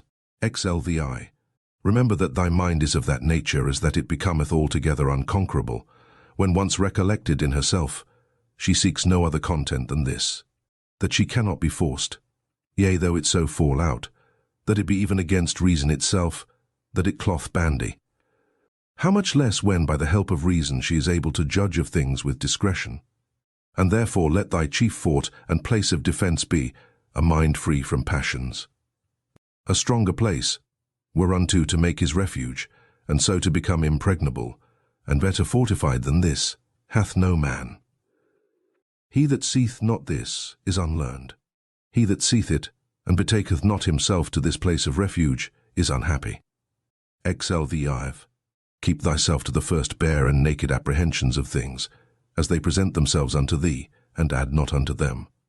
It is reported unto thee that such a one speaketh ill of thee. Well, that he speaketh ill of thee, so much is reported. But that thou art hurt thereby is not reported. That is the addition of opinion, which thou must exclude. I see that my child is sick. That he is sick I see, but that he is in danger of his life also, I see it not. Thus thou must use to keep thyself to the first motions and apprehensions of things, as they present themselves outwardly, and add not unto them from within thyself through mere conceit and opinion. Or rather add unto them, hut as one that understandeth the true nature of all things that happen in the world. XLV8. Is the cucumber bitter? Set it away. Brambles are in the way? Avoid them. Let this suffice. Add not presently speaking unto thyself, what serve these things for in the world? For this, one that is acquainted with the mysteries of nature, will laugh at thee for it, as a carpenter would, or a shoemaker, if meeting in either of their shops with some shavings, or small remnants of their work, thou shouldest blame them for it. And yet those men, it is not for want of a place where to throw them that they keep them in their shops for a while. But the nature of the universe hath no such outplace, but herein doth consist the wonder of her art and skill, that she having once circumscribed herself within some certain bounds and limits, whatsoever is within her that seems either corrupted or old, or unprofitable, she can change it into herself, and of these very things can make new things, so that she needeth not to seek elsewhere out of herself, either for a new supply of matter, and substance, or for a place where to throw out whatsoever is irrecoverably putrid and corrupt. Thus she, as for place, so for matter and art, is herself sufficient unto herself. Exlix. Not to be slack and negligent, or loose, and wanton in thy actions, nor contentious, and troublesome in thy conversation, nor to rove and wander in thy fancies and imaginations. Not basely to contract thy soul, nor boisterously to sally out with it, or furiously to launch out as it were, nor ever to want employment. L. They kill me, they cut my flesh, they persecute my person with curses. What then? May not thy mind for all this continue pure, prudent, temperate, just? As a fountain of sweet and clear water, though she be cursed by some stander by, yet do her springs nevertheless still run as sweet and clear as before. Yea, though either dirt or dung be thrown in, yet is it no sooner thrown than dispersed, and she cleared. She cannot be dyed or infected by it. What then must I do, that I may have within myself an overflowing fountain, and not a well? Beget thyself by continual pains and endeavours to true liberty with charity, and true simplicity and modesty. Lie. He that knoweth not what the world is, knoweth not where he himself is. And he that knoweth not what the world was made for, cannot possibly know either what are the qualities, or what is the nature of the world. Now he that in either of these is to seek, for what he himself was made is ignorant also. What then dost thou think of that man, who proposeth unto himself, as a matter of great moment, the noise and applause of men, who both where they are, and what they are themselves, are altogether ignorant? Dost thou desire to be commended of that man, who thrice in 1 hour perchance doth himself curse himself? Dost thou desire to please him, who pleaseth not himself? Or dost thou think that he pleaseth himself, who doth use to repent himself almost of everything that he doth? Lee.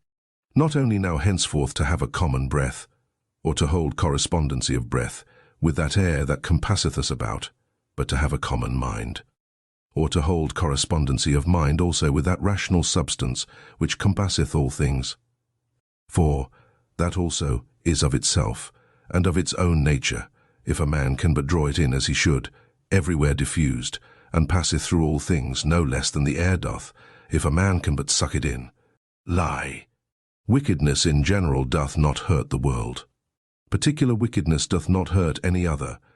Only unto him it is hurtful, whosoever he be that offends, unto whom in great favour and mercy it is granted, that whensoever he himself shall but first desire it, he may be presently delivered of it. Unto my free will my neighbour's free will, whoever he be, as his life or his bode, is altogether indifferent. For though we are all made one for another, yet have our minds and understandings, each of them their own proper and limited jurisdiction. For else another man's wickedness might be my evil which God would not have, that it might not be in another man's power to make me unhappy, which nothing now can do but mine own wickedness. Live. The sun seemeth to be shed abroad, and indeed it is diffused but not effused. For that diffusion of it is or an extension. For therefore are the beams of it called capital nu, from the word epsilon sigma theta alpha iota, to be stretched out and extended. Now what a sunbeam is, thou mayest know if thou observe the light of the sun, when through some narrow hole it pierceth into some room that is dark, for it is always in a direct line, and as by any solid body that it meets with in the way that is not penetrable by air, it is divided and abrupted, and yet neither slides off or falls down, but stayeth there nevertheless. Such must the diffusion in the mind be, not an effusion, but an extension. What obstacles and impediments soever she meeteth within her way, she must not violently, and by way of an impetuous onset light upon them, neither must she fall down, but she must stand, and give light unto that which doth admit of it. For as for that which doth not, it is its own fault and loss, if it bereave itself of her light. LV. He that feareth death, either feareth that he shall have no sense at all, or that his senses will not be the same.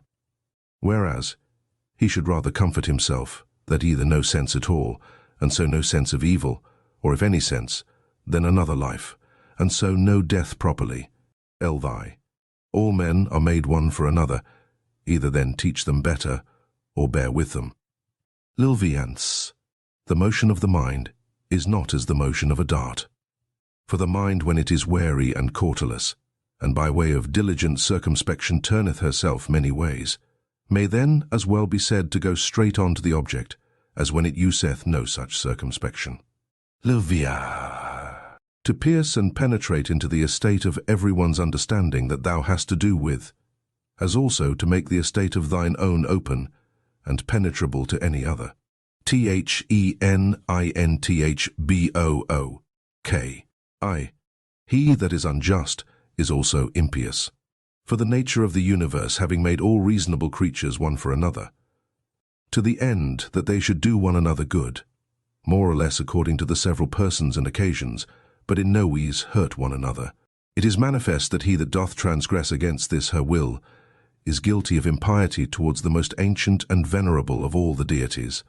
For the nature of the universe is the nature the common parent of all, and therefore piously to be observed of all things that are, and that which now is, to whatsoever first was, and gave it its being, hath relation of blood and kindred. She is also called truth, and is the first cause of all truths. He therefore that willingly and wittingly doth lie is impious in that he doth receive, and so commit injustice. But he that against his will, in that he disagreeth from the nature of the universe, and in that striving with the nature of the world he doth in his particular, violate the general order of the world. For he doth no better than strive and war against it, who contrary to his own nature applieth himself to that which is contrary to truth. For nature had before furnished him with instincts and opportunities sufficient for the attainment of it, which he having hitherto neglected, is not now able to discern that which is false from that which is true. He also that pursues after pleasures, as that which is truly good and flies from pains, as that which is truly evil, is impious. For such a one must of necessity oftentimes accuse that common nature as distributing many things both unto the evil and unto the good, not according to the deserts of either, as unto the bad oftentimes pleasures, and the causes of pleasures, so unto the good pains, and the occasions of pains. Again, he that feareth pains and crosses in this world, feareth some of those things which some time or other must needs happen in the world, and that we have already showed to be impious. And he that pursueth after pleasures will not spare, to compass his desires, to do that which is unjust, and that is manifestly impious. Now those things which unto nature are equally indifferent, for she had not created both pain and pleasure, if both had not been unto her equally indifferent. They that will live according to nature must in those things, as being of the same mind and disposition that she is, be as equally indifferent. Whosoever therefore in either matter of pleasure and pain, death and life, honour and dishonour, which things nature in the administration of the world indifferently doth make use of, is not as indifferent, it is apparent that he is impious. When I say that common nature doth indifferently make use of them, my meaning is that they happen indifferently in the ordinary course of things, which by a necessary consequence, whether as principal or accessory, come to pass in the world according to that first and ancient deliberation of Providence, by which she from some certain beginning did resolve upon the creation of such a world. Conceiving then in her womb as it were some certain rational generative seeds and faculties of things future, whether subjects, changes, successions, both such and just so many. 2. It were indeed more happy and comfortable for a man to depart out of this world, having lived all his life long clear from all falsehood, dissimulation, voluptuousness, and pride. But if this cannot be, yet it is some comfort for a man joyfully to depart as weary, and out of love with those, rather than to desire to live, and to continue long in those wicked courses. Hath not yet experience taught thee to fly from the plague? For a far greater plague is the corruption of the mind than any certain change and distemper of the common air can be. This is a plague of creatures, as they are living creatures, but that of men as they are men or reasonable. 2. Thou must not in matter of death carry thyself scornfully, but as one that is well pleased with it, as being one of those things that nature hath appointed. For what thou dost conceive of these, of a boy to become a young man, to wax old, to grow, to ripen, to get teeth, or a beard, or grey hairs to beget, to bear, or to be delivered, or what other action soever it be, that is natural unto man according to the several seasons of his life. Such a thing is it also to be dissolved. It is therefore the part of a wise man, in matter of death, not in any wise to carry himself either violently or proudly, but patiently to wait for it. As one of nature's operations, that with the same mind as now thou dost expect, when that which yet is but an embryo in thy wife's belly shall come forth. Thou mayst expect also when thy soul shall fall off from that outward coat or skin, wherein as a child in the belly it lieth involved and shut up. But thou desirest a more popular, and though not so direct and philosophical, yet a very powerful and penetrative recipe against the fear of death. Nothing can make thee more willing to part with thy life, than if thou shalt consider both what the subjects themselves are that thou shalt part with, and what manner of disposition thou shalt no more have to do with. True it is, that, offended with them thou must not be by no means, but take care of them, and meekly bear with them. However, this thou mayst remember, that whensoever it happens, that thou depart, it shall not be from men that held the same opinions that thou dost. For that indeed, if it were so, is the only thing that might make thee averse from death, and willing to continue here, if it were thy hap to live with men that had obtained the same belief that thou hast. But now, what a toil it is for thee to live with men of different opinions. Thou seest, so that thou hast rather occasion to say, Hasten, I thee pray, O death, lest I also in time forget myself. V. He that sinneth, sinneth unto himself. He that is unjust hurts himself, in that he makes himself worse than he was before.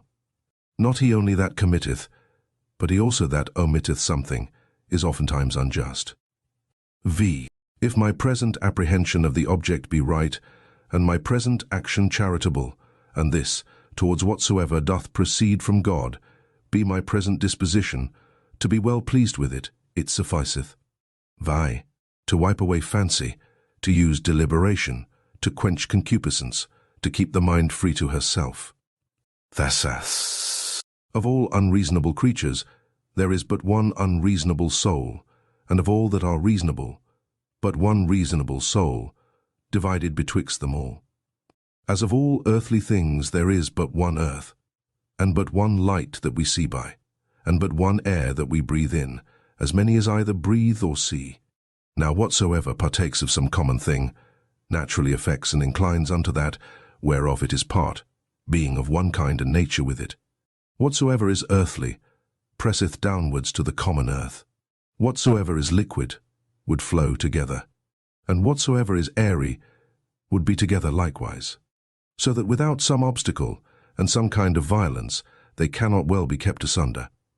Whatsoever is fiery, doth not only by reason of the elementary fire tend upwards, but here also is so ready to join and to burn together, that whatsoever doth want sufficient moisture to make resistance, is easily set on fire. Whatsoever therefore is partaker of that reasonable common nature, naturally doth as much and more long after his own kind. For by how much in its own nature it excels all other things, by so much more is it desirous to be joined and united unto that, which is of its own nature. As for unreasonable creatures then, they had not long been, but presently begun among them swarms, and flocks, and broods of young ones, and a kind of mutual love and affection. For though but unreasonable, yet a kind of soul these had, and therefore was that natural desire of union more strong and intense in them, as in creatures of a more excellent nature, than either in plants, or stones, or trees. But among reasonable creatures begun commonwealths, friendships, families, public meetings, and even in their wars, conventions, and truces. Now among them that were yet of a more excellent nature, as the stars and planets, though by their nature far distant one from another, yet even among them began some mutual correspondency and unity. So proper is it to excellency in a high degree to effect unity, as that even in things so far distant, it could operate unto a mutual sympathy. But now behold, what is now come to pass. Those creatures that are reasonable are now the only creatures that have forgotten their natural affection and inclination of one towards another. Among them alone of all other things that are of one kind, there is not to be found a general disposition to flow together. But though they fly from nature, yet are they stopped in their course, and apprehended. Do they what they can, nature doth prevail. And so shalt thou confess, if thou dost observe it. For sooner mayst thou find a thing earthly, where no earthly thing is, than find a man that naturally can live by himself alone. Thy man, God, the world, every one in their kind, bear some fruits. All things have their proper time to bear.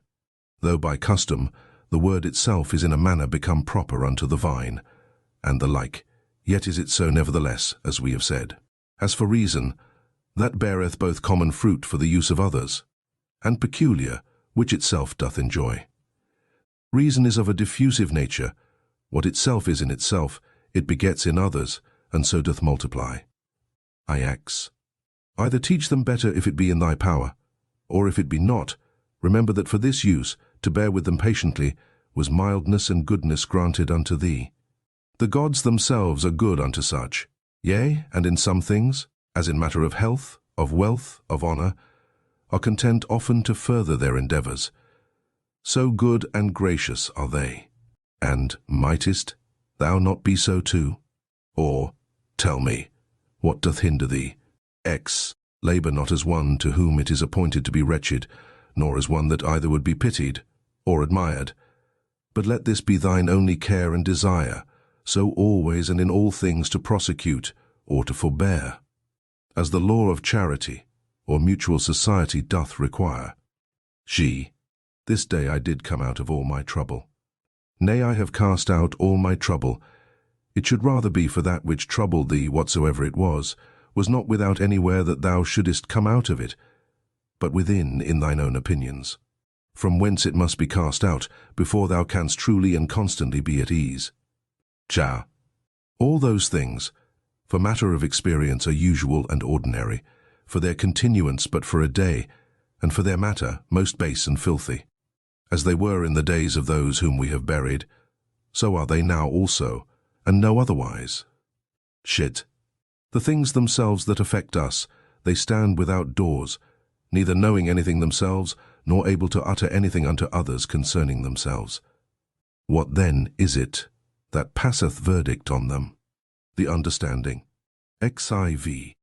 As virtue and wickedness consist not in passion, but in action, so neither doth the true good or evil of a reasonable charitable man consist in passion, but in operation and action. Xv. To the stone that is cast up, when it comes down it is no hurt unto it, as neither benefit when it doth ascend. X. Sift their minds and understandings, and behold what men they be, whom thou dost stand in fear of what they shall judge of thee, what they themselves judge of themselves. Xd. Arnv. All things that are in the world are always in the estate of alteration. Thou also art in a perpetual change, yea, and under corruption too, in some part, and so is the whole world. 18th. It is not thine, but another man's sin. Why should it trouble thee? Let him look to it, whose sin it is. 19th. Of an operation and of a purpose there is an ending, or of an action and of a purpose we say commonly, that it is at an end. From opinion also there is an absolute cessation, which is as it were the death of it. In all this there is no hurt. Apply this now to a man's age, as first a child, then a youth, then a young man, then an old man. Every change from one age to another is a kind of death, and all this while here, no matter of grief yet. Pass now unto that life first, that which thou livedst under thy grandfather, then under thy mother, then under thy father. And thus when through the whole course of thy life, hitherto thou hast found and observed many alterations, many changes, many kinds of endings and cessations. Put this question to thyself: what matter of grief or sorrow dost thou find in any of these? Or what doest thou suffer through any of these? If in none of these, then neither in the ending and consummation of thy whole life, which is also but a cessation and change. XX. As occasion shall require, either to thine own understanding, or to that of the universe, or to his whom thou hast now to do with, let thy refuge be with all speed, to thine own, that it resolve upon nothing against justice.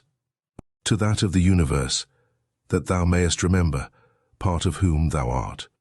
Of his, that thou mayest consider whether in the estate of ignorance or of knowledge. And then also must thou call to mind that he is thy kinsman. X. As thou thyself, whoever thou art, were made for the perfection and consummation, being a member of it, of a common society, so must every action of thine tend to the perfection and consummation of a life that is truly sociable. What action soever of thine, therefore, that either immediately or afar off, hath not reference to the common good, that is an exorbitant and disorderly action. Yea, it is seditious, as one among the people who from such and such a consent and unity should factiously divide and separate himself. Children's anger, mere babels, wretched souls bearing up dead bodies, that they may not have their fall so soon, even as it is in that common dirge song. 23rd. Go to the quality of the cause from which the effect doth proceed. Behold it by itself bare and naked, separated from all that is material. Then consider the utmost bounds of time that that cause, thus and thus qualified, can subsist and abide. XXIV. Infinite are the troubles and miseries that thou hast already been put to, by reason of this only, because that for all happiness it did not suffice thee, or that thou didst not account it sufficient happiness, that thy understanding did operate according to its natural constitution. XXV. When any shall either impeach thee with false accusations, or hatefully reproach thee, or shall use any such carriage towards thee, get thee presently to their minds and understandings, and look in them, and behold what manner of men they be. Thou shalt see that there is no such occasion why it should trouble thee, what such as they are think of thee. Yet must thou love them still, for by nature they are thy friends. And the gods themselves, in those things that they seek from them as matters of great moment, are well content, all manner of ways, as by dreams and oracles, to help them as well as others. XXBI. Up and down from one age to another, go the ordinary things of the world, being still the same. And either of everything in particular before it come to pass, the mind of the universe doth consider with itself and deliberate. And if so, then submit for shame unto the determination of such an excellent understanding. Or once for all it did resolve upon all things in general. And since that whatsoever happens, happens by a necessary consequence, and all things indivisibly in a manner, and inseparably hold one of another, in sum, either there is a God, and then all is well, or if all things go by chance and fortune, yet mayest thou use thine own providence in those things that concern thee properly, and then art thou well. XXXY. Within a while the earth shall cover us all, and then she herself shall have her change. And then the course will be from one period of eternity unto another, and so a perpetual eternity.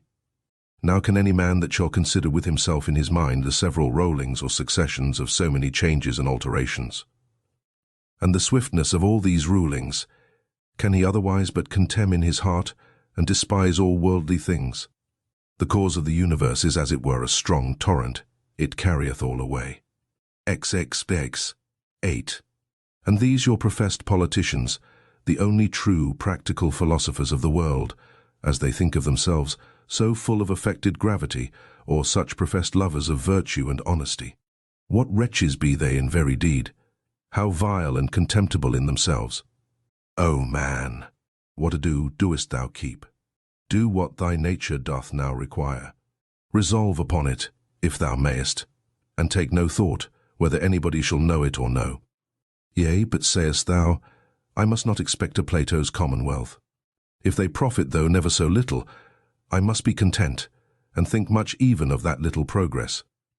Doth then any of them forsake their former false opinions that I should think they profit?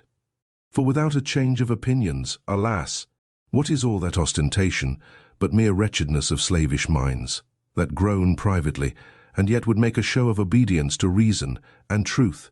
Go to now and tell me of Alexander and Philippus, and Demetrius Phalereus, whether they understood what the common nature requireth, and could rule themselves or no.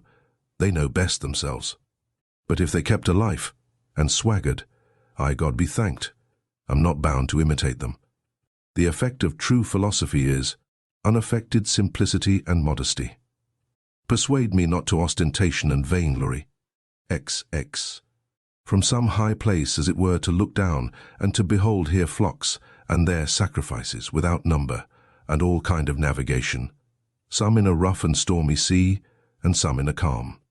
The general differences, or different estates of things, some that are now first upon being, the several and mutual relations of those things that are together, and some other things that are at their last, their lives also, who were long ago, and theirs who shall be hereafter, and the present estate and life of those many nations of barbarians that are now in the world, thou must likewise consider in thy mind. And how many there be, who never so much as heard of thy name, how many that will soon forget it, how many who but even now did commend thee, within a very little while perchance will speak ill of thee. So that neither fame, nor honour, nor anything else that this world doth afford, is worth the while.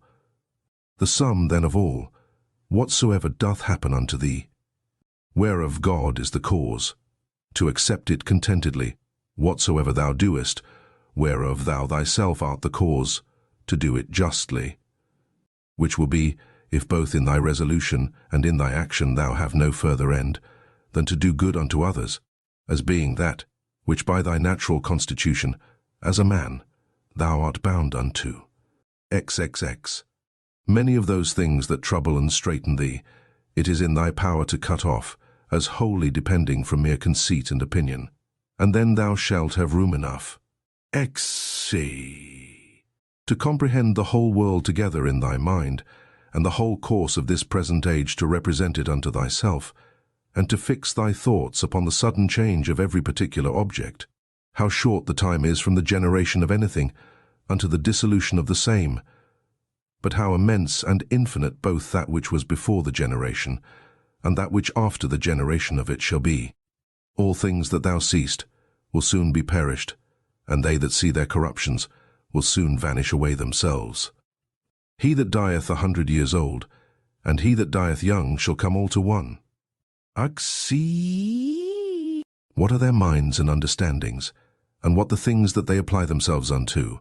What do they love, and what do they hate for? Fancy to thyself the estate of their souls openly to be seen. When they think they hurt them shrewdly, whom they speak ill of, and when they think they do them a very good turn, whom they commend and extol. Oh, how full are they then of conceit and opinion! XXXX. Then, loss and corruption is in very deed nothing else but change and alteration, and that is it which the nature of the universe doth most delight in, by which and according to which whatsoever is done is well done. For that was the estate of worldly things from the beginning, and so shall it ever be. Or wouldest thou rather say that all things in the world have gone ill from the beginning for so many ages, and shall ever go ill?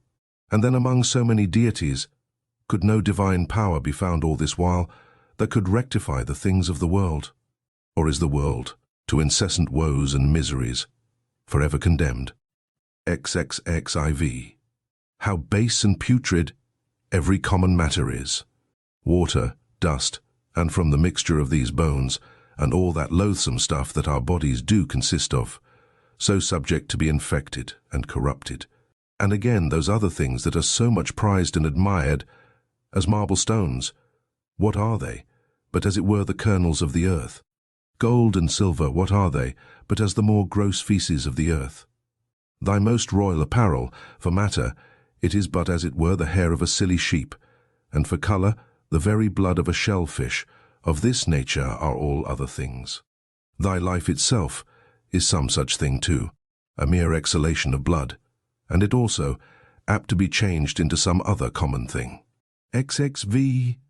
Will this querulousness, this murmuring, this complaining and dissembling never be at an end? What then is it that troubleth thee?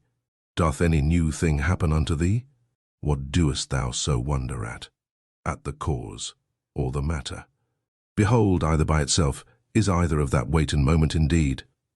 And besides these, there is not anything. But thy duty towards the gods also, it is time thou shouldst acquit thyself of it with more goodness and simplicity. XXXI.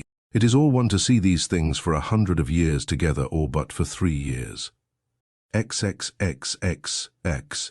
If he have sinned, his is the harm, not mine, but perchance he hath not. XXVI.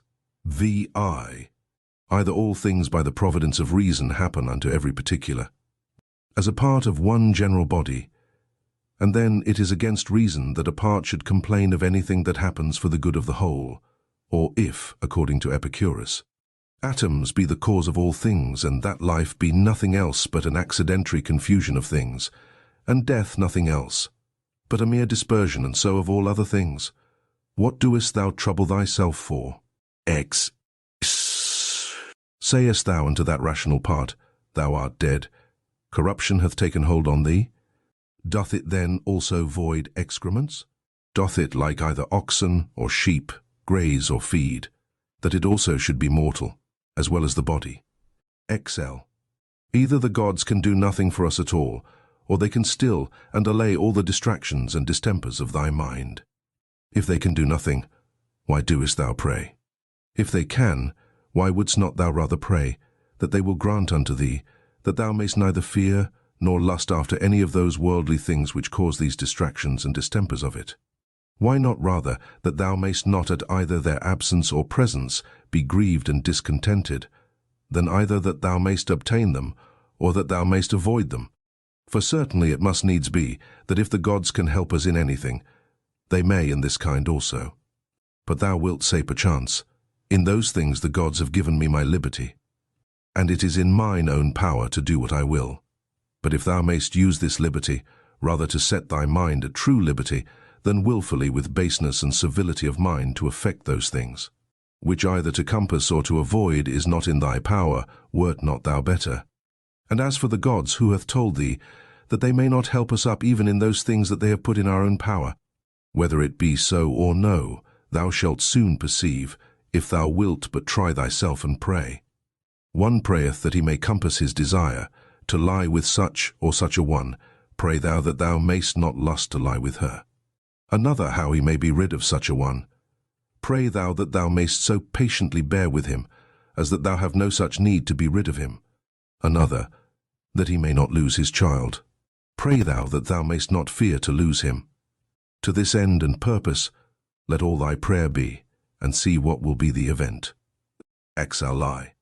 In my sickness, saith Epicurus of himself, my discourses were not concerning the nature of my disease, neither was that, to them that came to visit me, the subject of my talk, but in the consideration and contemplation of that, which was of especial weight and moment, was all my time bestowed and spent, and among others in this very thing, how my mind, by a natural and unavoidable sympathy partaking in some sort with the present indisposition of my body, might nevertheless keep herself free from trouble, and in present possession of her own proper happiness.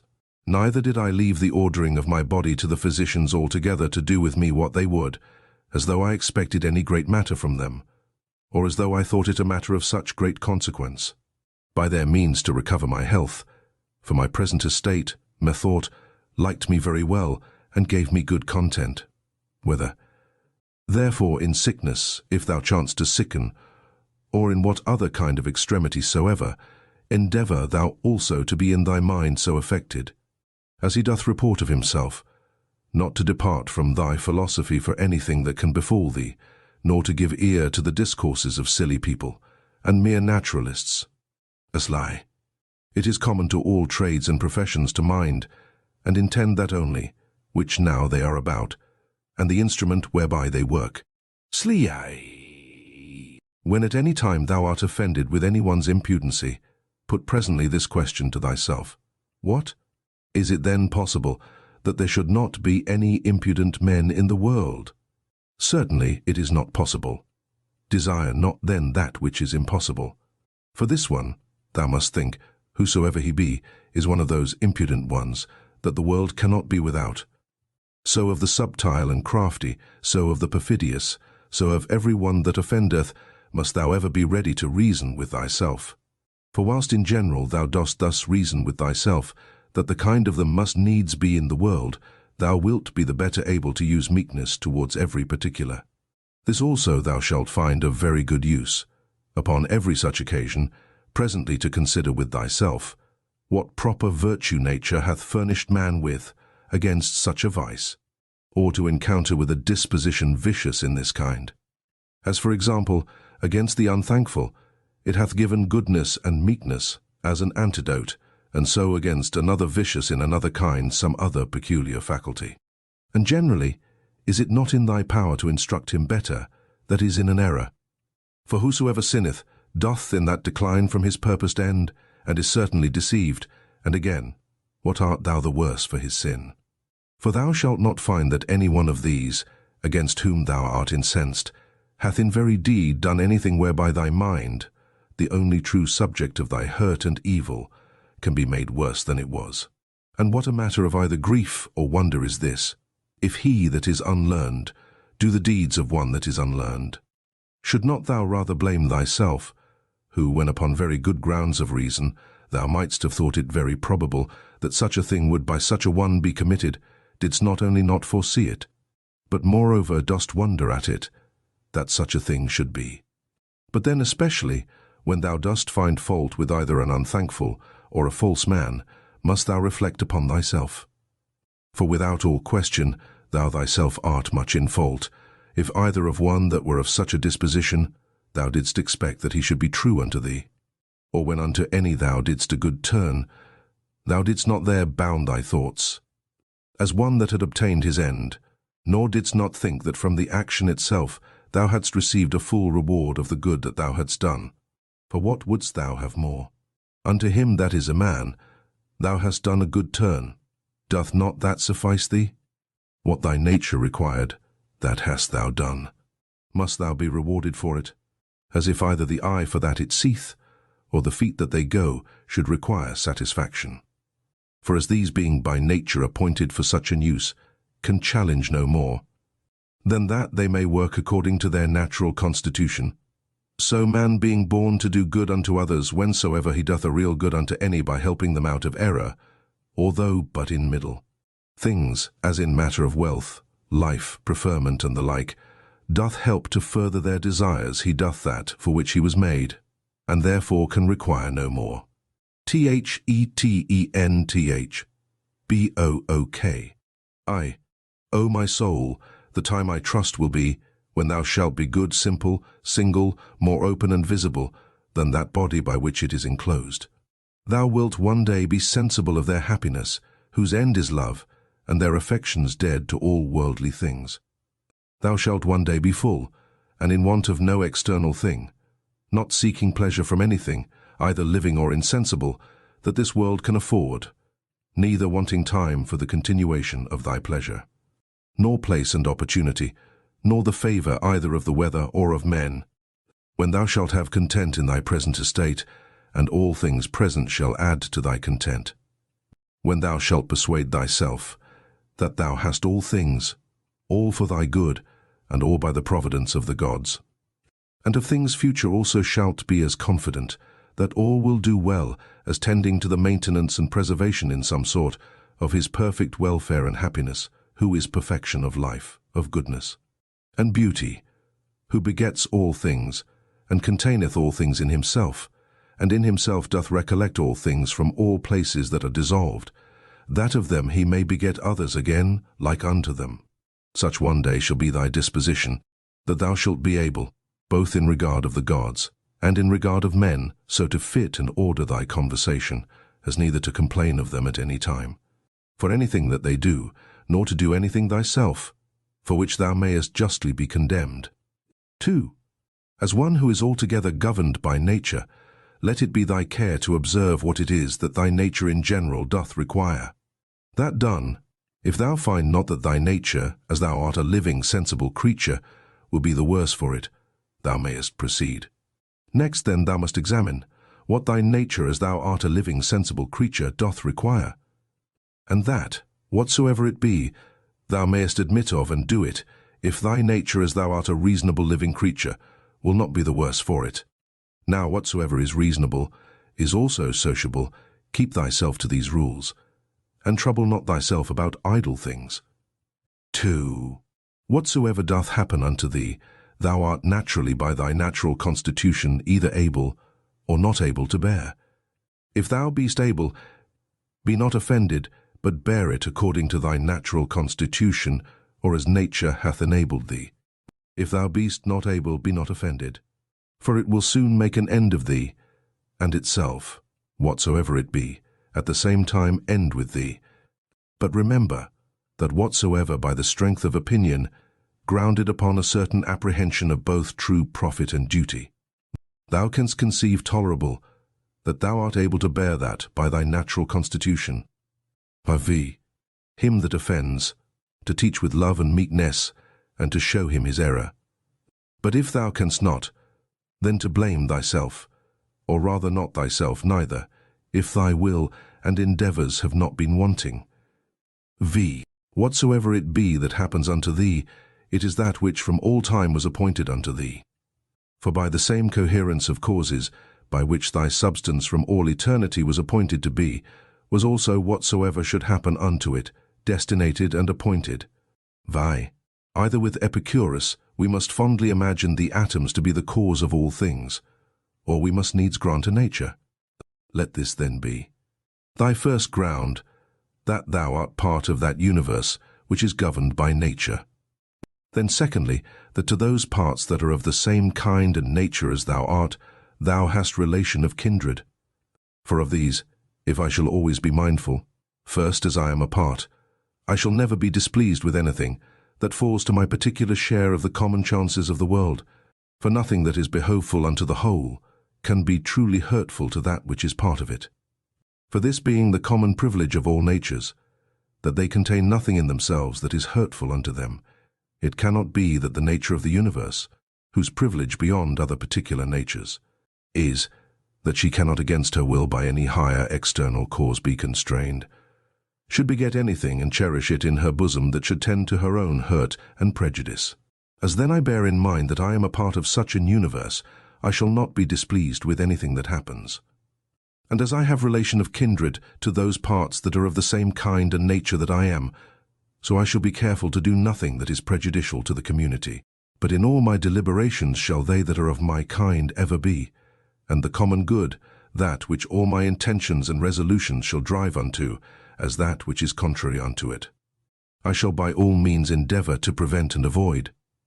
These things once so fixed and concluded, as thou wouldst think him a happy citizen, whose constant study and practice were for the good and benefit of his fellow citizens, and the carriage of the city such towards him, that he were well pleased with it, so must it needs be with thee, that thou shalt live a happy life. Thasas. All parts of the world, all things I mean that are contained within the whole world, must of necessity at some time or other come to corruption. Alteration, I should say, to speak truly and properly, but that I may be the better understood, I am content at this time to use that more common word. Now say I, if so be that this be both hurtful unto them and yet unavoidable, would not, thinkest thou, the whole itself be in a sweet case, all the parts of it being subject to alteration, yea, and by their making itself fitted for corruption, as consisting of things different and contrary? And did nature then either of herself thus project and purpose the affliction and misery of her parts, and therefore of purpose so made them, not only that haply they might, but of necessity that they should fall into evil, or did not she know what she did when she made them? For either of these two to say is equally absurd. But to let pass nature in general, and to reason of things particular according to their own particular natures, how absurd and ridiculous is it, first to say that all parts of the whole are, by their proper natural constitution, subject to alteration, and then when any such thing doth happen, as when one doth fall sick and dieth, to take on and wonder as though some strange thing had happened? Though this besides might move not so grievously to take on when any such thing doth happen, that whatsoever is dissolved, it is dissolved into those things, whereof it was compounded. For every dissolution is either a mere dispersion of the elements into those elements again whereof everything did consist, or a change of that which is more solid into earth, and of that which is pure and subtile or spiritual into air, so that by this means nothing is lost, but all resumed again into those rational generative seeds of the universe. And this universe, either after a certain period of time to lie consumed by fire, or by continual changes to be renewed, and so forever to endure. Now that solid and spiritual that we speak of, thou must not conceive it to be that very same which at first was when thou wert born. For alas, all this that. Now thou art in either kind, either for matter of substance or of life, hath but 2 or 3 days ago, partly from meats eaten, and partly from air breathed in, received all its influx. Being the same then in no other respect than a running river, maintained by the perpetual influx and new supply of waters, is the same. That therefore which thou hast since received, not that which came from thy mother, is that which comes to change and corruption. But suppose that for the general substance, and more solid part of it, should still cleave unto thee never so close, yet what is that to the proper qualities and affections of it, by which persons are distinguished, which certainly are quite different? Now that thou hast taken these names upon thee of good, modest, true, of Mophihomeganu, Sigma Mophihomeganu, Pi Homeganu, take heed lest at any times by doing anything that is contrary, thou be but improperly so called, and lose thy right to these appellations. Or if thou do, return unto them again with all possible speed. And remember that the word Mophihomeganu notes unto thee an intent and intelligent consideration of every object that presents itself unto thee, without distraction. And the word, a ready and contented acceptation of whatsoever by the appointment of the common nature happens unto thee. And the word, Pihophihomeganu, a superextension or a transcendent and outreaching disposition of thy mind, whereby it passeth by all bodily pains and pleasures, honour and credit, death and whatsoever is of the same nature, as matters of absolute indifferency, and in no wise to be stood upon by a wise man. These then, if inviolably thou shalt observe, and shalt not be ambitious to be so called by others, both thou thyself shalt become a new man, and thou shalt begin a new life. For to continue such as hitherto thou hast been, to undergo those distractions and distempers as thou must needs for such a life as hitherto thou hast lived, is the part of one that is very foolish, and is overfond of his life, whom a man might compare to one of those half-eaten wretches, matched in the amphitheatre with wild beasts, who, as full as they are all the body over with wounds and blood, desire for a great favour, that they may be reserved till the next day then also, and in the same estate, to be exposed to the same nails and teeth as before. Away therefore, ship thyself, and from the troubles and distractions of thy former life convey thyself, as it were, unto these few names, and if thou canst abide in them, or be constant in the practice and possession of them, continue there, as glad and joyful as one that were translated unto some such place of bliss and happiness as that which by Hesiod and Plato is called the Islands of the Blessed, by others called the Elysian Fields. And whensoever thou findest thyself, that thou art in danger of a relapse, and that thou art not able to master and overcome those difficulties and temptations that present themselves in thy present station, get thee into any private corner where thou mayst be better able, or if that will not serve, forsake even thy life rather. But so that it be not in passion, but in a plain voluntary modest way. This being the only commendable action of thy whole life, that thus thou art departed, or this having been the main work and business of thy whole life, that thou mightest thus depart. Now for the better remembrance of those names that we have spoken of, thou shalt find it a very good help, to remember the gods as often as may be, and that, the thing which they require at our hands of as many of us, as are by nature reasonable creation, is not that with fair words, and outward show of piety and devotion we should flatter them, but that we should become like unto them, and that as all other natural creatures, the fig tree, for example, the dog, the bee, both do, all of them, and apply themselves unto that which by their natural constitution is proper unto them, so man likewise should do that, which by his nature, as he is a man, belongs unto him. Ix. Toys and fooleries at home, wars abroad, sometimes terror, sometimes torpor or stupid sloth. This is thy daily slavery. By little and little, if thou dost not better look to it, those sacred dogmata will be blotted out of thy mind. How many things be there, which when as a mere naturalist thou hast barely considered of according to their nature, thou doest let pass without any further use. Whereas thou shouldst in all things so join action and contemplation, that thou mightest both at the same time attend all present occasions, to perform everything duly and carefully, and yet so intend the contemplative part too, that no part of that delight and pleasure, which the contemplative knowledge of everything according to its true nature doth of itself afford, might be lost. Or that the true and contemplative knowledge of everything according to its own nature might of itself, action being subject to many lets and impediments, afford unto thee sufficient pleasure and happiness, not apparent indeed, but not concealed. And when shalt thou attain to the happiness of true simplicity and unaffected gravity?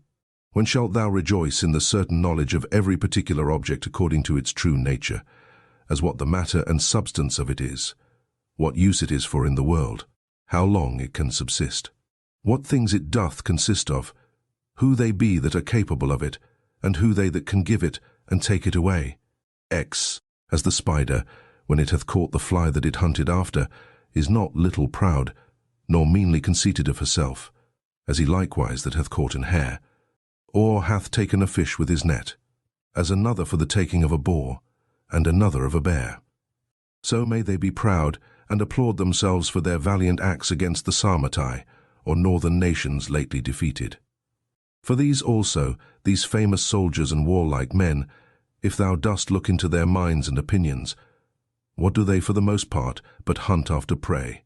To find out, and set to thyself some certain way and method of contemplation, whereby thou mayest clearly discern and represent unto thyself the mutual change of all things, the one into the other.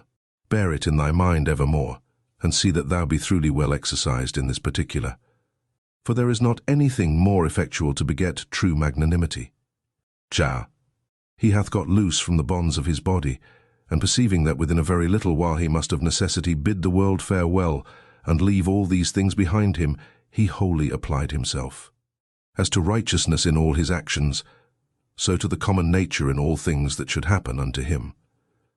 And contenting himself with these two things, to do all things justly, and whatsoever God doth send to like well of it. What others shall either say or think of him, or shall do against him, he doth not so much as trouble his thoughts with it. To go on straight, whither right and reason directed him, and by so doing to follow God, was the only thing that he did mind, that, his only business and occupation. What use is there of suspicion at all? Or, why should thoughts of mistrust, and suspicion concerning that which is future, trouble thy mind at all? What now is to be done, if thou mayest search and inquiry into that, what needs thou care for more? And if thou art well able to perceive it alone, let no man divert thee from it.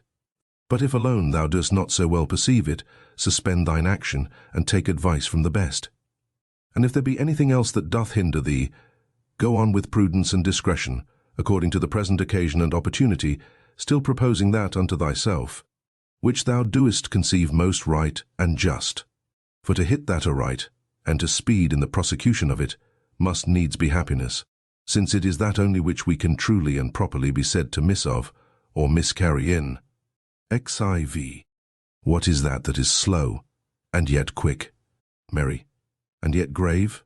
He that in all things doth follow reason for his guide. XV. In the morning as soon as thou art awaked, when thy judgment before either thy affections or external objects have wrought upon it, is yet most free and impartial. Put this question to thyself, whether if that which is right and just be done, the doing of it by thyself, or by others when thou art not able thyself, be a thing material or no, for sure it is not. And as for these that keep such a life, and stand so much upon the praises or dispraises of other men, hast thou forgotten what manner of men they be, that such and such upon their beds, and such at their board, what their ordinary actions are, what they pursue after, and what they fly from, what thefts and rapines they commit, if not with their hands and feet, yet with that more precious part of theirs, their minds, which, would it but admit of them, might enjoy faith, modesty, truth, justice, a good spirit. Give what thou wilt, and take away what thou wilt, saith he that is well taught and truly modest, to him that gives and takes away. And it is not out of a stout and peremptory resolution that he saith it, but in mere love and humble submission. XD Arnv. So live as indifferent to the world and all worldly objects, as one who liveth by himself alone upon some desert hill. For whether here or there, if the whole world be but as one town, it matters not much for the place. Let them behold and see a man, that is a man indeed, living according to the true nature of man. If they cannot bear with me, let them kill me. For better were it to die, than so to live as they would have thee. 18th. Make it not any longer a matter of dispute or discourse, what are the signs and proprieties of a good man, but really and actually to be such. 19th. Ever to represent unto thyself, and to set before thee, both the general age and time of the world, and the whole substance of it, and how all things particular in respect of these are for their substance, as one of the least seeds that is, and for their duration, as the turning of the pestle in the mortar once about. Then to fix thy mind upon every particular object of the world, and to conceive it, as it is indeed, as already being in the state of dissolution, and of change, tending to some kind of either putrefaction or dispersion, or whatsoever else it is, that is the death as it were of everything in his own kind. XX. Consider them through all actions and occupations of their lives, as when they eat, and when they sleep, when they are in the act of necessary exoneration, and when in the act of lust. Again, when they either are in their greatest exaltation, and in the middle of all their pomp and glory, or being angry and displeased in great state and majesty, as from an higher place, they chide and rebuke, how base and slavish, but a little while ago they were fain to be, that they might come to this, and within a very little while what will be their estate, when death hath once seized upon them. X. That is best for every one, that the common nature of all doth send unto every one, and then is it best, when she doth send it. X. The earth, saith the poet, doth often long after the rain. So is the glorious sky often as desirous to fall upon the earth, which argues a mutual kind of love between them. And so, say I, doth the world bear a certain affection of love to whatsoever shall come to pass. With thine affections shall mine concur, O world. The same, and no other, shall the object of my longing be which is of thine. Now that the world doth love, it is true indeed, so is it as commonly said, and acknowledged, ledged, when, according to the Greek phrase, imitated by the Latins of things that used to be, we say commonly, that they love to be. 23rd. Either thou dost continue in this kind of life, and that is it, which so long thou hast been used unto and therefore tolerable. Or thou doest retire, or leave the world, and that of thine own accord, and then thou hast thy mind, or thy life is cut off, and then mayst thou rejoice that thou hast ended thy charge. One of these must needs be. Be therefore of good comfort. XXIV, let it always appear and be manifest unto thee that solitariness and desert places, by many philosophers so much esteemed of and affected, are of themselves but thus and thus, and that all things are them to them that live in towns, and converse with others as they are the same nature everywhere to be seen and observed. To them that have retired themselves to the top of mountains, and to desert havens, or what other desert and inhabited places soever. For anywhere it thou wilt mayest thou quickly find and apply that to thyself, which Plato saith of his philosopher, in a place. As private and retired, saith he, as if he were shut up and enclosed about in some shepherd's lodge, on the top of a hill, there by thyself to put these questions to thyself, or to enter in these considerations. What is my chief and principal part, which hath power over the rest? What is now the present estate of it as I use it? And what is it that I employ it about? Is it now void of reason or no? Is it free and separated, or so affixed, so congealed and grown together as it were with the flesh, that it is swayed by the motions and inclinations of it? XXV. He that runs away from his master is a fugitive, but the law is every man's master. He therefore that forsakes the law is a fugitive. So is he, whosoever he be, that is either sorry, angry, or afraid, or for anything that either hath been, is, or shall be by his appointment, who is the Lord and Governor of the universe. For he truly and properly is, or the law, as the only, or distributor and dispenser of all things that happen unto any one in his lifetime. Whatsoever then is either sorry, angry, or afraid, is a fugitive, XXBI. From man is the seed, that once cast into the womb man hath no more to do with it. Another cause succeedeth, and undertakes the work, and in time brings a child, that wonderful effect from such a beginning, to perfection. Again, man lets food down through his throat, and that once down he hath no more to do with it. Another cause succeedeth and distributeth this food into the senses and the affections, into life and into strength, and doth with it those other many and marvellous things that belong unto man. These things therefore that are so secretly and invisibly wrought and brought to pass, thou must use to behold and contemplate, and not the things themselves only, but the power also by which they are effected, that thou mayst behold it, though not with the eyes of the body, yet as plainly and visibly as thou canst see and discern the outward efficient cause of the depression and elevation of anything. XXX. Why? Ever to mind and consider with thyself, how all things that now are, have been heretofore much after the same sort, and after the same fashion that now they are, and so to think of those things which shall be hereafter also.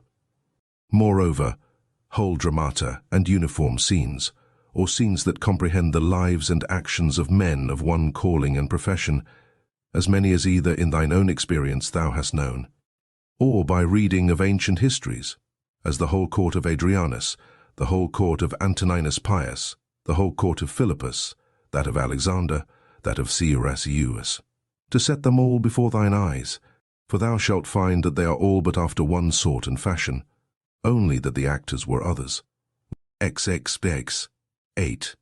As a pig that cries and flings when his throat is cut, fancy to thyself every one to be, that grieves for any worldly thing, and takes on. Such a one is he also, who upon his bed alone doth bewail the miseries of this our mortal life. And remember this, that unto reasonable creatures only it is granted that they may willingly and freely submit unto providence, but absolutely to submit is a necessity imposed upon all creatures equally. XX. Whatsoever it is that thou goest about, consider of it by thyself, and ask thyself, what? Because I shall do this no more when I am dead, should therefore death seem grievous unto me? XXX. When thou art offended with any man's transgression, presently reflect upon thyself, and consider what thou thyself art guilty of in the same kind. As that thou also perchance dost think it a happiness either to be rich, or to live in pleasure, or to be praised and commended, and so of the rest in particular. For this if thou shalt call to mind, thou shalt soon forget thine anger, especially when at the same time this also shall concur in thy thoughts, that he was constrained by his error and ignorance so to do. For how can he choose as long as he is of that opinion? Do thou therefore, if thou canst, take away that from him, that forceth him to do as he doth. XC. When thou seest Satiro, think of Socraticus and Eutyches, or Hymen, and when Euphrates, think of Eutychio, and Silvanus, when Alciphron, of Tropiophorus, when Xenophon of Crito or Severus, and when thou doest look upon thyself, fancy unto thyself some one or other of the Caesars, and so for every one, some one or other that hath been for estate and profession answerable unto him. Then let this come to thy mind at the same time, and where now are they all? Nowhere or anywhere. For so shalt thou at all time be able to perceive how all worldly things are, but as the smoke that vanisheth away, or indeed mere nothing.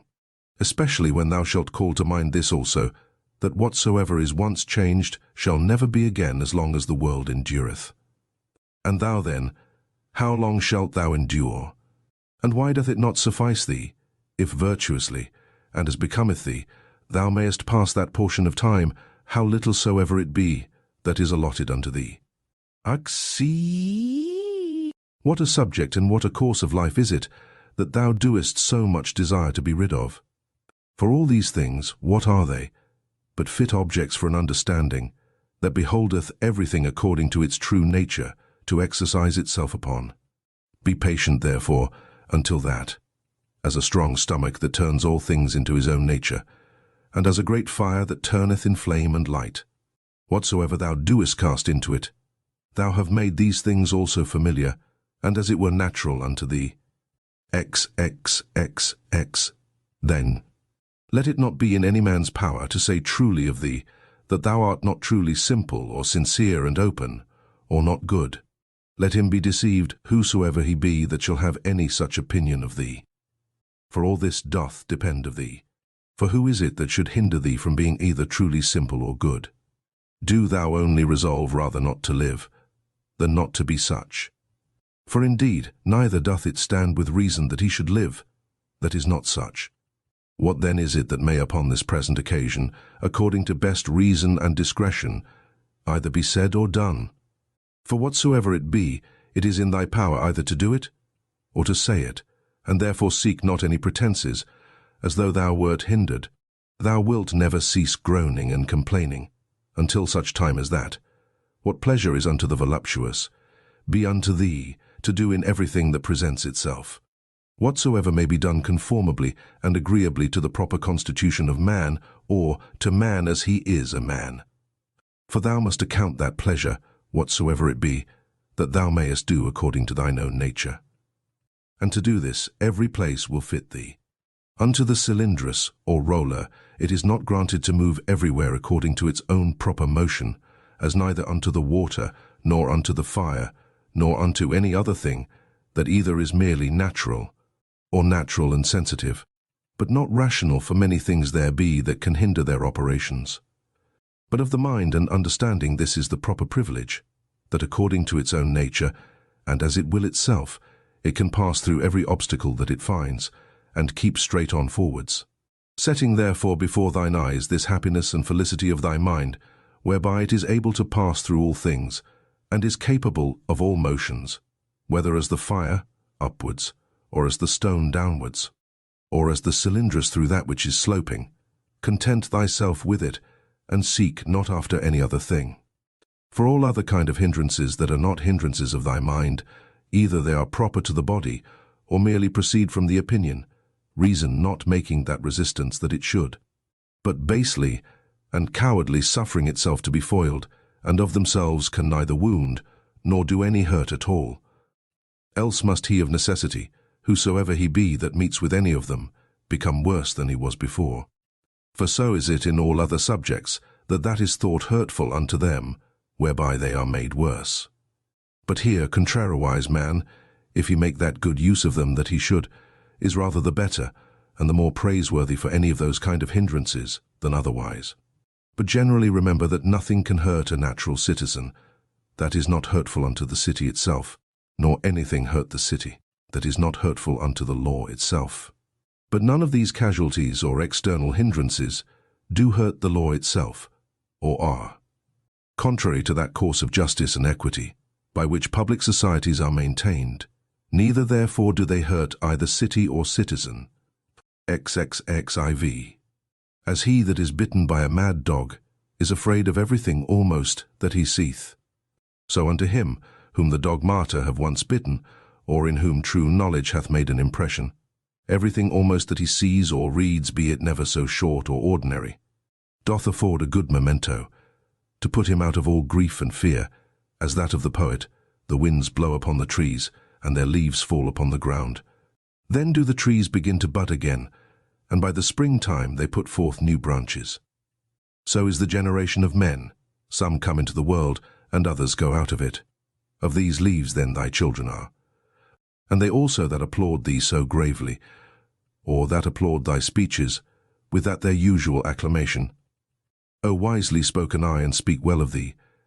As on the other side, they that stick not to curse thee, they that privately and secretly dispraise and deride thee, they also are but leaves. And they also that shall follow, in whose memories the names of men famous after death is preserved, they are but leaves neither. For even so is it of all these worldly things. Their spring comes, and they are put forth, then blows the wind, and they go down. And then in lieu of them grow others out of the wood or common matter of all things, like unto them. But to endure but for a while is common unto all. Why then shouldest thou so earnestly either seek after these things, or fly from them, as though they should endure for ever? Yet a little while, and thine eyes will be closed up, and for him that carries thee to thy grave shall another mourn within a while after. XXV. A good eye must be good to see whatsoever is to be seen, and not green things only. For that is proper to sore eyes. So must a good ear, and a good smell be ready for whatsoever is either to be heard or smelt, and a good stomach as indifferent to all kinds of food, as a millstone is, to whatsoever she was made for to grind. As ready therefore must a sound understanding be for whatsoever shall happen. But he that saith, O that my children might live, and, O that all men might commend me for whatsoever I do, is an eye that seeks after green things, or as teeth, after that which is tender. XXXI. There is not any man that is so happy in his death, but that some of those that are by him when he dies will be ready to rejoice at his supposed calamity. Is it one that was virtuous and wise indeed? Will there not some one or other be found, who thus will say to himself, Well, now at last shall I be at rest from this pedagogue.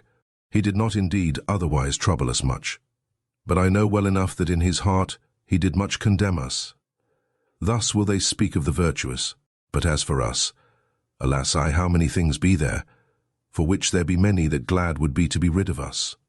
This therefore, if thou shalt think of whensoever thou diest, thou shalt die the more willingly, when thou shalt think with thyself, I am now to depart from that world, wherein those that have been my nearest friends and acquaintances, they whom I have so much suffered for, so often prayed for, and for whom I have taken such care, even they would have me die, hoping that after my death they shall live happier than they did before. What then should any man desire to continue here any longer? Nevertheless, whensoever thou diest, thou must not be less kind and loving unto them for it, but as before, see them, continue to be their friend, to wish them well and meekly, and gently to carry thyself towards them, but yet so that on the other side it make thee not the more unwilling to die. But as it fareth with them that die an easy quick death, whose soul is soon separated from their bodies, so must thy separation from them be. To these had nature joined and annexed me. Now she parts us. I am ready to depart, as from friends and kinsmen, but yet without either reluctancy or compulsion. For this also is according to nature. XXXXX. Use thyself, as often as thou seest any man do anything, presently, if it be possible, to say unto thyself, What is this man's end in this his action?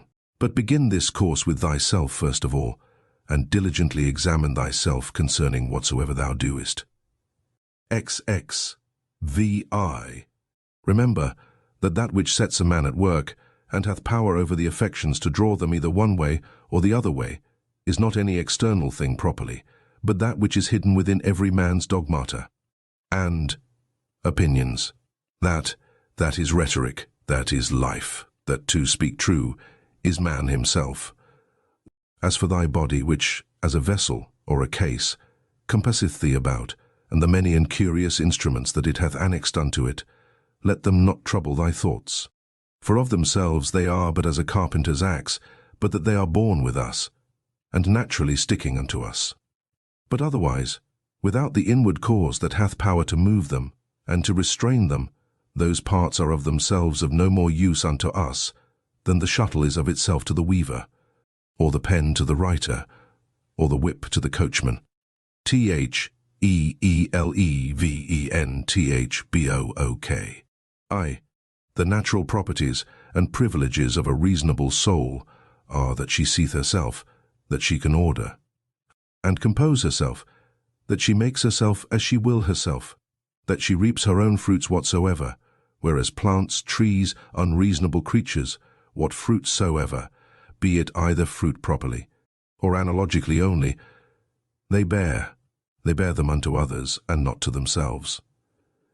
Again, whensoever, and wheresoever, sooner or later, her life doth end, she hath her own end, nevertheless.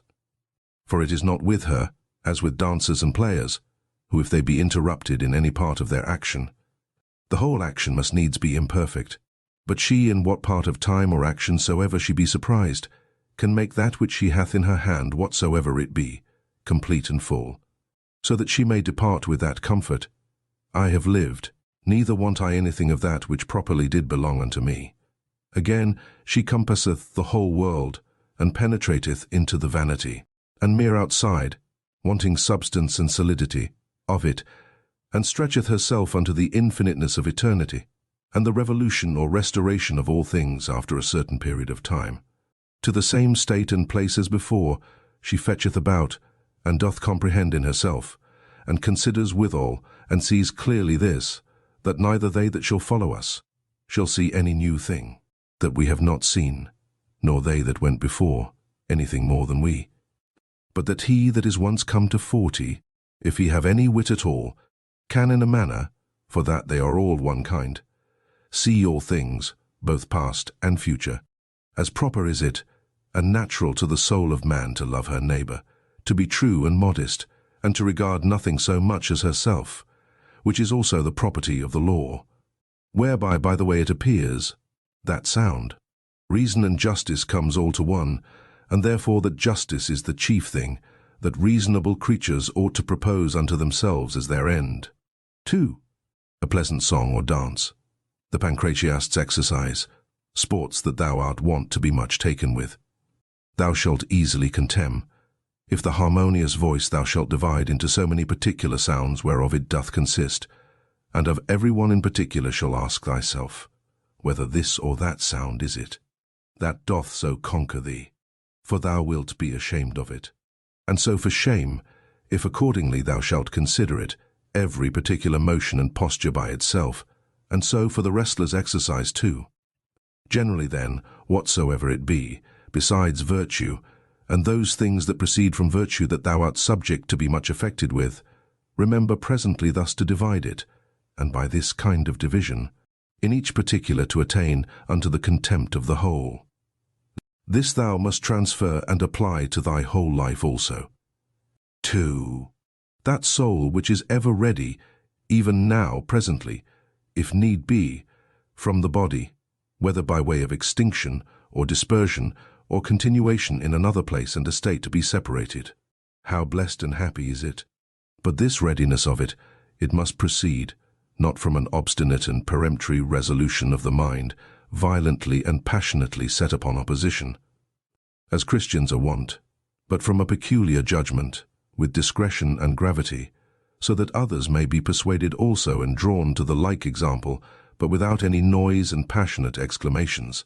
Have I done anything charitably? Then am I benefited by it. See that this upon all occasions may present itself unto thy mind, and never cease to think of it. What is thy profession? To be good. And how should this be well brought to pass, but by certain theorems and doctrines, some concerning the nature of the universe, and some concerning the proper and particular constitution of man? Tragedies were at first brought in and instituted, to put men in mind of worldly chances and casualties, that these things in the ordinary course of nature did so happen, that men that were much pleased and delighted by such accidents upon this stage, would not by the same things in a greater stage be grieved and afflicted. For here you see what is the end of all such things, and that even they that cry out so mournfully to Citharon must bear them for all their cries and exclamations, as well as others.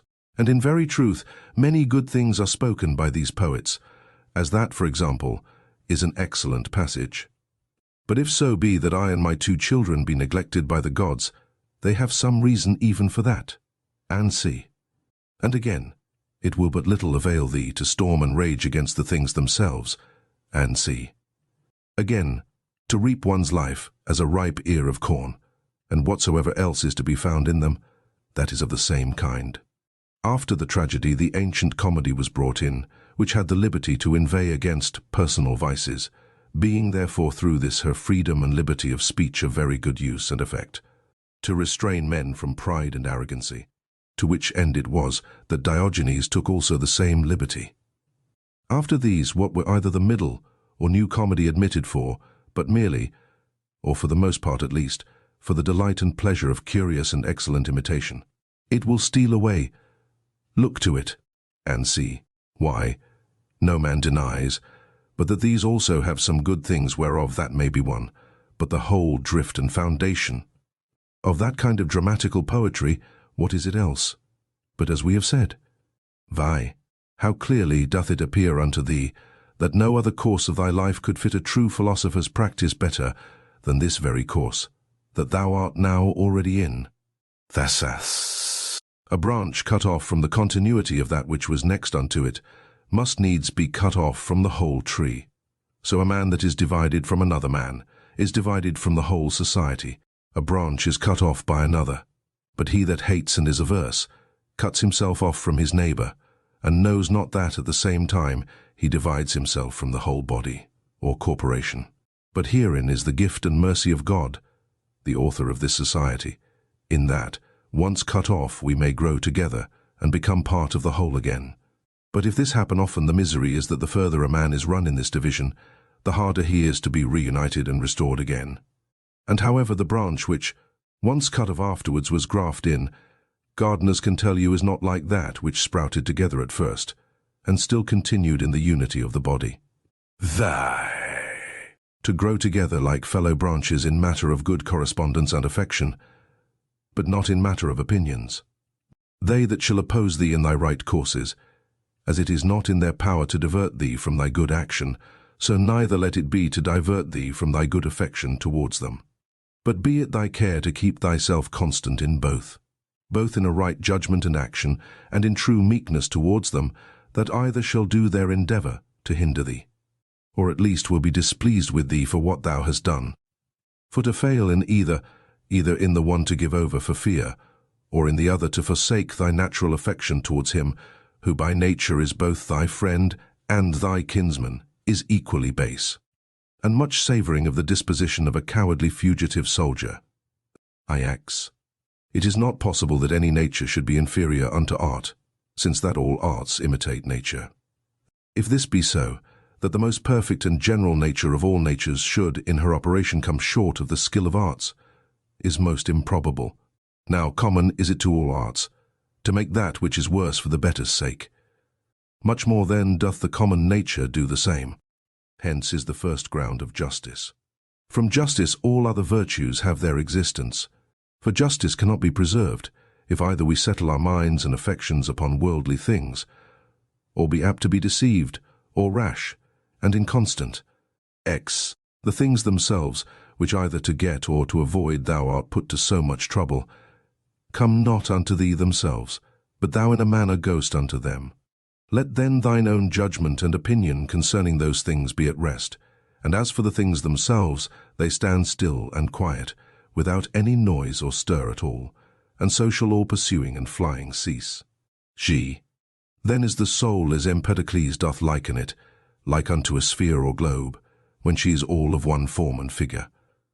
When she neither greedily stretcheth out herself unto anything, nor basely contracts herself, or lies flat and dejected, but shineth all with light, whereby she does see and behold the true nature, both that of the universe, and her own in particular. Cha. Will any contemn me? Let him look to that. Upon what grounds he does it, my care shall be that I may never be found either doing or speaking anything that doth truly deserve contempt. Will any hate me? Let him look to that. I for my part will be kind and loving unto all, and even unto him that hates me, whomsoever he be, will I be ready to show his error, not by way of exprobation or ostentation of my patience, but ingenuously and meekly, such as was that famous Phocion, if so be that he did not dissemble. For it is inwardly that these things must be, that the gods who look inwardly, and not upon the outward appearance, may behold a man truly free from all indignation and grief.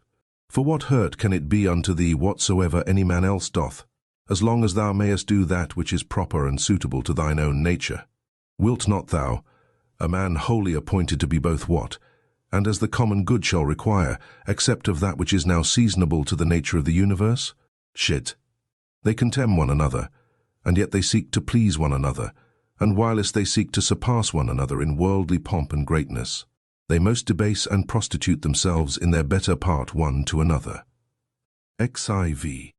How rotten and insincere is he that saith, I am resolved to carry myself hereafter towards you with all ingenuity and simplicity. O man, what doest thou mean? What needs this profession of thine? The thing itself will show it. It ought to be written upon thy forehead. No sooner thy voice is heard, than thy countenance must be able to show what is in thy mind, even as he that is loved knows presently by the looks of his sweetheart what is in her mind. Such must he be for all the world, that is truly simple and good, as he whose armholes are offensive, that whosoever stands by, as soon as ever he comes near him, may as it were smell him whether he will or no. But the affectation of simplicity is nowise laudable. There is nothing more shameful than perfidious friendship.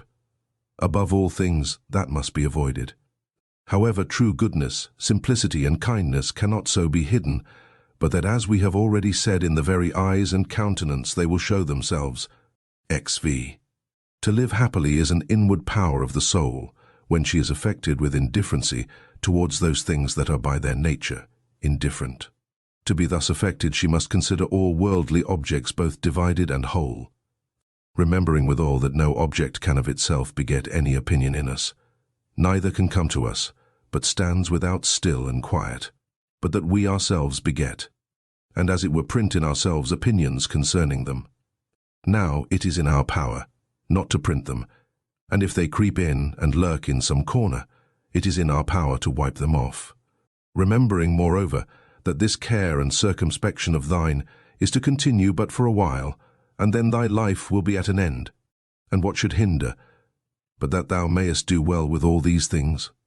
For if they be according to nature, rejoice in them, and let them be pleasing and acceptable unto thee. But if they be against nature, seek thou that which is according to thine own nature, and whether it be for thy credit or no. Use all possible speed for the attainment of it, for no man ought to be blamed, for seeking his own good and happiness. X. Of everything thou must consider from whence it came, of what things it doth consist, and into what it will be changed, what will be, the nature of it, or what it will be like unto when it is changed, and that it can suffer no hurt by this change. And as for other men's either foolishness or wickedness, that it may not trouble and grieve thee, first generally thus, what reference have I unto these, and that we are all born for one another's good? Then more particularly after another consideration, as a ram is first in a flock of sheep, and a bull in a herd of cattle, so am I born to rule over them. Begin yet higher, even from this. If atoms be not the beginning of all things, than which to believe nothing can be more absurd, then must we needs grant that there is a nature that doth govern the universe. If such a nature, then are all worse things made for the better's sake, and all better for one another's sake. Secondly, what manner of men they be, at board, and upon their beds, and so forth. But above all things, how they are forced by their opinions that they hold, to do what they do, and even those things that they do, with what pride and self-conceit they do them. Thirdly, that if they do these things rightly, thou hast no reason to be grieved. But if not rightly, it must needs be, that they do them against their wills, and through mere ignorance. For as, according to Plato's opinion, no soul doth willingly err, so by consequent neither doth it anything otherwise than it ought, but against her will. Therefore are they grieved, whensoever they hear themselves charged, either of injustice, or unconscionableness, or covetousness, or in general, of any injurious kind of dealing towards their neighbours. Fourthly, that thou thyself doest transgress in many things, and art even such another as they are. And though perchance thou doest forbear the very act of some sins, yet hast thou in thyself an habitual disposition to them, but that either through fear, or vainglory, or some such other ambitious foolish respect, thou art restrained. Fifthly, that whether they have sinned or no, thou dost not understand perfectly. For many things are done by way of discreet policy, and generally a man must know many things first, before he be able truly and judiciously to judge of another man's action. Sixthly, that whensoever thou doest take on grievously, or makest great woe, little doest thou remember then that a man's life is but for a moment of time, and that within a while, we shall all be in our graves. Seventhly, that it is not the sins and transgressions themselves that trouble us properly, for they have their existence in their minds and understandings only. That commit them, but our own opinions concerning those sins. Remove then, and be content to part with that conceit of thine, that it is a grievous thing, and thou hast removed thine anger. But how should I remove it? How? Reasoning with thyself that it is not shameful. For if that which is shameful be not the only true evil that is, thou also wilt be driven whilst thou doest follow the common instinct of nature, to avoid that which is evil, to commit many unjust things, and to become a thief and anything that will make to the attainment of thy intended worldly ends.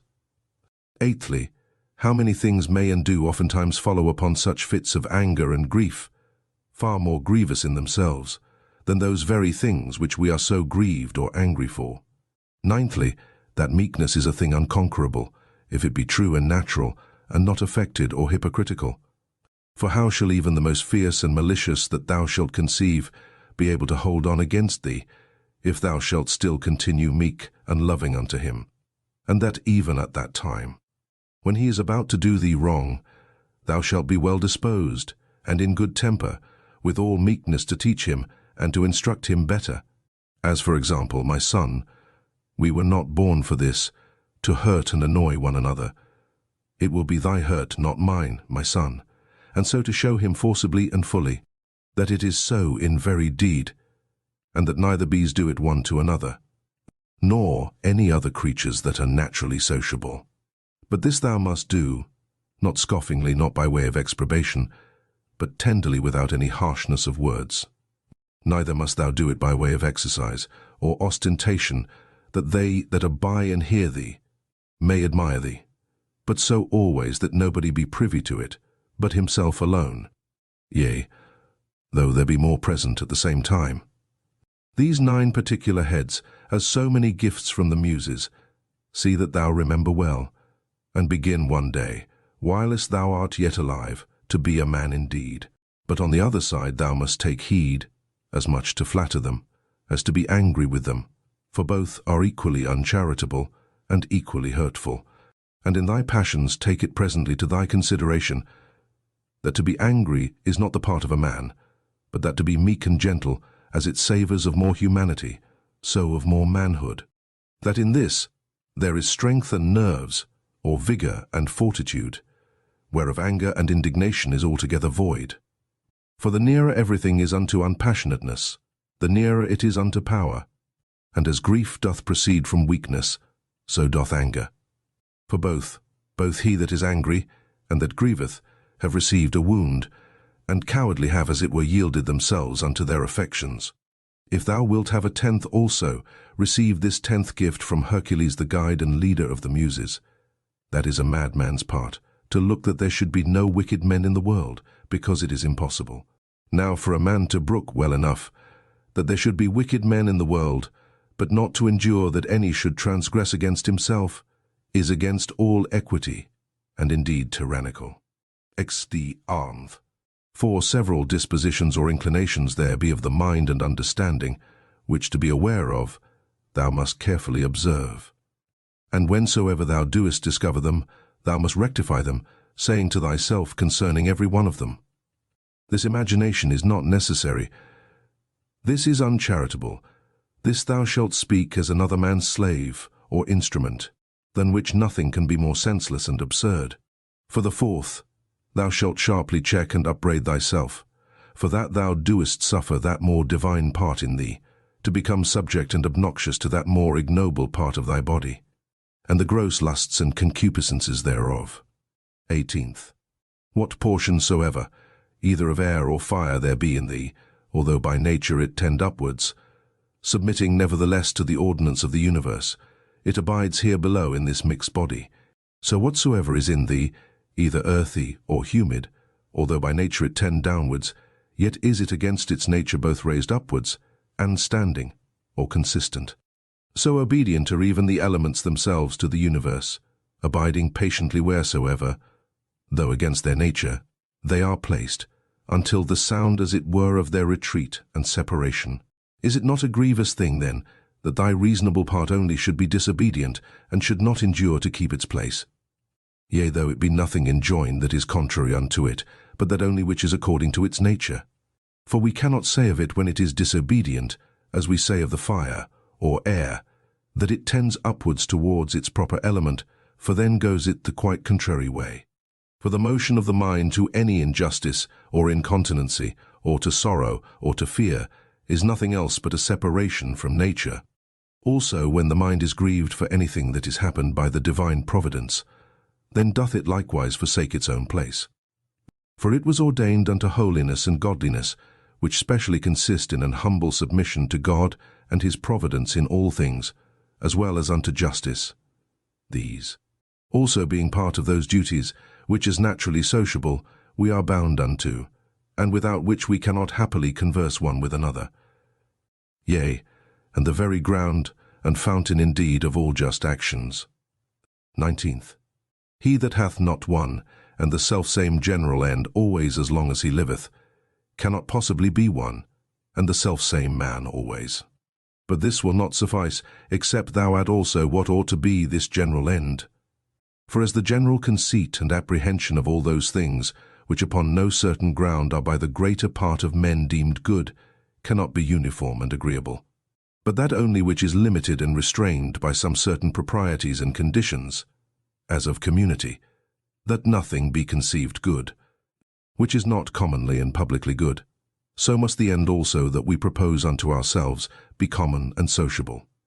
For he that doth direct all his own private motions and purposes to that end, all his actions will be agreeable and uniform, and by that means will be still the same man. XX. Remember the fable of the country mouse and the city mouse, and the great fright and terror that this was put into. X. Socrates was wont to call the common conceits and opinions of men, the common bugbears of the world, the proper terror of silly children. X. The Lacedaemonians at their public spectacles were wont to appoint seats and forms for their strangers in the shadow. They themselves were content to sit anywhere. 23rd. What Socrates answered unto Perdiccas, why he did not come unto him, lest of all deaths I should die the worst kind of death, said he, that is, not able to requite the good that hath been done unto me. XXIV. In the ancient mystical letters of the Ephesians, there was an item that a man should always have in his mind some one or other of the ancient worthies. XXV. The Pythagoreans were wont betimes in the morning the first thing they did, to look up unto the heavens, to put themselves in mind of them who constantly and invariably did perform their task, as also to put themselves in mind of orderliness, or good order, and of purity, and of naked simplicity, for no star or planet hath any cover before it. XXBI. How Socrates looked when he was fain to gird himself with a skin, Xanthippe his wife having taken away his clothes, and carried them abroad with her, and what he said to his fellows and friends, who were ashamed, and out of respect to him, did retire themselves when they saw him thus decked. XXX. Boy. In matter of writing or reading thou must needs be taught before thou can do either, much more in matter of life. For thou art born a mere slave to thy senses and brutish affections, destitute without teaching of all true knowledge and sound reason. XXX. 8. My heart smiled within me. They will accuse even virtue herself, with heinous and opprobrious words. XX. As they that long after figs in winter when they cannot be had, so are they that long after children, before they be granted them. XXX. As often as a father kisseth his child, he should say secretly with himself, said Epictetus, tomorrow perchance shall he die. But these words be ominous. No words ominous, said he, that signify anything that is natural, in very truth and deed not more ominous than this, to cut down grapes when they are ripe. Green grapes, ripe grapes, dried grapes, or raisins. So many changes and mutations of one thing, not into that which was not absolutely, but rather so many several changes and mutations, not into that which hath no being at all, but into that which is not yet in being. XC. Of the free will there is no thief or robber, out of Epictetus, whose is this also, that we should find a certain art and method of assenting, and that we should always observe with great care and heed the inclinations of our minds, that they may always be with their due restraint and reservation, always charitable, and according to the true worth of every present object. And as for earnest longing, that we should altogether avoid it, and to use averseness in those things only, that wholly depend of our own wills. It is not about ordinary petty matters, believe it, that all our strife and contention is, but whether, with the vulgar, we should be mad, or by the help of philosophy wise and sober, said he. Axi, Socrates said, what will you have? The souls of reasonable or unreasonable creatures? Of reasonable. But what?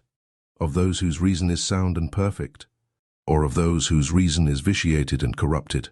Of those whose reason is sound and perfect. Why then labor ye not for such? Because we have them already. What then do ye so strive and contend between you? Thetwelfthbook. Aye, whatsoever thou doest hereafter aspire unto, thou mayest even now enjoy and possess, if thou doest not envy thyself thine own happiness. And that will be, if thou shalt forget all that is past, and for the future refer thyself wholly to the divine providence, and shalt bend and apply all thy present thoughts and intentions to holiness and righteousness. To holiness, in accepting willingly whatsoever is sent by the divine providence, as being that which the nature of the universe hath appointed unto thee, which also hath appointed thee for that, whatsoever it be. To righteousness, in speaking the truth freely, and without ambiguity, and in doing all things justly and discreetly. Now in this good course, let not other men's either wickedness or opinion or voice hinder thee. No, nor the sense of this thy pampered mass of flesh, for let that which suffers look to itself. If therefore whensoever the time of thy departing shall come, thou shalt readily leave all things, and shalt respect thy mind only, and that divine part of thine, and this shall be thine only fear. Not that some time or other thou shalt cease to live, but thou shalt never begin to live according to nature. Then shalt thou be a man indeed, worthy of that world, from which thou hadst thy beginning. Then shalt thou cease to be a stranger in thy country, and to wonder at those things that happen daily, as things strange and unexpected, and anxiously to depend of divers, things that are not in thy power. 2. God beholds our minds and understandings, bare and naked from these material vessels, and outsides, and all earthly dross. For with his simple and pure understanding he pierceth into our inmost and purest parts, which from his, as it were by a water pipe and channel, first flowed and issued. This if thou also shalt use to do, thou shalt rid thyself of that manifold luggage, wherewith thou art round about encumbered.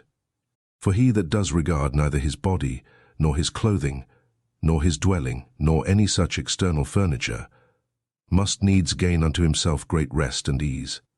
3 things there be in all, which thou doest consist of, thy body, thy life, and thy mind. Of these the 2 former are so far forth thine, as that thou art bound to take care for them. But the 3rd alone is that which is properly thine. If then thou shalt separate from thyself, that is from thy mind, whatsoever other men either do or say, or whatsoever thou thyself hast heretofore either done or said, and all troublesome thoughts concerning the future, and whatsoever, as either belonging to thy body or life, is without the jurisdiction of thine own will, and whatsoever in the ordinary course of human chances and accidents doth happen unto thee, so that thy mind, keeping herself loose and free from all outward coincidental entanglements, always in a readiness to depart, shall live by herself and to herself, doing that which is just, accepting whatsoever doth happen, and speaking the truth always, if I say, thou shalt separate from thy mind. Whatsoever by sympathy might adhere unto it, and all time both past and future, and shalt make thyself in all points and respects, like unto Empedocles his allegorical sphere, all round and circular, ANC, and shalt think of no longer life than that which is now present. Then shalt thou be truly able to pass the remainder of thy days without troubles and distractions. nobly and generously disposed, and in good favour and correspondency, with that spirit which is within thee. 2. I have often wondered how it should come to pass that every man loving himself best should more regard other men's opinions concerning himself than his own. For if any god or grave master standing by should command any of us to think nothing by himself but what he should presently speak out, no man were able to endure it, though but for one day. Thus do we fear more what our neighbours will think of us than what we ourselves. V. How come it to pass that the gods, having ordered all other things so well and so lovingly, should be overseen in this one only thing? That whereas then hath been some very good men that have made many covenants as it were with God, and by many holy actions and outward services contracted a kind of familiarity with him, that these men, when once they are dead, should never be restored to life, but be extinct forever. But this thou mayest be sure of, that this, if it be so indeed, would never have been so ordered by the gods, had it been fit otherwise. For certainly it was possible, had it been more just so, and had it been according to nature, the nature of the universe would easily have borne it. But now, because it is not so, if so be that it be not so indeed, be therefore confident that it was not fit, it should be so, for thou seest thyself, that now seeking after this matter, how freely thou doest argue and contest with God. But were not the gods both just and good in the highest degree, thou durst not thus reason with them. Now if just and good, it could not be that in the creation of the world they should either unjustly or unreasonably oversee anything. V. Use thyself even unto those things that thou doest at first despair of.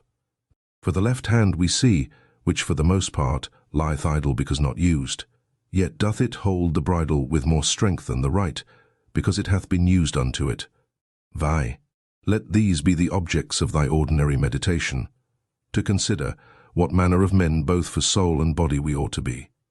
Whensoever death shall surprise us, the shortness of this our mortal life, the immense vastness of the time that hath been before, and will he after us, the frailty of every worldly material object, all these things to consider, and behold clearly in themselves, all disguisement of external outside being removed and taken away. Again, to consider the efficient causes of all things, the proper ends and references of all actions, what pain is in itself, what pleasure, what death, what fame or honour, how every man is the true and proper ground of his own rest and tranquillity, and that no man can truly be hindered by any other, that all is but conceit and opinion. As for the use of thy dogmata, thou must carry thyself in the practice of them, rather like unto a Pancratiastes, or one that at the same time both fights and wrestles with hands and feet, than a gladiator. For this, if he lose his sword that he fights with, he is gone, whereas the other hath still his hand free, which he may easily turn and manage at his will. Thus, all worldly things thou must behold and consider, dividing them into matter, form, and reference, or their proper end. How happy is man in this his power that hath been granted unto him, that he needs not do anything but what God shall approve, and that he may embrace contentedly whatsoever God doth send unto him. Ix. Whatsoever doth happen in the ordinary course and consequence of natural events, neither the gods, for it is not possible that they either wittingly or unwittingly should do anything amiss, nor men, for it is through ignorance, and therefore against their wills that they do anything amiss, must be accused. None then must be accused. X. How ridiculous and strange is he that wonders at anything that happens in this life in the ordinary course of nature. G. Either fate, and that either an absolute necessity and unavoidable decree, or a placable and flexible providence, or all is a mere casual confusion, void of all order and government. If an absolute and unavoidable necessity, why doest thou resist? If a placable and exorable providence, make thyself worthy of the divine help and assistance. If all be a mere confusion without any moderator or governor, then hast thou reason to congratulate thyself, that in such a general flood of confusion thou thyself hast obtained a reasonable faculty, whereby thou mayest govern thine own life and actions. But if thou beest carried away with the flood, it must be thy body perchance, or thy life, or some other thing that belongs unto them that is carried away. Thy mind and understanding cannot. Or should it be so, that the light of a candle indeed is still bright and lightsome until it be put out? And should truth, and righteousness, and temperance cease to shine in thee whilst thou thyself hast any being? Ja. At the conceit and apprehension that such and such a one hath sinned, thus reason with thyself, what do I know whether this be a sin? Indeed, as it seems to be. But if it be, what do I know but that he himself hath already condemned himself for it? And that is all one as if a man should scratch and tear his own face, an object of compassion rather than of anger. Again, that he that would not have a vicious man to sin is like unto him that would not have moisture in the fig, nor children to whelp, nor a horse to neigh, nor anything else that in the course of nature is necessary. For what shall he do that hath such an habit? If thou therefore beest powerful and eloquent, remedy it if thou canst. Shit. If it be not fitting, do it not. If it be not true, speak it not. Ever maintain thine own purpose and resolution free from all compulsion and necessity. XIV. Of everything that presents itself unto thee, to consider what the true nature of it is, and to unfold it, as it were, by dividing it into that which is formal, that which is material, the true use or end of it, and the just time that it is appointed to last. XV. It is high time for thee to understand that there is somewhat in thee, better and more divine than either thy passions or thy sensual appetites and affections. What is now the object of my mind? Is it fear, or suspicion, or lust, or any such thing? To do nothing rashly without some certain end, let that be thy first care. The next, to have no other end than the common good. For, alas, yet a little while, and thou art no more will any, either of those things that now thou seest, or of those men that now are living, be any more. For all things are by nature appointed soon to be changed, turned, and corrupted, that other things might succeed in their room. X. Remember that all is but opinion, and all opinion depends of the mind. Take thine opinion away, and then as a ship that hath stricken in within the arms and mouth of the harbour, a present calm, all things safe and steady, a bay, not capable of any storms and tempests, as the poet hath it. XD armth.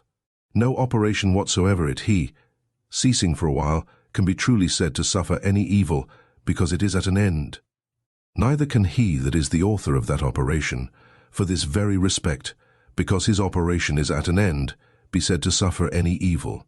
Likewise then, neither can the whole body of all our actions, which is our life, if in time it cease, be said to suffer any evil for this very reason, because it is at an end, nor he truly be said to have been ill-affected, that did put a period to this series of actions.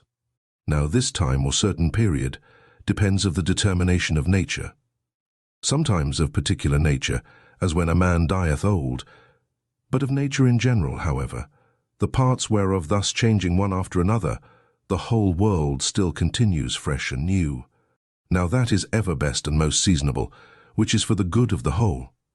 Thus it appears that death of itself can neither be hurtful to any in particular, because it is not a shameful thing, for neither is it a thing that depends of our own will, nor of itself contrary to the common good, and generally, as it is both expedient and seasonable to the whole, that in that respect it must needs be good. It is that also which is brought unto us by the order and appointment of the divine providence, so that he whose will and mind in these things runs along with the divine ordinance, and by this concurrence of his will and mind with the divine providence, is led, and driven along, as it were by God himself, may truly be termed and esteemed thee, or divinely led and inspired. 18th. These three things thou must have always in a readiness. First, concerning thine own actions, whether thou doest nothing either idly or otherwise. Then justice and equity do require, and concerning those things that happen unto thee externally, that either they happen unto thee by chance or by providence, of which two to accuse either, is equally against reason. Secondly, what like unto our bodies are whilst yet rude and imperfect, until they be animated, and from their animation until their expiration. Of what things they are compounded, and into what things they shall be dissolved. Thirdly, how vain all things will appear unto thee when from on high, as it were, looking down thou shalt contemplate all things upon earth, and the wonderful mutability that they are subject unto. Considering withal the infinite both greatness and variety of things aerial, and things celestial that are round about it, and that as often as thou shalt behold them, thou shalt still see the same, as the same things, so the same shortness of continuance of all those things. And behold, these be the things that we are so proud and puffed up for. 19th. Cast away from the opinion, and thou art safe. And what is it that hinders thee from casting of it away? When thou art grieved at anything, hast thou forgotten that all things happen according to the nature of the universe, and that him only it concerns, who is in fault, and moreover that what is now done, is that which from ever hath been done in the world, and will ever be done, and is now done everywhere, how nearly all men are allied one to another by a kindred not of blood, nor of seed, but of the same mind. Thou hast also forgotten that every man's mind partakes of the deity, and issueth from thence, and that no man can properly call anything his own, no, not his son, nor his body, nor his life, for that they all proceed from that one who is the giver of all things. That all things are but opinion, that no man lives properly, but that very instant of time which is now present, and therefore that no man whensoever he dieth can properly be said to lose any more than an instant of time. XX. Let thy thoughts ever run upon them, who once for some one thing or other were moved with extraordinary indignation, who were once in the highest pitch of either honour, or calamity, or mutual hatred and enmity, or of any other fortune or condition whatsoever. Then consider what's now become of all those things. All is turned to smoke, all to ashes, and a mere fable, and perchance not so much as a fable. As also whatsoever is of this nature, as Fabius Catilinus in the field, Lucius Lupus, and Statinius, at by Tiberius at Caprae and Velius Rufus, and all such examples of vehement prosecution in worldly matters.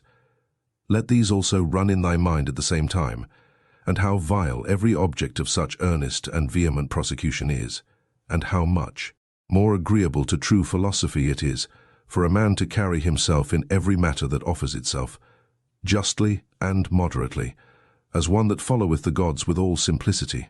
For a man to be proud and high-conceited, that he is not proud and high-conceited, is of all kind of pride and presumption the most intolerable. X. To them that ask thee, where hast thou seen the gods, or how knowest thou certainly that there be gods, that thou art so devout in their worship? I answer first of all, that even to the very eye they are in some manner visible and apparent. Secondly, neither have I ever seen mine own soul, and yet I respect and honour it. So then for the gods, by the daily experience that I have of their power and providence towards myself and others, I know certainly that they are, and therefore worship them. Herein doth consist happiness of life, for a man to know thoroughly the true nature of everything, what is the matter, and what is the form of it, with all his heart and soul, ever to do that which is just, and to speak the truth. What then remaineth but to enjoy thy life in a course and coherence of good actions, one upon another immediately succeeding, and never interrupted, though for never so little a while. 23rd. There is but one light of the sun, though it be intercepted by walls and mountains and other thousand objects. There is but one common substance of the whole world, though it be concluded and restrained into several different bodies, in number infinite. There is but one common soul, though divided into innumerable particular essences and natures. So is there but one common intellectual soul, though it seem to be divided.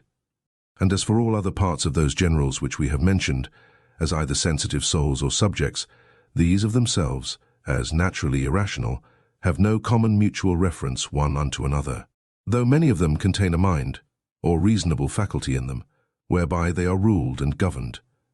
But of every reasonable mind, this the particular nature, that it hath reference to whatsoever is of her own kind, and desireth to be united. Neither can this common affection or mutual unity and correspondency be here intercepted or divided or confined to particulars as those other common things are. XXIV. What doest thou desire? To live long. What? To enjoy the operations of a sensitive soul or of the appetitive faculty? Or wouldst thou grow and then decrease again? Wouldst thou long be able to talk, to think and reason with thyself?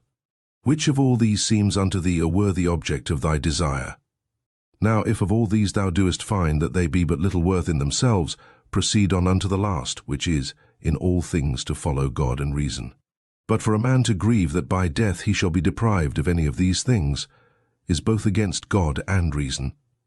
XXV. What a small portion of vast and infinite eternity it is that is allowed unto every one of us, and how soon it vanisheth into the general age of the world. Of the common substance, and of the common soul, also, what a small portion is allotted unto us, and in what a little clod of the whole earth, as it were, it is that thou doest crawl.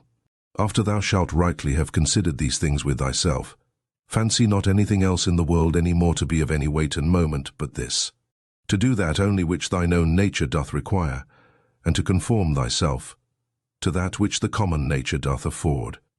XXBI. What is the present estate of my understanding? For herein lieth all indeed. As for all other things, they are without the compass of mine own will, and if without the compass of my will, then are they as dead things unto me, and as it were mere smoke. XXX. Why? To stir up a man to the contempt of death, this among other things, is of good power and efficacy, that even they who esteemed pleasure to be happiness, and pain misery, did nevertheless many of them contemn death as much as any. And can death be terrible to him, to whom that only seems good, which in the ordinary course of nature is seasonable? To him, to whom, whether his actions be many or few, so they be all good, is all one, and who, whether he behold the things of the world being always the same either for many years, or for few years only, is altogether indifferent.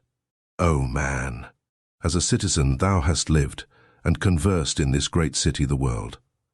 Whether just for so many years, or no, what is it unto thee?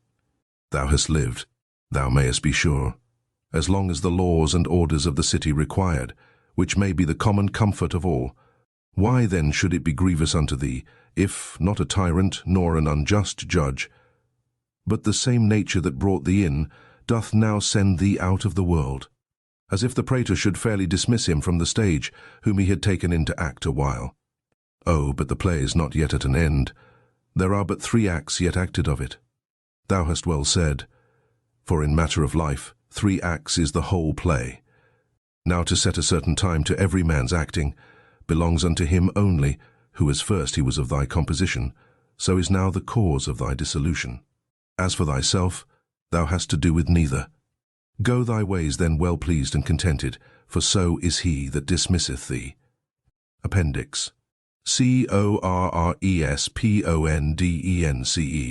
of M. Aurelius Antoninus and M. Cornelius Fronto I. M. Cornelius Fronto was a Roman by descent, but of provincial birth, being native to Cirta in Numidia. Thence he migrated to Rome in the reign of Hadrian, and became the most famous rhetorician of his day. As a pleader and orator he was counted by his contemporaries hardly inferior to Tully himself, and as a teacher his aid was sought for the noblest youths of Rome. To him was entrusted the education of M. Aurelius and of his colleague L. Verus in their boyhood, and he was rewarded for his efforts by a seat in the Senate and the consular rank, AD 143. By the exercise of his profession he became wealthy, and if he speaks of his means as not great, too, he must be comparing his wealth with the grandees of Rome, not with the ordinary citizen.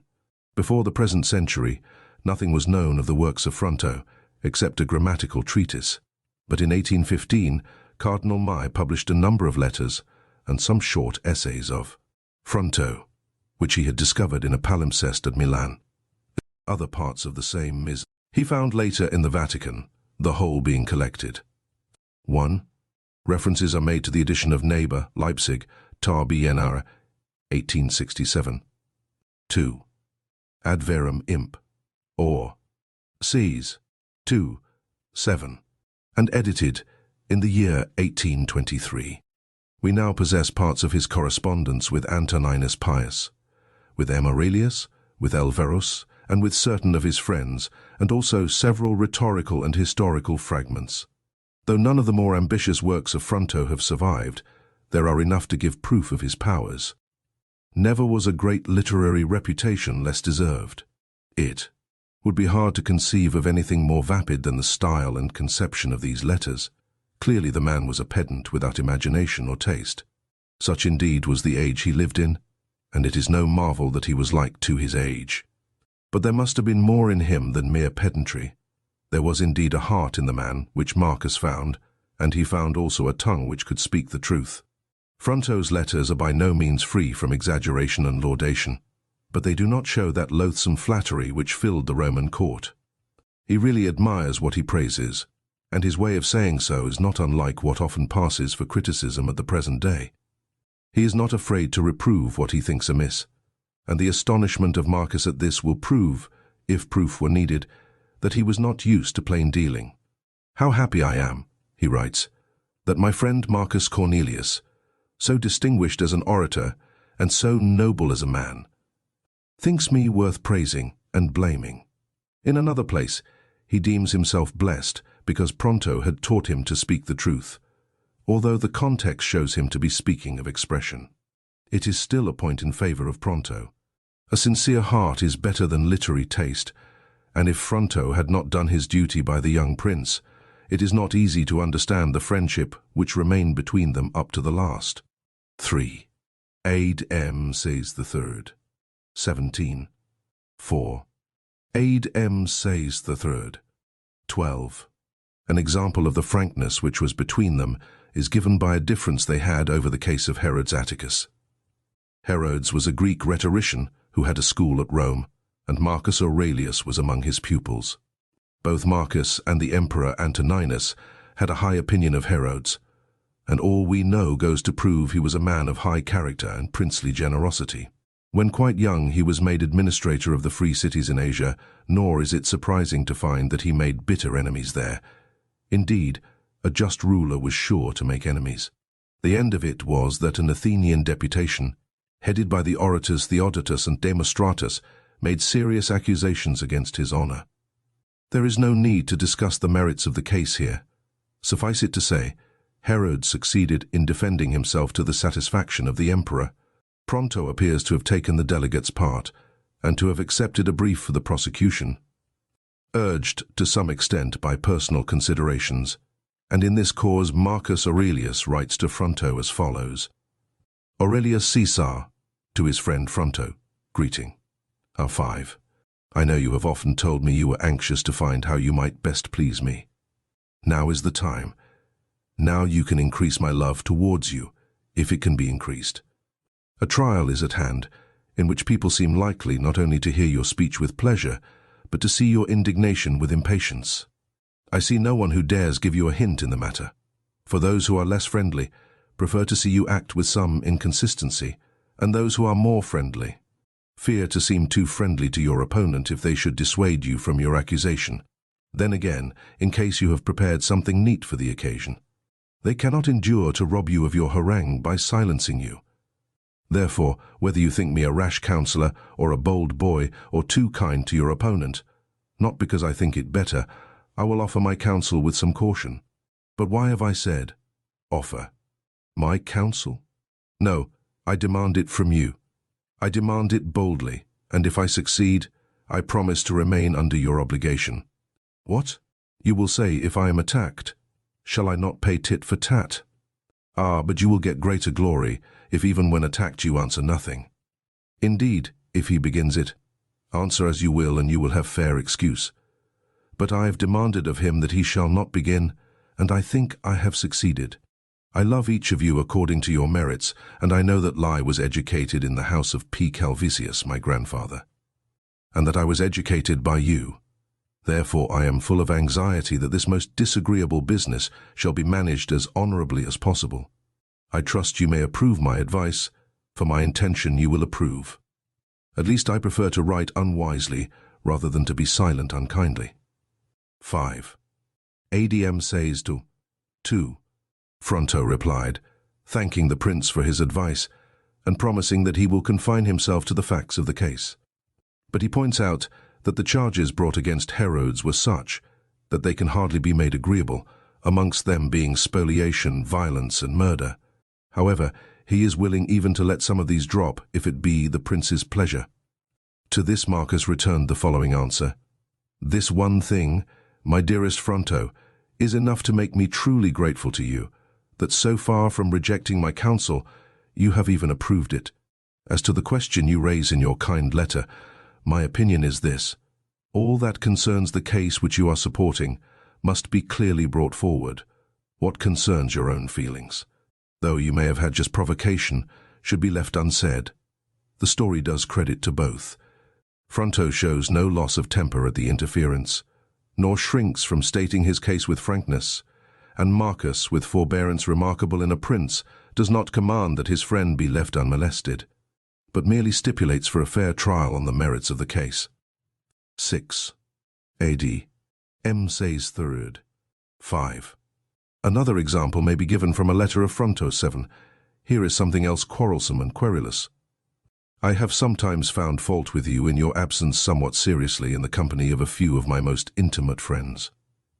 At times, for example, when you mixed in society with a more solemn look than was fitting, or would read books in the theatre or in a banquet, nor did I absent myself from theatre or banquet when you did.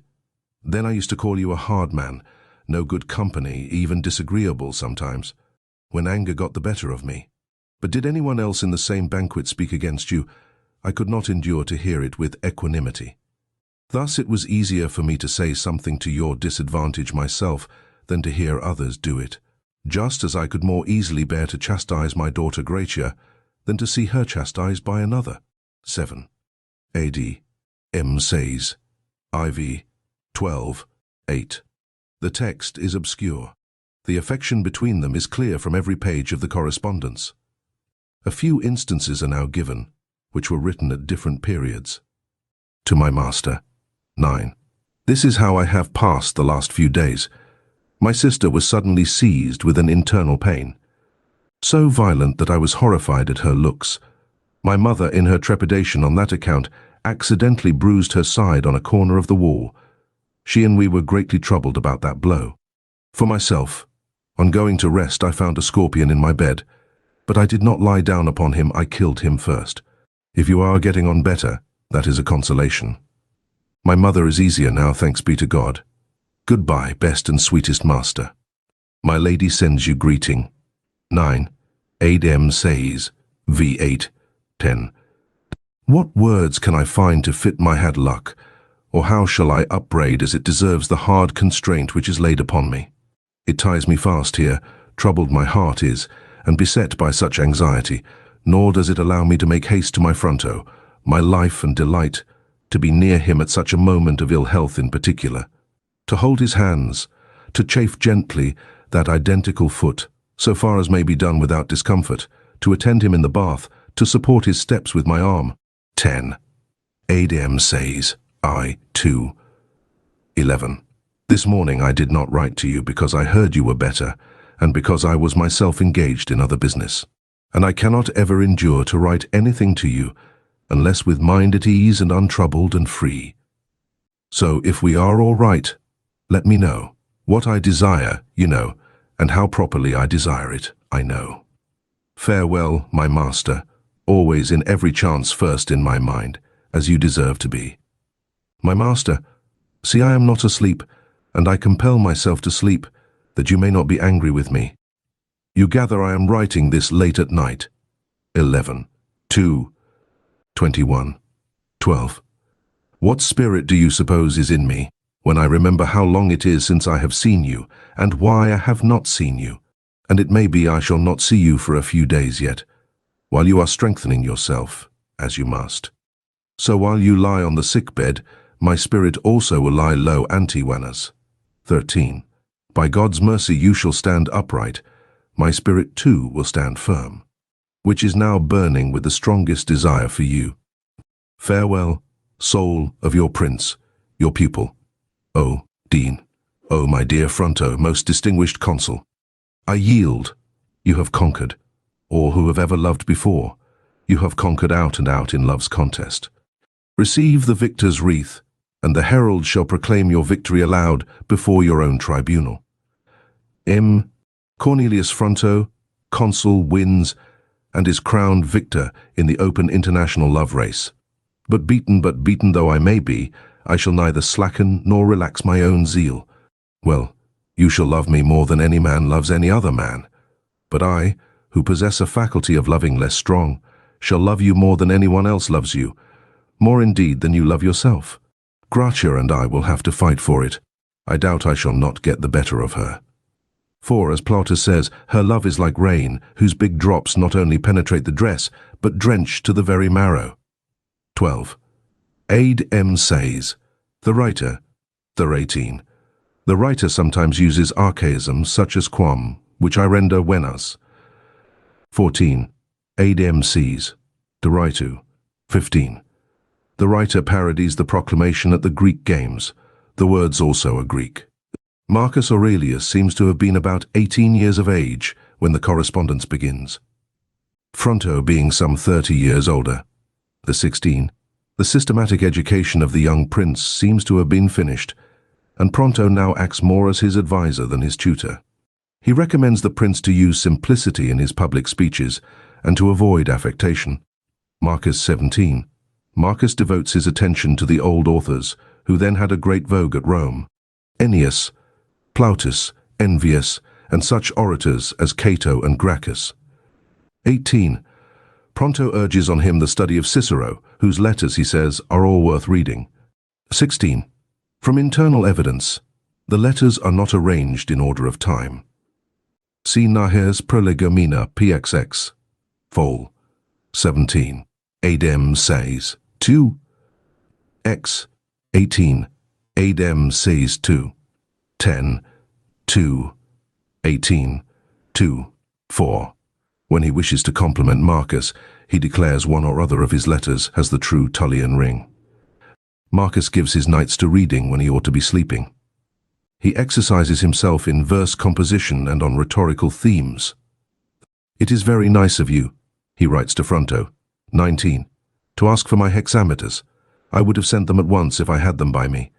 The fact is, my secretary, and as Setutian know who I mean, did not pack up any of my compositions for me to take away with me. He knows my weakness.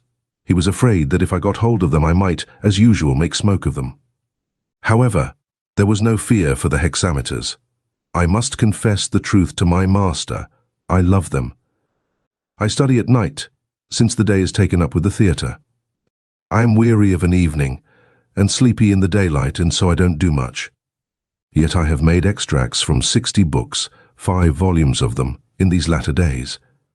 But when you read, remember that the 60 includes plays of Novius and farces, and some little speeches of Scipio. Don't be too much startled at the number. You remember your Polemon, but I pray you do not remember Horace, who has died with polio as far as I am concerned. 20. Farewell, my dearest and most affectionate friend, most distinguished consul, and my beloved master, whom I have not seen these 2 years. Those who say 2 months, count the days. Shall I ever see you again? 19. Adiem says 2, 10, 20. He implies, as in I 6, that he has ceased to study Horace. Sometimes Fronto sends him a theme to work up, as thus, Musilius, tribune of the people, violently throws into prison a free Roman citizen against the opinion of his colleagues who demand his release. For this act he is branded by the censor, analyze the case, and then take both sides in turn, attacking and defending. Or again, a Roman consul, doffing his state robe, dons the gauntlet and kills a lion amongst the young men at the Quinquatrus in full view of the people of Rome. Denunciation before the censors. The prince has a fair knowledge of Greek, and quotes from Homer, Plato, Euripides. But for some reason, Fronto dissuaded him from this study. 23. His meditations are written in Greek. He continued his literary studies throughout his life, and after he became emperor, we still find him asking his advisor for copies of Cicero's letters. by which he hopes to improve his vocabulary. 24. Pronto helps him with a supply of similes, which, it seems, he did not think of readily.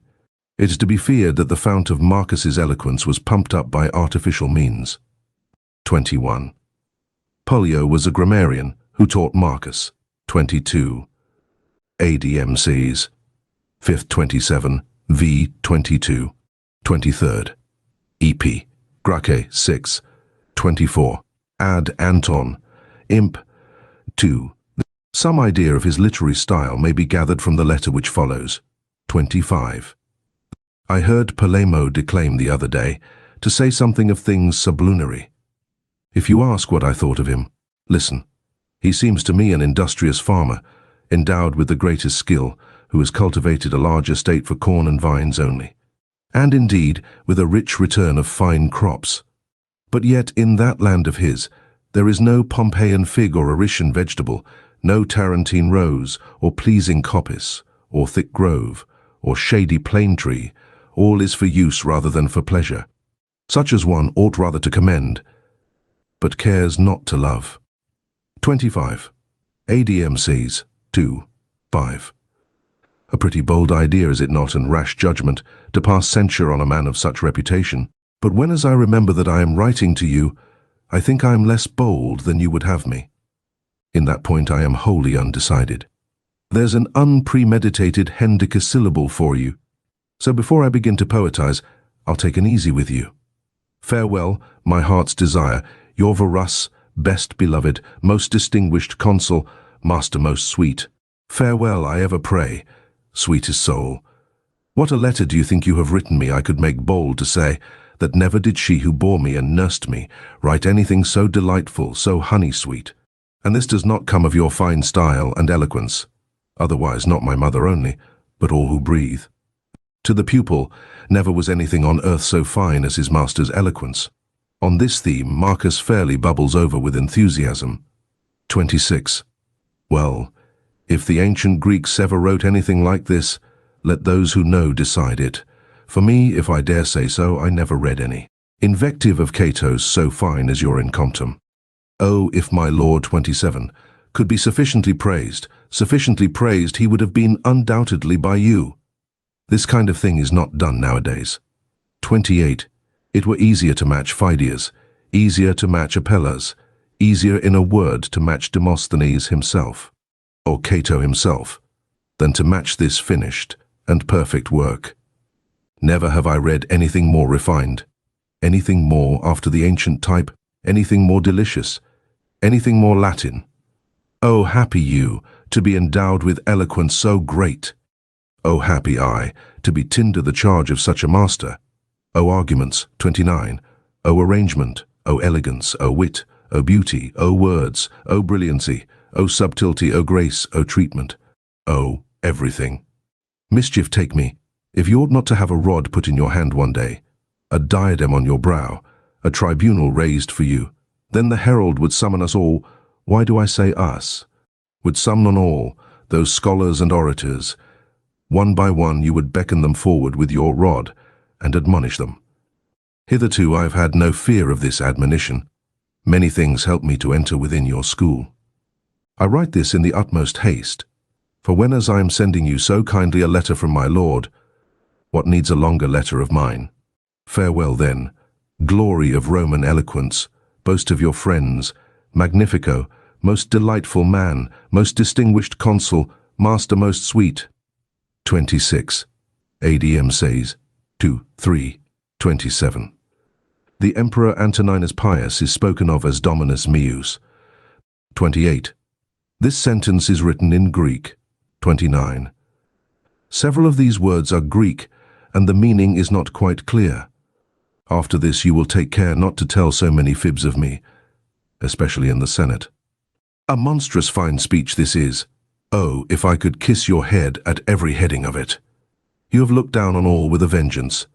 This oration once read, in vain shall we study, in vain shall we toil, in vain strain every nerve. Farewell always, most sweet master. Sometimes Fronto descends from the heights of eloquence to offer practical advice, as when he suggests how Marcus should deal with his suite. It is more difficult, he admits, to keep courtiers in harmony than to tame lions with a lute. But if it is to be done, it must be by eradicating jealousy. Do not let your friends, says Fronto, envy each other, or think that what you give to another is filched from them. 30. ADM says, Ivor. 1. Keep away envy from your suite, and you will find your friends kindly and harmonious. Here and there we meet with allusions to his daily life, which we could wish to be more frequent. He goes to the theatre or the law courts. 31. Or takes part in court ceremony, but his heart is always with his books. The vintage season with its religious rites was always spent by Antoninus Pius in the country. The following letters give sonic notion of a day's occupation at that time. 3. 31. 2. 14. 32. Ivor, 56. My dearest master, I am well. Today I studied from the 9th hour of the night to the 2nd hour of day, after taking food. I then put on my slippers, and from time 2nd to the 3rd hour had a most enjoyable walk up and down before my chamber. Then booted and cloaked for, so we were commanded to appear. I went to wait upon my lord the emperor.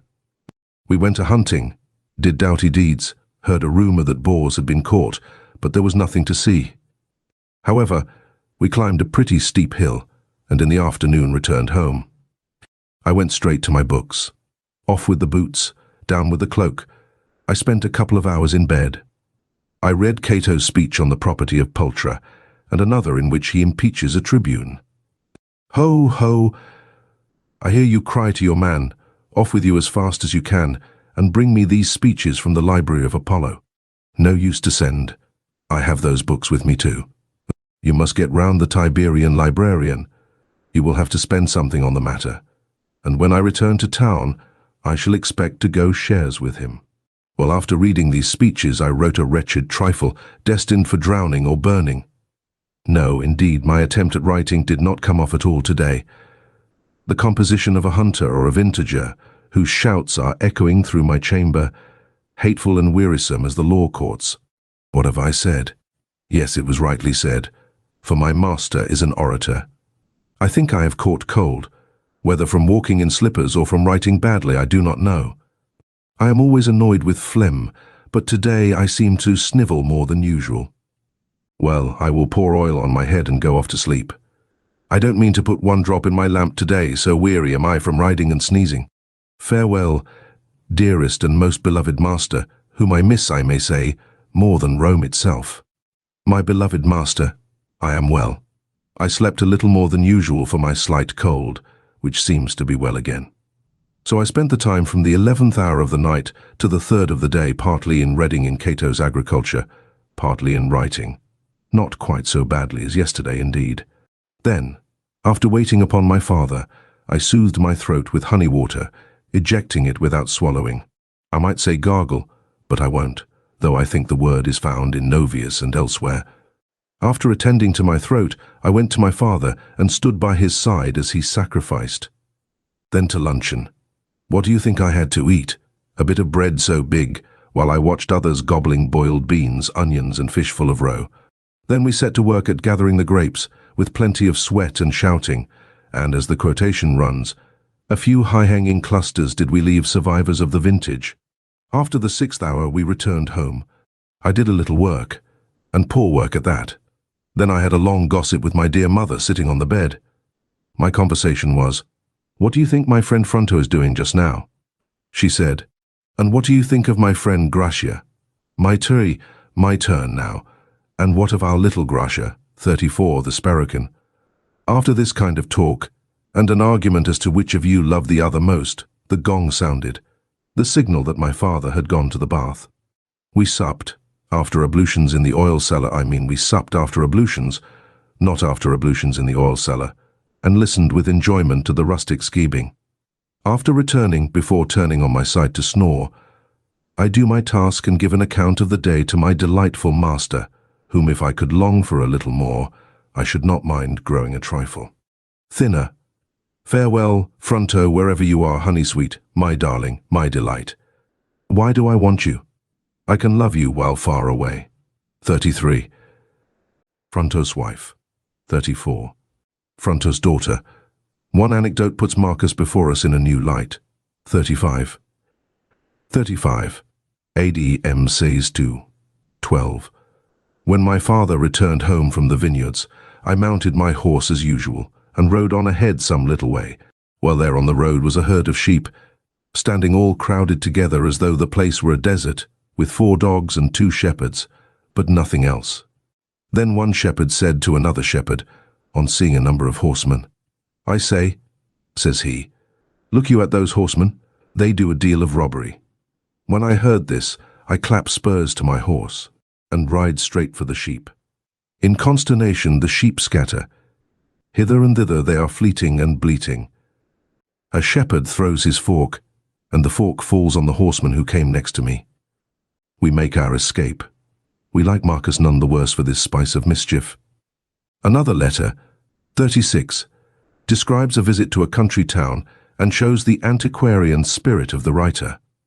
M. Caesar to his master M. Fronto, greeting. After I entered the carriage, after I took leave of you, we made a journey comfortable enough, but we had a few drops of rain to wet us. But before coming to the country house, we broke our journey at Anagnia, a mile or so from the high road. Then we inspected that ancient town. A miniature it is, but has in it many antiquities, temples and religious ceremonies quite out of the way. There is not a corner without its shrine or fane or temple. Besides, many books written on linen, which belongs to things sacred. Then on the gate as we came out was written twice, as follows, Priest Don the Fell. 37. I asked one of the inhabitants what that word was. He said it was the word in the Hernican dialect for the victim's skin, which the priest puts over his conical cap when he enters the city. I found out many other things which I desired to know, but the only thing I do not desire is that you should be absent from me. That is my chief anxiety. Now for yourself, when you left that place, did you go to Aurelia or to Campania? Be sure to write to me, and say whether you have opened the vintage, or carried a host of books to the country house. This also, whether you miss me. I am foolish to ask it, when as you tell it me of yourself. Now if you miss me and if you love me, send me your letters often, which is a comfort and consolation to me. Indeed, I should prefer 10 times to read your letters than all the vines of Gorus or the Marcians. For these Signian vines have grapes too rank and fruit too sharp in the taste. But I prefer wine to must for drinking. Besides, those grapes are nicer to eat dried than fresh ripe. I vow I would rather tread them underfoot than put my teeth in them. But I pray they may be gracious and forgiving, and grant me free pardon for these jests of mine. Farewell, best friend, dearest, most learned, sweetest master. When you see the must ferment in the VAT, remember that just so in my heart the longing for you is gushing and flowing and bubbling. Goodbye. 36. Ad verum. Imp 2, 1 S fin. 37. Santentum. Making all allowances for conventional exaggerations, it is clear from the correspondence that there was deep love between Marcus and his preceptor. The letters cover several years in succession, but soon after the birth of Marcus' daughter, Faustina, there is a large gap. It does not follow that the letters ceased entirely, because we know part of the collection is lost. But there was probably less intercourse between Marcus and Fronto after Marcus took to the study of philosophy under the guidance of Rusticus. When Marcus succeeded to the throne in 161, the letters begin again, with slightly increased formality on Fronto's part, and they go on for some 4 years when Fronto, who has been continually complaining of ill health, appears to have died. One letter of the later period gives some interesting particulars of the emperor's public life, which are worth quoting. Fronto speaks of Marcus's victories and eloquence in the usual strain of high praise, and then continues. 38. The army, when you took it in hand, was sunk in luxury and revelry, and corrupted with long inactivity. At Antiochia, the soldiers had been wont to applaud at the stage plays, knew more of the gardens at the nearest restaurant than of the battlefield. Horses were hairy from lack of grooming, horsemen smooth because their hairs had been pulled out by the roots. 39. A rare thing it was to see a soldier with hair on arm or leg. Moreover, they were better dressed than armed. So much so that Laelianus Pontius, a strict man of the old discipline, broke the cuirasses of some of them with his fingertips, and observed cushions on the horses' backs. At his direction the tufts were cut through, and out of the horsemen's saddles came what appeared to be feathers plucked from geese. Few of the men could vault on horseback. The rest clambered up with difficulty by aid of heel and knee and leg. Not many could throw a lance hurtling. Most did it without force or power. As though they were things of wool, dicing was common in the camp. Sleep lasted all night, or if they kept watch it was over the wine cup. By what regulations to restrain such soldiers as these, and to turn them to honesty and industry, did you not learn from Hannibal's sternness, the discipline of Africanus? The acts of Metellus recorded in history. 38. Ad verum, imp, 2, I, s fin. 39. A common mark of the effeminate at Rome. After the preceptorial letters cease, the others are concerned with domestic events, health and sickness, visits or introductions, birth or death. Thus the emperor writes to his old friend, who had shown some diffidence in seeking an interview. 40. 40. Ad verum, imp, or, sees, I3, to my master, I have a serious grievance against you, my dear master, yet indeed my grief is more than my grievance, because after so long a time I neither embraced you nor spoke to you, though you visited the palace, and the moment after I had left the prince my brother. I reproached my brother severely for not recalling me, nor durst he deny the fault. Fronto again writes on one occasion, I have seen your daughter. It was like seeing you and Faustina in infancy, so much that is charming her face has taken from each of yours. Or again, at a later date, 41, I have seen your chicks, most delightful sight that ever I saw in my life, so like you that nothing is more like than the likeness.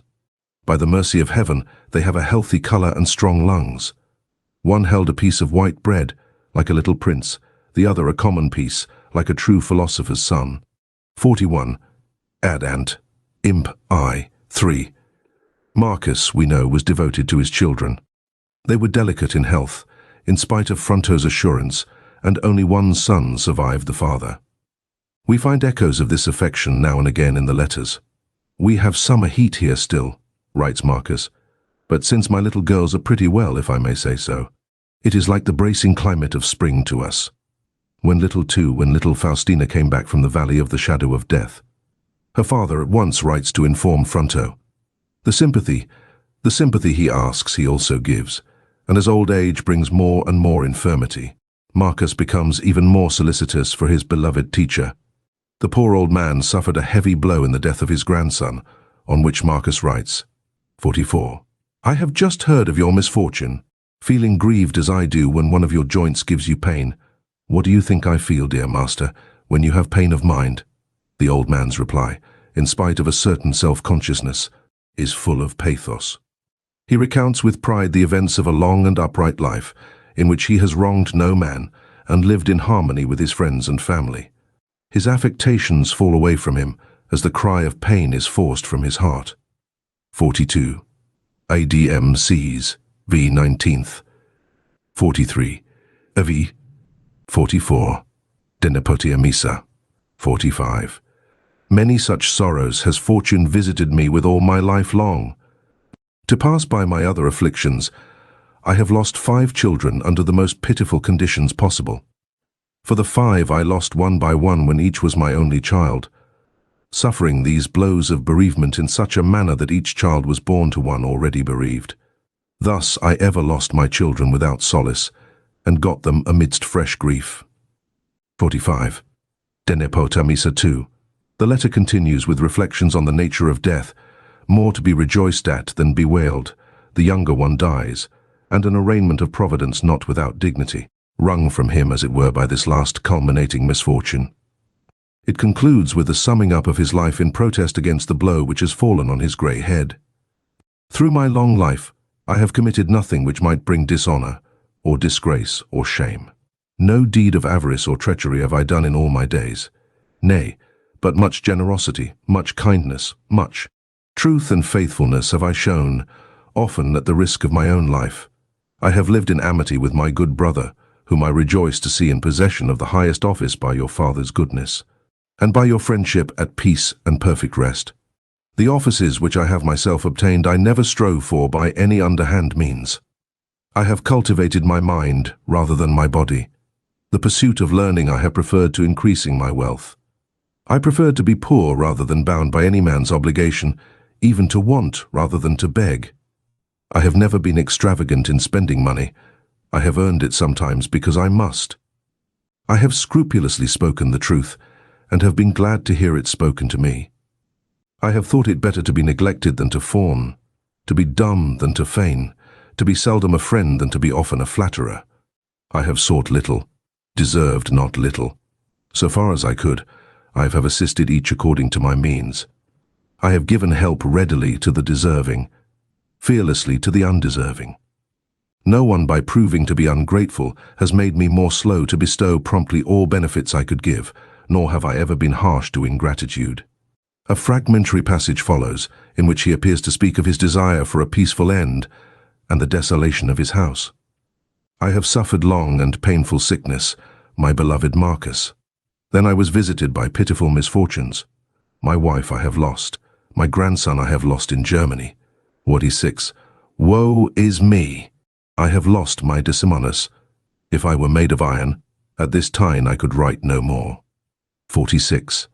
In the war against the Catti, it is noteworthy that in his meditations Marcus Aurelius mentions Fronto only once.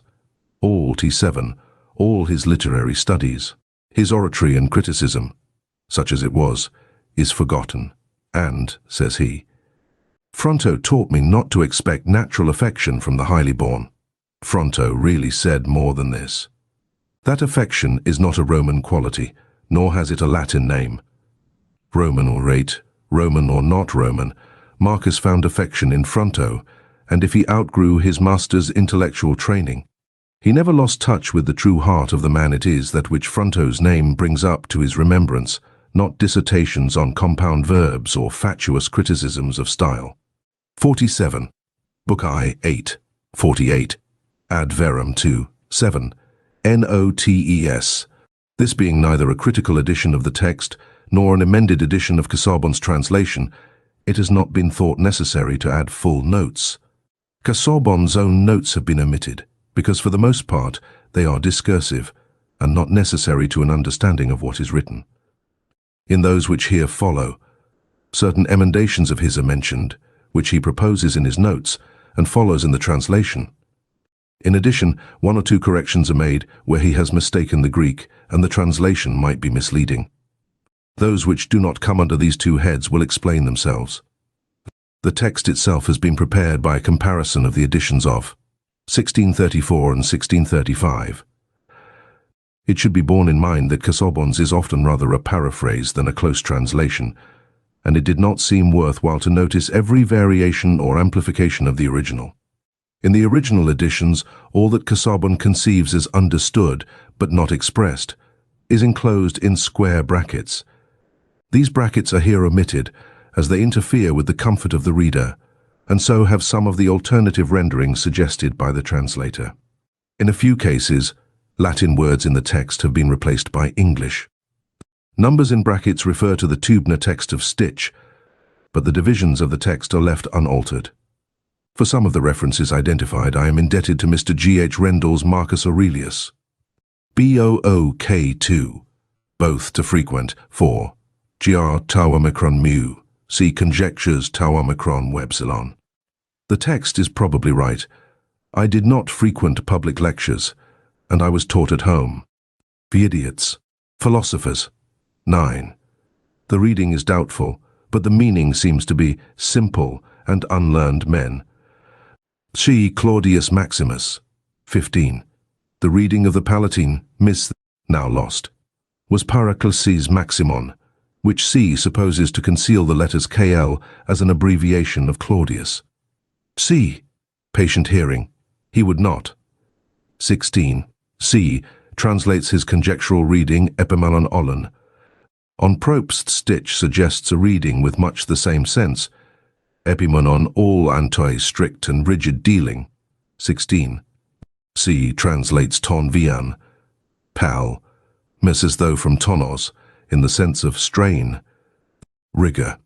The reading of other MSS ton ven is preferable. Shaki congeries. 13. Dynomes, doles, tif cageta. Kajin. The passage is certainly corrupt. C spies a reference to Chryses praying by the seashore in the Iliad, and supposes M. Aurelius to have done the like. None of the emendations suggested is satisfactory. At XV, BOOK2 is usually reckoned to begin. Book 2, third. Do, soul. 6. If the received reading be right, it must be sarcastic, but there are several variants which show how unsatisfactory it is.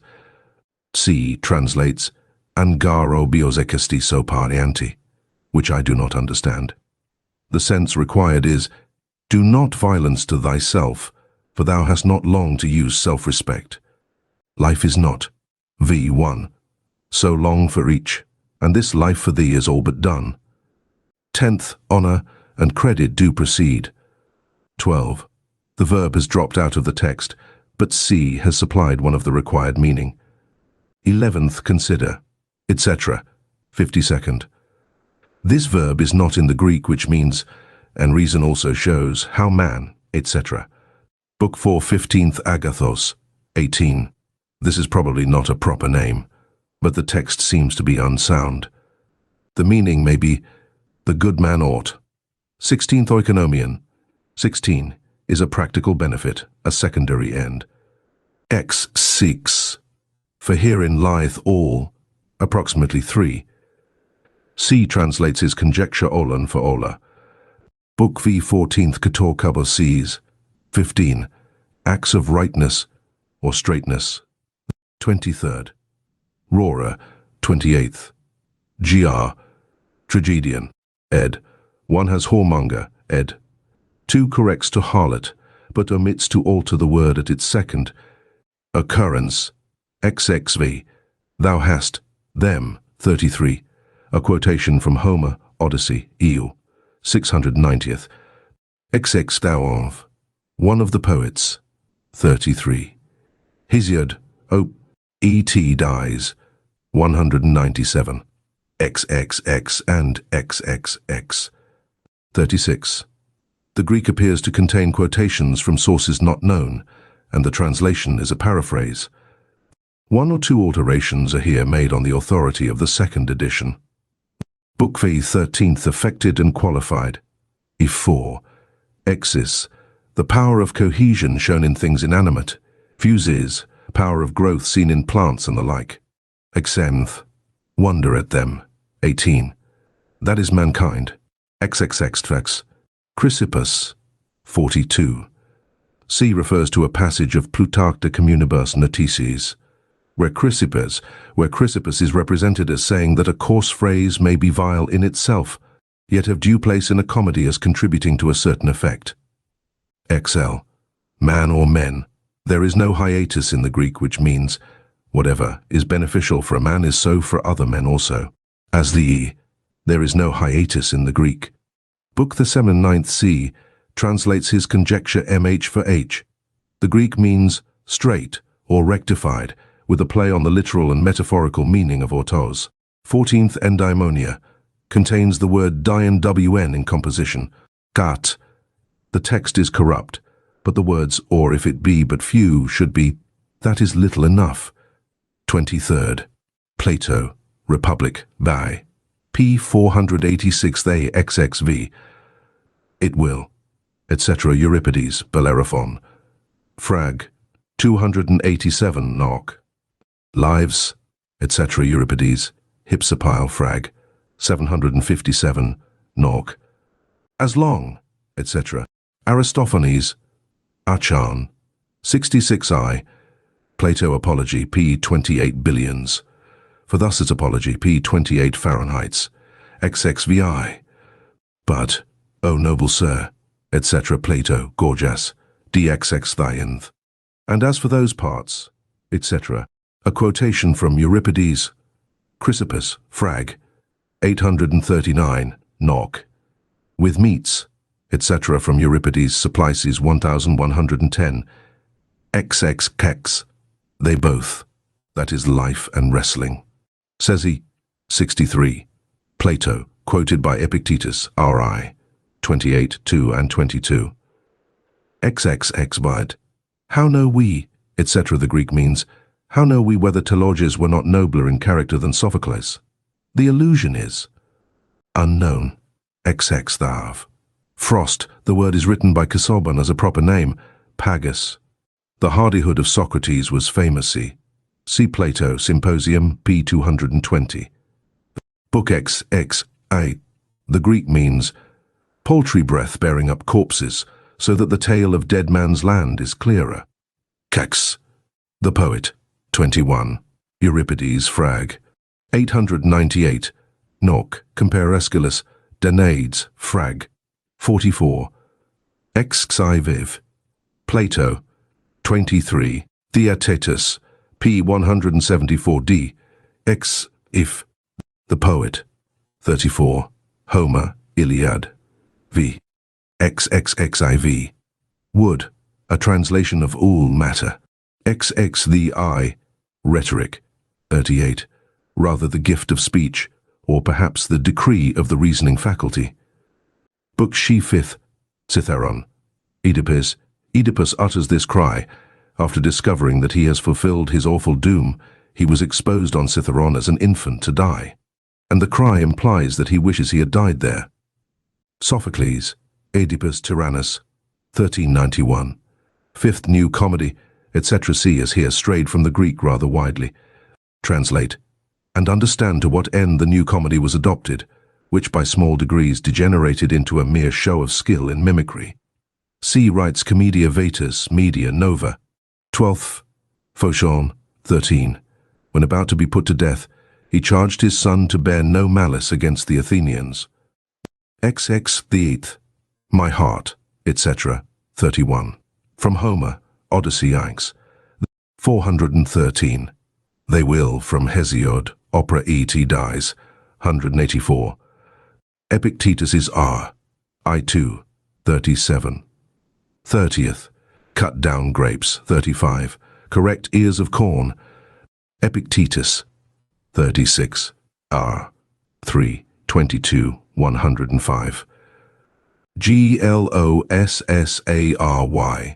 This glossary includes all proper names, excepting a few which are insignificant or unknown, and all obsolete or obscure words. Adrianus, or Hadrian, 76 to 138 AD, 14th Roman Emperor. Agrippa, M. Vipsanius, a 63 to 12 BC, a distinguished soldier under Augustus. Alexander the Great, King of Macedonia and conqueror of the East, 356 to 323 BC. Antisthenes of Athens, founder of the sect of Cynic philosophers, and an opponent of Plato, 5th century BC. Antoninus Pius, 15th Roman Emperor. 138–161 AD. One of the best princes that ever mounted a throne. Apatheia. The Stoic ideal was calmness in all circumstance and insensibility to pain, and absence of all exaltation at, pleasure or good fortune. Apelles, a famous painter of antiquity. Apollonius of Alexandria, called Discolus or the ill-tempered, a great grammarian. Aposteme, Tuma, excrescens. Archimedes of Syracuse, 287 to 212 BC, the most famous mathematician of antiquity. Athos, a mountain promontory at the N of the Aegean Sea. Augustus, first Roman emperor, ruled 31 BC 14 AD. Void. Bacchius. There were several persons of this name, and the one meant is perhaps the musician. Brutus, the liberator of the Roman people from their kings, and 2, the murderer of Caesar. Both names were household words. Caesar, Caius Julius, the dictator and conqueror. Caieta, a town in Latium Camillus, a famous dictator in the early days of the Roman Republic. Carnuntum, a town on the Danube in Upper Pannonia Cato, called of Utica, a Stoic who died by his own hand after the Battle of Thapsus, 46 BC. His name was proverbial for virtue and courage. Cautelus, cautious. Cecrops, first legendary king of Athens. Charax, perhaps the priestly historian of that name, whose date is unknown, except that it must be later than Nero. Chirurgeon, surgeon. Chrysippus, 280 to 207 BC, a Stoic philosopher and the founder of Stoicism as a systematic philosophy. Circus, the Circus Maximus at Rome, where games were held.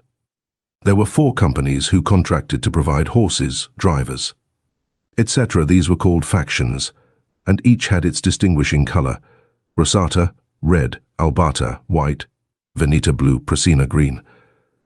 There was high rivalry between them, and riots and bloodshed not infrequently. Cithaeron, a mountain range of Attica. Comedy, ancient, a term applied to the Attic comedy of Aristophanes and his time, which criticized persons and politics, like a modern comic journal, such as Punk. See New Comedy. Compendious, short. Conceit, opinion. Contentation, contentment. Crates, a Cynic philosopher of the 4th century BC, CRSUS, king of Lydia, proverbial for wealth. He reigned 560 to 546 BC. Cynics, a school of philosophers, founded by Antisthenes. Their texts were a kind of caricature of Socraticism. Nothing was good but virtue, nothing bad but vice. The Cynics repudiated all civil and social claims, and attempted to return to what they called a state of nature. Many of them were very disgusting in their manners. Demetrius of Phalerum, an Athenian orator, statesman, philosopher and poet. Born 345 BC, Democritus of Abera, 460 to 361 BC, celebrated as the laughing philosopher, whose constant thought was, "What fools these mortals be." He invented the atomic theory. Dio of Syracuse, a disciple of Plato, and afterwards tyrant of Syracuse, murdered 353 billion. See Diogenes, the Cynic, born about 412 BC, renowned for his rudeness and hardihood. Diognetus, a painter, dispense with, put up with, dogmata, pithy sayings, or philosophical rules of life. Empedocles of Agrigentum, FL, 5th century BC, a philosopher, who first laid down that there were 4 elements. He believed in the transmigration of souls and the indestructibility of matter. Epictetus, a famous Stoic philosopher. He was of Phrygia, at first a slave, then freedman, lame, poor, and contented. The work called Enchiridion was compiled by a pupil from his discourses. Epicureans, a sect of philosophers founded by Epicurus, who combined the physics of Democritus, that is the atomic theory, with the ethics of Aristippus. They proposed to live for happiness, but the word did not bear that coarse and vulgar sense originally which it soon took. Epicurus of Samos, 342 to 270 BC, lived at Athens in his gardens, an urbane and kindly, if somewhat useless life. His character was simple and temperate, and had none of the vice or indulgence which was afterwards associated with the name of Epicurean. Eudoxus of Cnidus, a famous astronomer and physician of the 4th century BC, fated.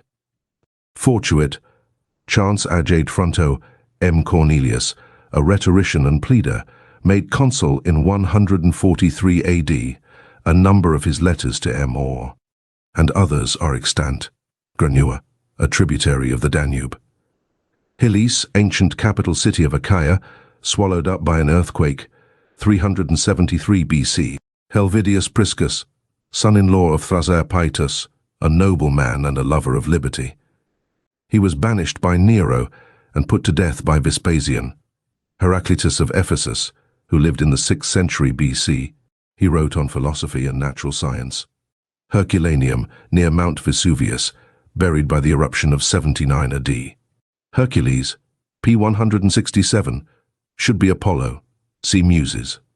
Hiatus, Gap, Hipparchus of Bithynia, an astronomer of the 2nd century BC, the true father of astronomy. Hippocrates of Ceos, about 460 to 357 BC. One of the most famous physicians of antiquity. Idiot means merely the non-proficient in anything, the layman, he who was not technically trained in any art, craft, or calling. Leonidas, a distinguished general under Alexander the Great. Lucilla, daughter of M. Aurelius, and wife of Verus, whom she survived. Maecenas, a trusted advisor of Augustus and a munificent patron of wits and literary men. Maximus Claudius, a Stoic philosopher. Menipus, a Cynic philosopher. Meteorus, ta meteorologica, high philosophy, used specially of astronomy and natural philosophy, which were bound up with other speculations. Middle comedy, something midway between the old and new comedy. See comedy, ancient and new comedy. Middle things, Book 7, XXV. The Stoics divided all things into virtue, vice, and indifferent things. But as indifferent, they regarded most of those things which the world regards as good or bad, such as wealth or poverty. Of these, some were to be desired, some to be rejected. Muses, the 9 deities who presided over various kinds of poesy, music, etc. Their leader was Apollo, one of whose titles is Muses, the leader of the Muses. Nerves, strings. New comedy, the Attic comedy of Menander and his school, which criticized not persons but manners, like a modern comic opera. See comedy, ancient. Palestra, wrestling school. Pancratiast, competitor in the Pancratium, a combined contest which comprised boxing and wrestling. Parmulary, gladiators armed with a small round shield. Parma. Phidias, the most famous sculptor of antiquity. Philippus, founder of the Macedonian supremacy and father of Alexander the Great. Phocion, an Athenian general and statesman, a noble and high-minded man, 4th century BC. He was called by Demosthenes, the pruner of my periods. He was put to death by the state in 317 on a false suspicion, and left a message for his son to bear no grudge against the Athenians. Pine, torment. Plato of Athens, 429 to 347 BC. He used the dialectic method invented by his master Socrates. He was perhaps as much poet as philosopher. He is generally identified with the theory of ideas, that things are what they are by participation with our eternal idea. His commonwealth was a kind of utopia. Platonics, followers of Plato. Pompeii, near Mount Vesuvius, buried in the eruption of 79 AD. Pompeius. See Pompeius Magnus. A very successful general at the end of the Roman Republic, 106 to 48 BC. Prestidigitator, juggler. Pythagoras of Samos, a philosopher, scientist and moralist of the 6th century BC Quadi, a tribe of Germany. Aurelius carried on war against them, and part of this book was written in the field. Rictus, gape, jaws. Rusticus, Q. Junius, or Stoic philosopher, twice made consul by Aurelius. Sacri, shrine. Salaminius, Book 7, XXVI. Leon of Salamis. Socrates was ordered by the 30 tyrants to fetch him before them, and Socrates, at his own peril, refused. Samete, a tribe dwelling in Poland. Skeletum, skeleton. Skeptics, a school of philosophy founded by Pyrrho, 4th century BC. He advocated suspension of judgment and taught the relativity of knowledge and impossibility of proof. The school is not unlike the agnostic school. Scipio, the name of 2 great soldiers, P. Corn. Scipio Africanus, conqueror of Hannibal, and P. Corn, SC. Afar. Minor, who came into the family by adoption, who destroyed Carthage. Secutoriani, a word coined by C. The Sesecutors, light-armed gladiators, who were pitted against others with net and trident. Sextus of Chiarae, a Stoic philosopher, nephew of Plutarch. Silly, simple, common. Sinuessa, a town in Latium. Socrates, an Athenian philosopher, 469 to 399 BC, founder of the dialectic method, put to death on a trumped-up charge by his countrymen. Stint, limit, without implying niggardliness. Stoics, a philosophic system founded by Zeno, a century BC, and systematized by Chrysippus, RD century BC. Their physical theory was a pantheistic materialism, their summum bonum to live according to nature. Their wise man needs nothing, he is sufficient to himself. Virtue is good, vice bad, external things indifferent. Theophrastus, a philosopher, pupil of Aristotle, and his successor as president of the Lyceum. He wrote a large number of works on philosophy and natural history.